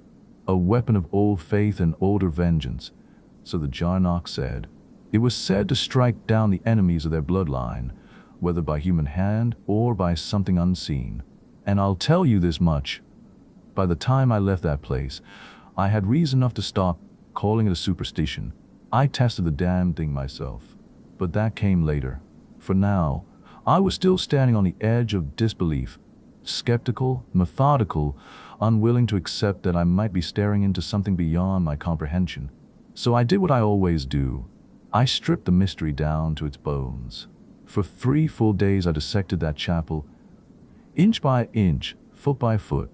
I tapped the stones, probed the floors, sounded the walls, searched behind the tombs, above the rafters and beneath the flagstones. Nothing. No trapdoors. No hidden recesses. No entrance or passage by which a living soul could have entered unseen. It was, as far as physics would allow, a sealed world. The only door led into the castle itself, a single, ancient oak barrier that Sir Alfred Carnacki alone had the key for. No duplicate existed, no other way in or out. And yet, something had struck that butler down in full view of 3 witnesses. Out of the void, the rector had said, and he was right. Whatever hit that man came from nowhere. Nowhere human, at least. That phrase kept returning to me as I stood beneath the vaulted roof, the echo of my own breathing hollow in the chill air. Out of the void, a blow from the unseen. This was a thing I had been called confront. I remember standing there at dusk, looking up at the dagger that hung above the altar, its blade catching the fading light like an eye that refused to close, and I made up my mind I would spend the night in that chapel, alone, watching. But when I told Sir Alfred, he refused me outright. He was a small, nervous man, kind enough but visibly haunted. He told me he locked the chapel each evening, not for superstition but for safety. He would not have another man risk what happened to his butler. There was no reasoning with him. The terror in his eyes was too real. So I said nothing, let him rest easy in his certainty. But as I undressed that night, the thought returned, persistent, electric. If he would not allow it, then I would find my own way. The next morning, I asked politely for key, told him I wanted a daylight photograph of the chancel. The light through the old leaded glass was exquisite, I said. He obliged, of course. I took my picture, locked up again, returned the key. What he didn't know was that I'd pressed the key into a cake of soap before returning it. Later that afternoon, I took the impression into Burtontree. The local ironmonger was a resourceful man. I told him it was for an old church lock I was restoring. 2 hours later, I walked out with a perfect duplicate. That night, the game began. After dinner, I played a few rounds of billiards with young Jarnock, keeping up the small talk until he yawned and declared himself done for the evening. I agreed, said I was tired too. By the time the household slept, I was locked in my room, the lights low, the armor waiting beneath my bed. Yes, armor. I had raided the armory earlier. A few fine pieces of plate, a short chainmail, and a hood of interlocking rings. I didn't know much about their proper use, but I knew enough to value steel between my ribs and whatever hunted the chapel. It took me nearly half an hour to put the cursed things on, heavy, clumsy, restricting. By the end, I could hardly move my arms. Over the metal, I threw on my dressing gown, to keep from clanking like a fool. My revolver I tucked into one pocket, a repeating flashlight into the other, and in my hand I carried my dark lantern. When all was ready, I stood in the silence of my room, listening. The house had gone still. The laughter, the servant steps, the creak of stair timbers, all swallowed by the heavy hush of sleep. I slipped into the hall. The light from my lantern was shuttered tight, only a thin edge of glow between my fingers. Each step felt louder than it should. The boards beneath me seemed to breathe. I reached the staircase, descended, and turned down the long passage that led toward the chapel. Behind me, the house slept on, unaware that its guest was walking into the dark to keep a silent watch on a blade that waited to strike. The key turned smoothly. A faint click echoed through the corridor behind me, and then silence. Thick, absolute silence. I stepped inside, and the door closed like the end of the sentence. The air was cold, heavy, ancient. It pressed against my armor with a kind of lifeless weight. Even a faint light filtering through the stained glass windows seemed to make the darkness deeper, not brighter. For a moment, I simply stood there, listening. You cannot imagine that silence until you felt it pressing around you, waiting. It's the sort of silence that feels aware. I'd like to tell you I felt brave, but I didn't, not one bit. Every story, every whispered superstition about that chapel came rushing back. The haunted dagger, the butler's scream, the blood on the stones. And in that stillness, I could almost feel something unseen watching me from the air itself. But I had work to do, so I swallowed the fear, switched on my lantern, and began. The beam cut to the gloom in thin, dusty stripes. I moved slowly down the aisle, checking each pew, every corner, every worn edge of stone. Nothing moved, nothing breathed. At the chancel gate, I lifted the light toward the altar, and there it was, the dagger. It hung above the marble slab, motionless and gleaming faintly. Something about it, the angle, the quietness of its presence, struck me as oddly demure. The thought was ridiculous, and I forced it away. A weapon like that had earned its reputation. I completed my inspection. Walls, floor, tombs, all unchanged, all silent. But the air itself felt wrong. Cold, desolate, as though the place had forgotten warmth centuries ago. The quiet was unbearable. I moved back to my camera, still set on its tripod where I'd left it. From the satchel beneath it, I slid in a fresh photographic plate. Then I triggered the flashlight. A burst of white fire filled the chapel. Every stone, every carving, every angle leapt into brutal clarity, and then the darkness crashed back again, thicker than before. I capped the lens, slid in another plate, and set the lantern back to its narrow beam. Then I sat. There was nothing else to do but wait. I settled into one of the front pews near the camera, the wood groaning faintly beneath the weight of my armor. I tried not to think about what I was doing, alone, in that dead, unheated place, but my mind wouldn't quiet. I felt it then, that strange, crawling awareness that something was going to happen. Not fear, exactly, more like recognition, as if some deep part of me already knew what was coming. Time crept, an hour, maybe more. The clock in stables chimed distantly through the stone walls, soft, unreal. The cold was terrible. It reached to the chain mail, through the padding, into my bones. My hands were stiff. My breath thawed faintly in front of me. The silence grew thicker. It pressed against my ears. Even my heartbeat began to sound too loud. And then something shifted. No sound, no motion, but I knew something had stirred in the dark. Every nerve in my body seemed to scream. The air had changed. I could feel it sliding closer, thick and cold. My courage broke. I lifted my armored arms, instinctively covered my face, as if to block something. The terror was absolute, a raw, sick fear that came from somewhere deeper than reason. I thought I could feel it, hovering right above me. I couldn't breathe, couldn't move, couldn't shout. The sound would have made it real. And then, a clang, metal on stone. A single, heavy step, far up the aisle, a tread like a man in armor. The sound rolled to the chapel and died, leaving the silence even more immense. I didn't move. I couldn't. But somewhere beneath the panic, I felt my reason clawing its way back. My mind screaming at me to face it, to look. I forced my arms down, lifted my head. Every muscle shook. I thought I might faint, but I did it. In that moment, I honestly believed I was going to die. And yet, I didn't. Nothing touched me. Nothing struck. Nothing moved. And in that strange, trembling second, I realized something else. Something almost laughable in its absurdity. I respected myself for it. Not because I was brave. I wasn't. But because I'd managed somehow to act, even if it was only to defy my own cowardice. I sat there, breathing hard, trying to steady myself. The cold air bit my face, but slowly the panic ebbed. The shaking eased, and when I finally found my voice again, it was only to whisper into that vast, listening silence. All right then, I'm still here. And from that moment on, I was ready. Whatever was waiting in that place, I would face it. The key turned behind me, sealing me in with the dark. The chapel exhaled its cold breath, that thick stillness pressing around me again.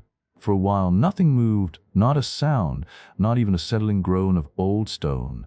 Then, faintly, a clang, up near the chancel. A single metallic step. It froze me where I sat. Every muscle in my back went rigid. The air seemed to narrow, pulling itself into that single sound, the slow, deliberate weight of metal on stone. For a moment, my mind chased reason. I thought, absurdly, that it might be the dagger rattling in his bracket above the altar. But no, that sound had depth. It was too heavy, too real, like armor, like footsteps. I remember the rector's voice, the words he'd used to describe the butler's attack, a blow out of the void, like the kick of a gray horse. The memory crawled through me like ice. I fumbled for my lantern. My hands were shaking so badly that the mail rattled softly against the pew. I found the switch, turned it on in a jerky rush, and swept the beam up the aisle. Nothing. The light cut to the dark, brushed the altar, the rail, the empty stone floor, and found only silence. I swung it left, right, up toward the ceiling's vault, down the aisle behind me, across the tombs, the pews, the door, the same emptiness everywhere. Nothing moved, nothing breathed, just that suffocating, ancient quiet. You know the kind of silence that feels alive? That was it. I took out my revolver. The movement stiff, loud in the still air, and then, forcing myself, turned the lantern off again. Darkness folded back around me like water. Minutes passed, or maybe half an hour. It's hard to tell. I sat there, cold and locked tight inside that steel shell of armor, my revolver in one hand, my other clutching a lantern, thumb hovering over the switch. Oddly, I felt calm for a time. The act of shining a light, of seeing the walls again, had grounded me a little, gave me the kind of false comfort a child feels pulling a blanket over its head. The illusion of safety. But I knew better. Whatever had struck that butler, whatever force had driven steel through bone, had done so unseen. I waited. The cold crept deeper. The silence grew dense enough to feel. My breathing sounded too loud. I forced it quieter, until even my heartbeat seemed intrusive. And then, I heard it again. Not loud, not even clear, but there. A movement. Somewhere near the chancel. I froze, straining to listen. Every nerve alive, waiting. Another sound. Closer. The faint suggestion of something vast and soft moving down the aisle. A tread that wasn't weight so much as presence. Can you imagine it? The sound of something you can't see, coming toward you in the dark. I didn't move. I didn't breathe. Every muscle in me locked, and for a few terrible seconds, I felt I turned to stone, another carved effigy among the tombs. Then, silence again. I began to doubt myself. Maybe there had been no sound at all. Maybe it was just my blood, pounding too loudly in my own ears. Time stretched. My shoulders ached from the tension of holding still. The armor was cutting into me. The air was so cold that even my breath felt thick, solid, but there was a strange shift inside me, a slight easing, as if whatever was in that place had withdrawn for a moment. A pause. I can't describe it better than that. It was as though the malignancy in the air had blinked just for an instant. I tried to breathe, to shake the tremor out of my limbs, but my pulse wouldn't slow. That dull, booming sound, my heartbeat, echoed in my skull, muffling everything. It made it feel like my hearing had dulled, as though I'd been sealed in cotton. That's a special kind of terror. The sense that you might not hear danger coming until it's already on you. And then it came again, that hideous awareness. Not sound this time, not sight, just the unmistakable feeling that something was moving in the air itself. Every hair on my body prickled. The skin across my scalp drew tight. A real pain, sharp, burning, spread behind my eyes and across my forehead, as if the very air were pressing against my skull. It was above me, near me, all around. I wanted to throw my arms over my head again, to hide my face from whatever unseen thing hovered there. I nearly did, but I didn't.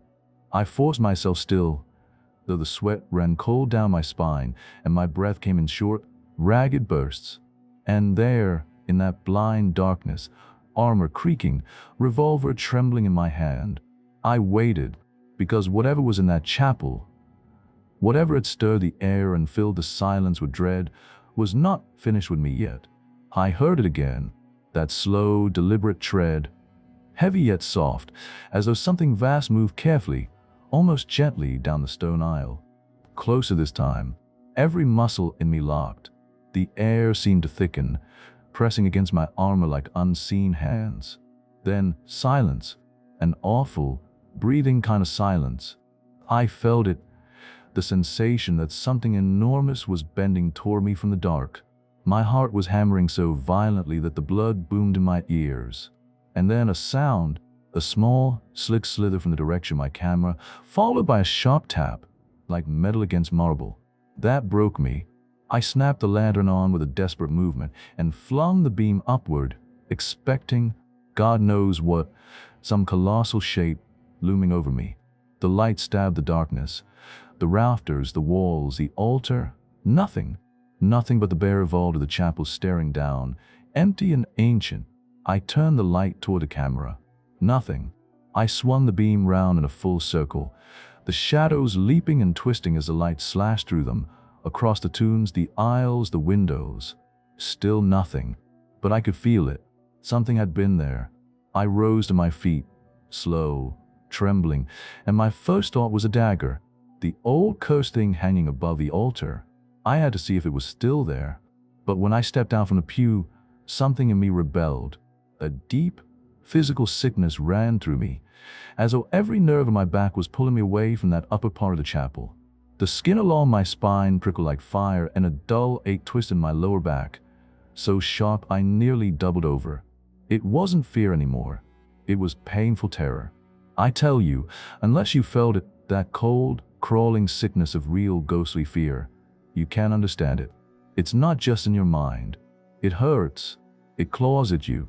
It makes your muscles ache and your stomach churn. For half a minute I fought it, clutching a lantern and revolver, shaking like a man in a fever, until at last I forced myself forward, step by step, the light jerking to and fro, sweeping the dark ahead, behind, above me. I must have looked like a clumsy automaton, an armored doll wound too tight. The revolver kept slipping in my slick, sweating hand. Heroic? Not a bit of it. I was just trying not to collapse. I reached the chancel, the little step, the gate of the rail, and stopped. The dagger hung above the altar, still as death. I raised a lantern, its light catching the edge of the metal. For a moment, I thought I was safe. It's all right, I muttered to myself. Then something struck me, not with sound, with absence. Something was wrong, missing. I leaned closer, holding the light high, and the horror hit me in a single glance. The dagger was gone.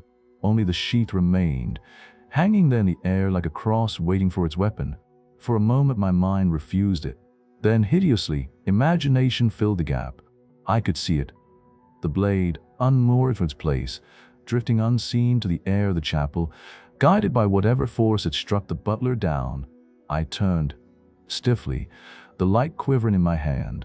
My neck ached with the slowness of that movement. My eyes swept the air behind me, the shadows at my back, and something hit me, a blow so sudden, so brutal, that I didn't even cry out.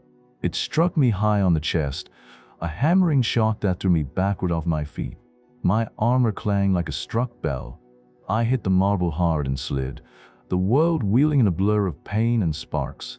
My shoulder smashed into the edge of a pew, and the jolt sent the breath out of me. I must have lain there for a heartbeat, stunned. Then the terror took hold again. I scrambled up, swaying, sick, the armor biting into my ribs. My lantern and revolver were gone. I was blind, utterly blind. I ran, not out of courage, out of raw, animal panic. I threw my arms over my face and charged down the aisle, stumbling, crashing into pews, the sound of my armor shrieking in the silence. Something wooden splintered, my camera, I think, and then I collided with the baptismal font, reeled backward, almost fell again. The door. I had to find the door.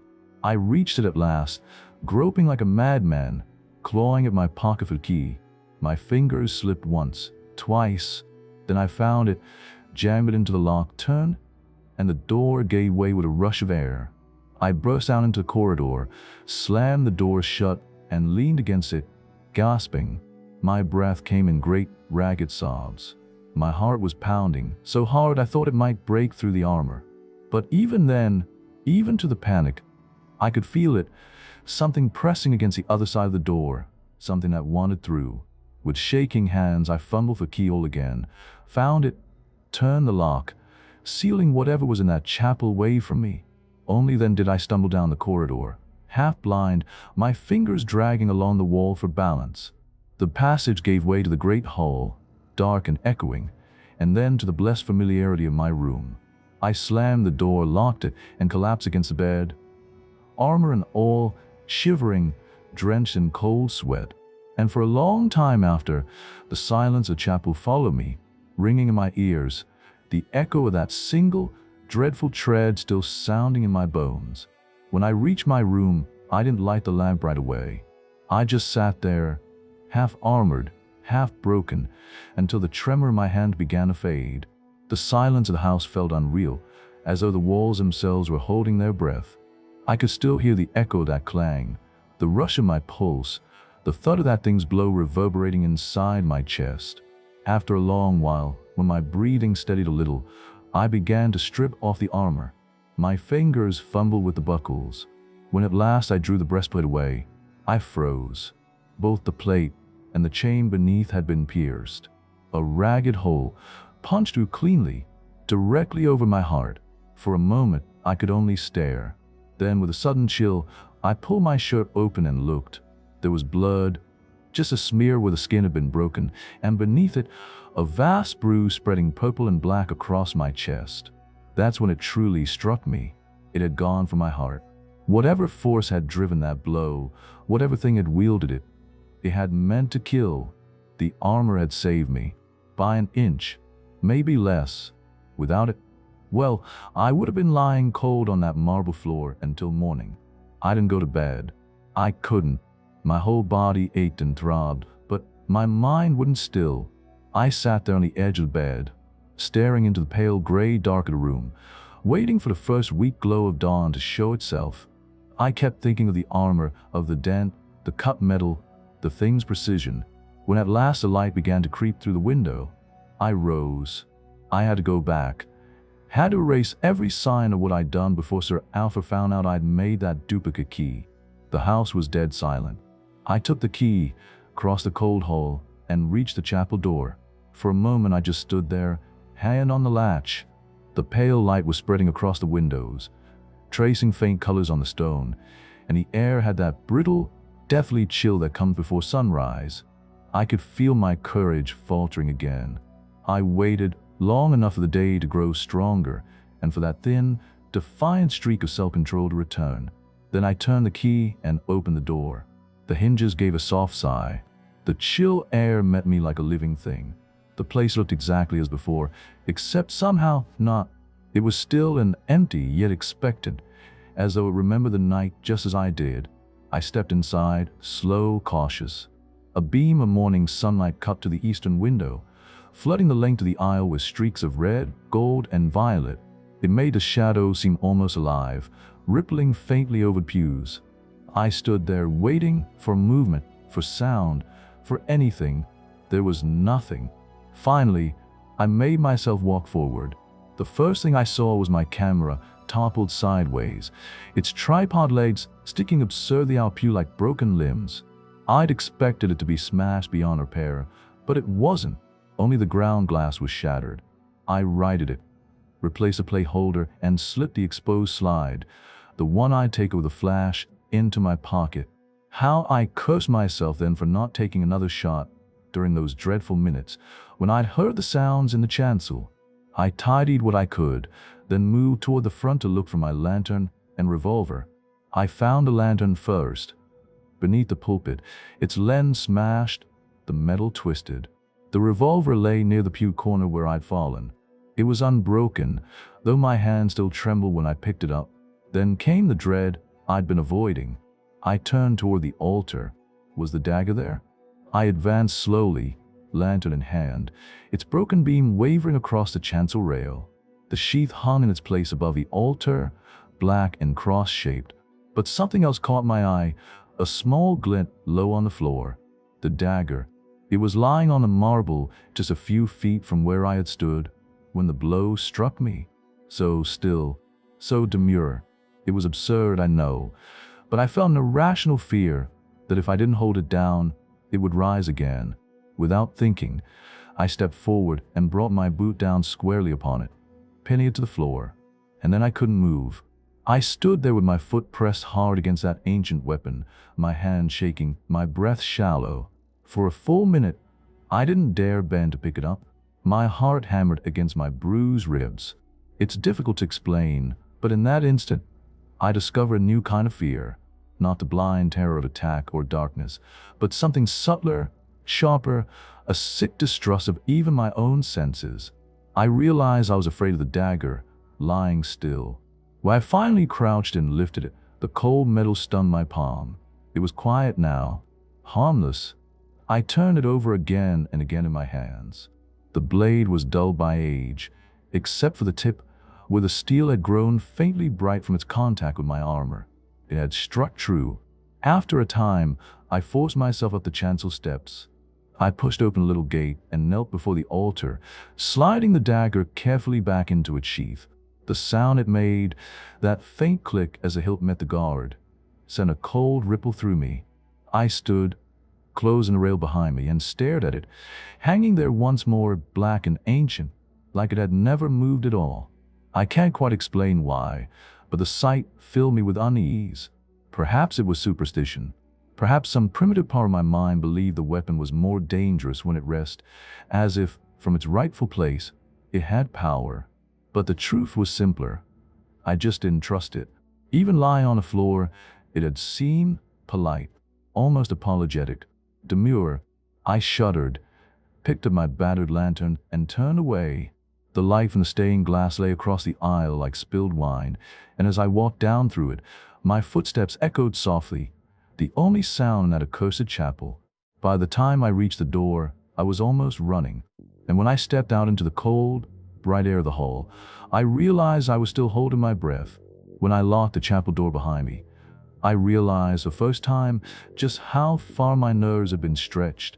My hands were still trembling, my heartbeat not yet returned to a human rhythm. The cold with the key turned beneath my fingers like ice, and in that breathless aftermath, I found I could no longer think of old Sir Alfred Jarnock as a nervous relic, fussing over phantoms. His precautions, the nightly locking of the chapel, the tremor in his voice when he spoke of the dagger, no longer seemed foolish. They seemed reasonable, perhaps even merciful. The thought came, sudden and unwelcome. Had he known? Had Sir Alfred some old family knowledge, some dark tradition whispered through generations, of what that dagger had once done, of what still moved about it, centuries later? The idea stayed with me as I went upstairs. I washed, shaved, dressed. The morning ritual steadied me somewhat, but my reflection looked pale, bruised under the eyes. When I touched my chest, the ache flared, a dull, deep pain under the ribs. The memory of the blow came back, so sharply, I nearly doubled over. I went down, found the acting butler, and asked for food. The man looked at me oddly. I must have seemed half wild, but he fetched me sandwiches and a cup of coffee without a word. By the time I'd finished, the idea that had been forming in the back of my mind had taken full shape. There was something about those photographs, something I might see if I developed the plates immediately. I left at once, walking hard toward Burtontree, my coat buttoned to throat, the morning wind biting against my face. The road was pale with frost, and the field stood still and gray on either side. When I reached the little town, it was not yet 8:30. The shutters were still up on most of the shops, but I found a photographer's place and hammered on the door until a man appeared, hair disordered, coat half on, clearly pulled from his breakfast. I told him quickly what I needed. His darkroom, at once. There must have been something in my tone, or perhaps the look in my face, for he didn't argue. He led me through to the back, handed me the trays, the developer, the lamp. Then he left me alone. I had both photographic plates with me, the one I'd exposed to the flashlight, and the other that had remained in the camera during all those silent hours in the dark. It was the second I began with. You see, during all that time, while I sat there in armor and dread, the lens had been uncapped, open to the chancel. The plate had been, in a sense, watching. You remember my experiments in lightless photography, the kind of work that had grown out of my study of X-rays, where the goal was not to capture visible light, but unseen radiation, residual force, the things beyond the spectrum? Well, that was a hope now. Faint, absurd perhaps, but still a hope that this unexposed plate might have seen what my eyes could not. I slid it gently into the developer. For a long while, nothing, only the cloudy swirl of chemicals under the red lamp. Then, slowly, something began to take shape, faint stains, irregular and smudged, gathering near the upper edge of the plate. I leaned closer, heart hammering. More forms appeared, vague, wavering blotches that darkened and spread, refusing any clear outline. I lifted the plate, tilted it toward the lamplight. The marks were small, confined mostly to one end, but distinct enough to stir a kind of awe in me. I lowered again into the tray, pulse quickening. For several minutes I watched, taking out now and then, trying to discern a pattern. The markings thickened, merged, and suddenly, in two places, I saw shapes that made my skin crawl. Cross hilts, blades, daggers. It could have been coincidence, a trick of shadows, of grain, emotion, but the resemblance was too close, too deliberate. The thing had formed itself, unbidden, out of nothing. I forced myself to calm. I reminded myself how easily the imagination invents order in chaos. Still, the resemblance lingered, gnawing at the edge of thought. I fixed the plate, washed it quickly, then set aside, and began on the other, the plate from the flashlight. This one came up clean, clear, the chancel standing bright and solid under the burst of light I treated the night before. It was a perfect match for a photograph I had taken in daylight. Or so I thought at first.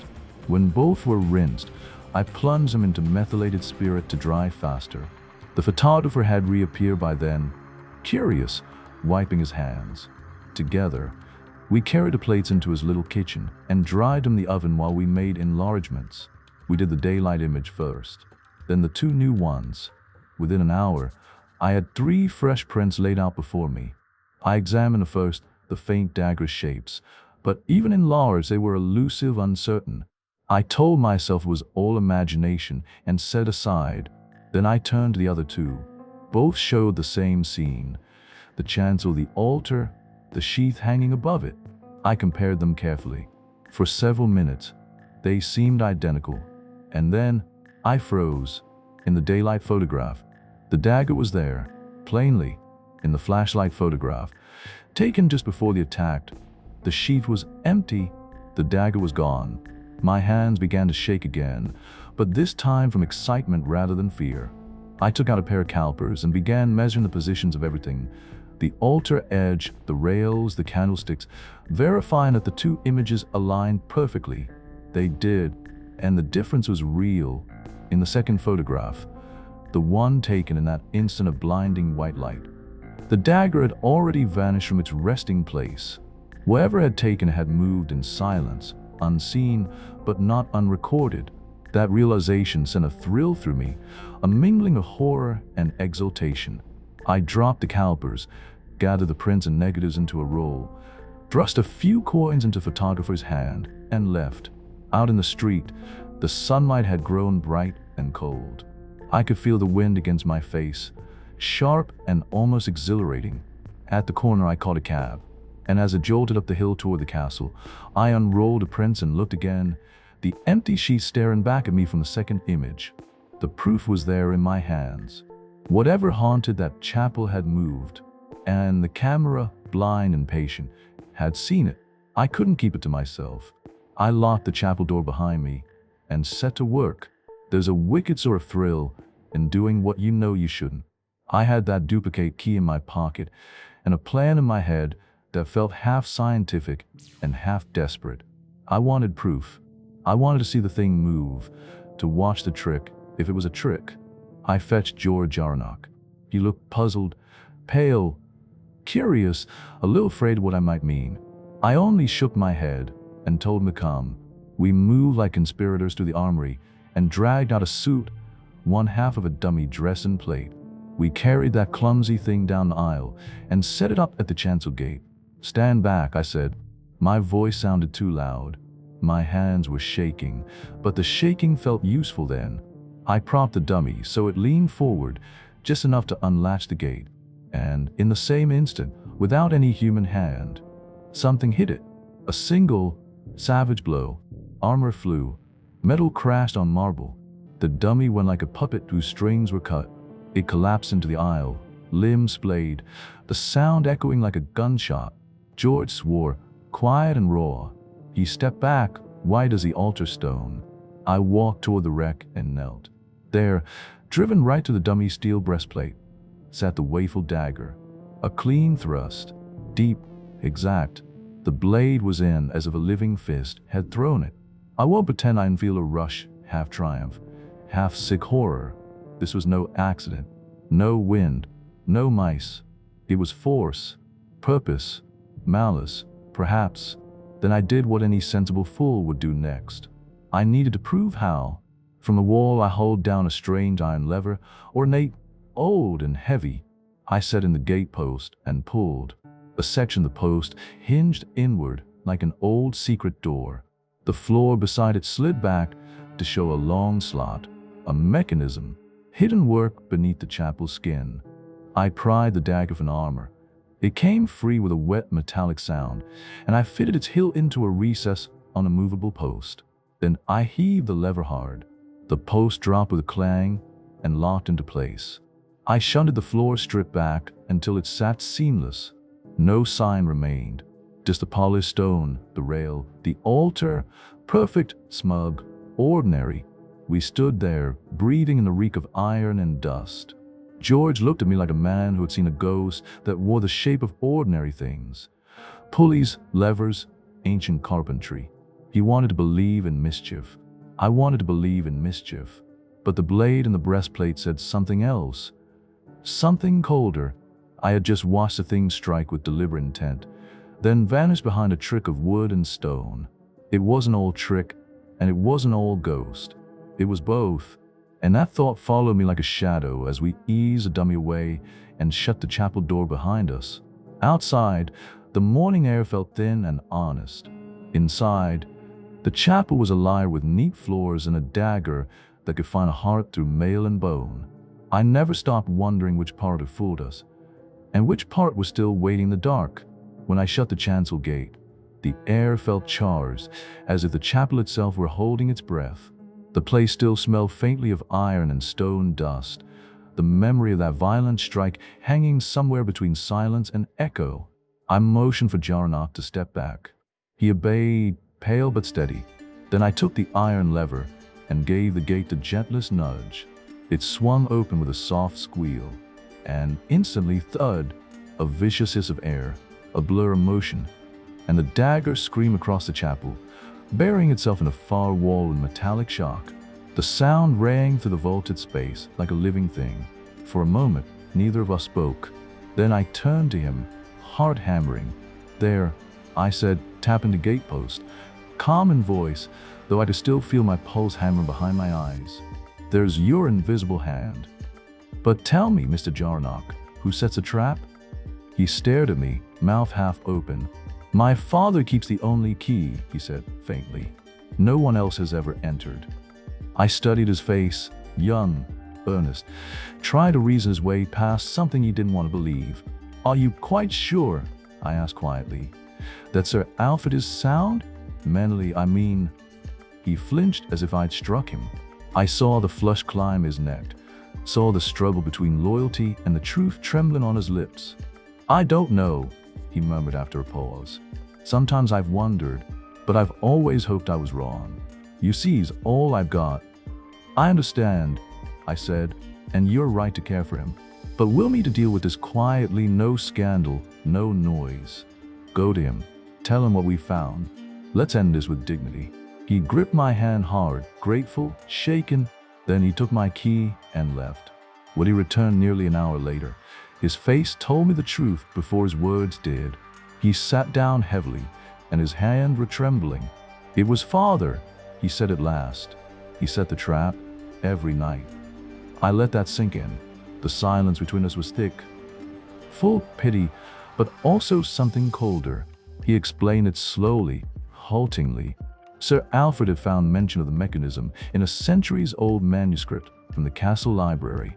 The device was originally built to guard the ritual treasures of the chapel, gold chalices, relics, things too sacred to risk theft. But the old man had repurposed it, not out of greed but grief. After his wife's death, he'd hidden her jewels in a recess behind the altar, sealed away with the relics of faith. It had become his shrine to her memory and his prison. For 12 long years, he had come there alone, praying, brooding, locking the chapel each night. And every dusk, he had reset that mechanical snare, a relic of medieval cruelty, to protect what he loved. He never meant to harm anyone. Not the butler, not me, but the mind, once cracked, can twist even faith into fear. On the night of the attack, he must have set the trap too early, before the service. A moment of confusion, a lapse, and the machine, blind and obedient, had done what it was made to do. It struck. That was all. No ghost, no phantom, only an old man's obsession, given shape in iron and spring. I left George Jarnock and drained, half sick with pity. Sir Alfred would live out his remaining days quietly, I was told, under careful watch. The chapel would be sealed, the dagger removed. Later, when I explained all this to my friends, they asked how I had uncovered the secret, how I found the hidden mechanism. I smiled and tapped the side of my head. "By accident," I said. "In the photographs, the daylight image showed the left gatepost thicker than appeared in the flashlight one. It shouldn't have been possible. That's what told me there was something hidden, something that moved. Once I found the seam, the rest followed easily enough. It wasn't magic. It was machinery. Cruel, beautiful, centuries old, but still only machine." I rose from my chair, went to the mantel, and took down a case. Inside lay the weapon, the wakeful dagger, gleaming dully in the firelight. "You may find this interesting," I said, holding out. Young Jarnock insisted I keep it. "A souvenir, the most dangerous ghost that never was." I passed it around. The blade caught the glow of the hearth, cold, perfect, and silent. And as I stood there watching fire dance across that ancient steel, I couldn't help but wonder, how many other hauntings began the same way? Not with the dead, but with the living and the terrible things we can't let go. When he finally spoke again, it was with that calm, matter-of-fact tone Carnacki always used when the mystery was over, when reason had conquered fear. "Jarnock and I disabled the trap," he said quietly, leaning back in his chair. "The mechanism's dead now, harmless. I've got the dagger here, and old Bellet's mending well. So, with any luck, the whole business can be buried decently. Still," he gave a wry little smile to the smoke of his pipe, "I fancy the chapel will never lose its reputation. Once a place earns a name of haunted, it keeps it. Maybe that's justice. Maybe memory has its own kind of haunting." He looked into fire for a while, and the room went still except for the soft tick of the clock on the mantel. Then I said what we were all thinking. "There are still two things you never explained. The two clangs you heard in the dark, and those soft, treading sounds. Do you think they were real? Or just imagination, nerves, perhaps?" Carnacki exhaled a long stream of smoke, eyes half closed. "The clangs," he said slowly. "I've puzzled over them. Best guess, the spring in the post mechanism must have slipped a lure in the catch. You know how metal sings under tension. A small give in the spring could make that ringing sound easily enough. And in the middle of the night, when you're half mad with expectation." He gave a dry little chuckle. "Well, a mouse could sound like a monster, eh?" I nodded. "And the footsteps?" He shrugged slightly. "That one's harder. The silence in that place was the kind that plays tricks with your senses. Every creak, every breath, every heartbeat feels magnified. Could have been nothing more than the sound of the building settling. Could have been my own nerves. Impossible to say. All I know is they felt real. Disgustingly real." He paused, tapping the ash from his pipe. "As for that little slithering sound near the camera, I'm almost sure when the tripod leg slipped. It must have jarred the lens cap loose. That would explain the tap I heard right after. It fits, don't you think?" I hesitated. "There's one more thing, though. When you first examined the dagger that night, you said it was still above the altar, but it couldn't have been, not if it was already in the trap. How do you explain that?" Carnacki gave a small, knowing nod. "My mistake," he said simply. "The sheath deceived me. That strange cross-hilted design made it look like the dagger was still there. The actual hilt only sticks out a little, not enough to notice in dim light. A clever bit of medieval trickery. Inconvenient, though dreadful for quick drawing." He yawned then, stretching, his composure entirely restored. The ghosts on her back in his domain. The terrors of the chapel reduced to diagrams in the firelight. He glanced at the clock, then smiled at us. The easy, friendly smile that meant the night's adventure was over. "All right, you fellows," he said, using his familiar phrase. "Out you go. I need sleep." We rose one by one, shaking his hand, the mystery still thrumming quietly in our minds. Outside, the night air was cold and clean. The embankment stretched before us, hushed in silver under the gas lamps. As we walked, none of us spoke for a while. The river glimmered beside us, and somewhere far off, a bell marked the hour. Reason had won, yes, but behind the logic, behind the levers and springs, something unseen still lingered in thought. Not a ghost, perhaps, but the memory of fear itself, and the way it moves in silence when the dark listens back. You've just heard Carnacki, the Ghost Finder, here on Audible Archives. Stories where science bends to the supernatural and courage meets the cold breath of the unknown.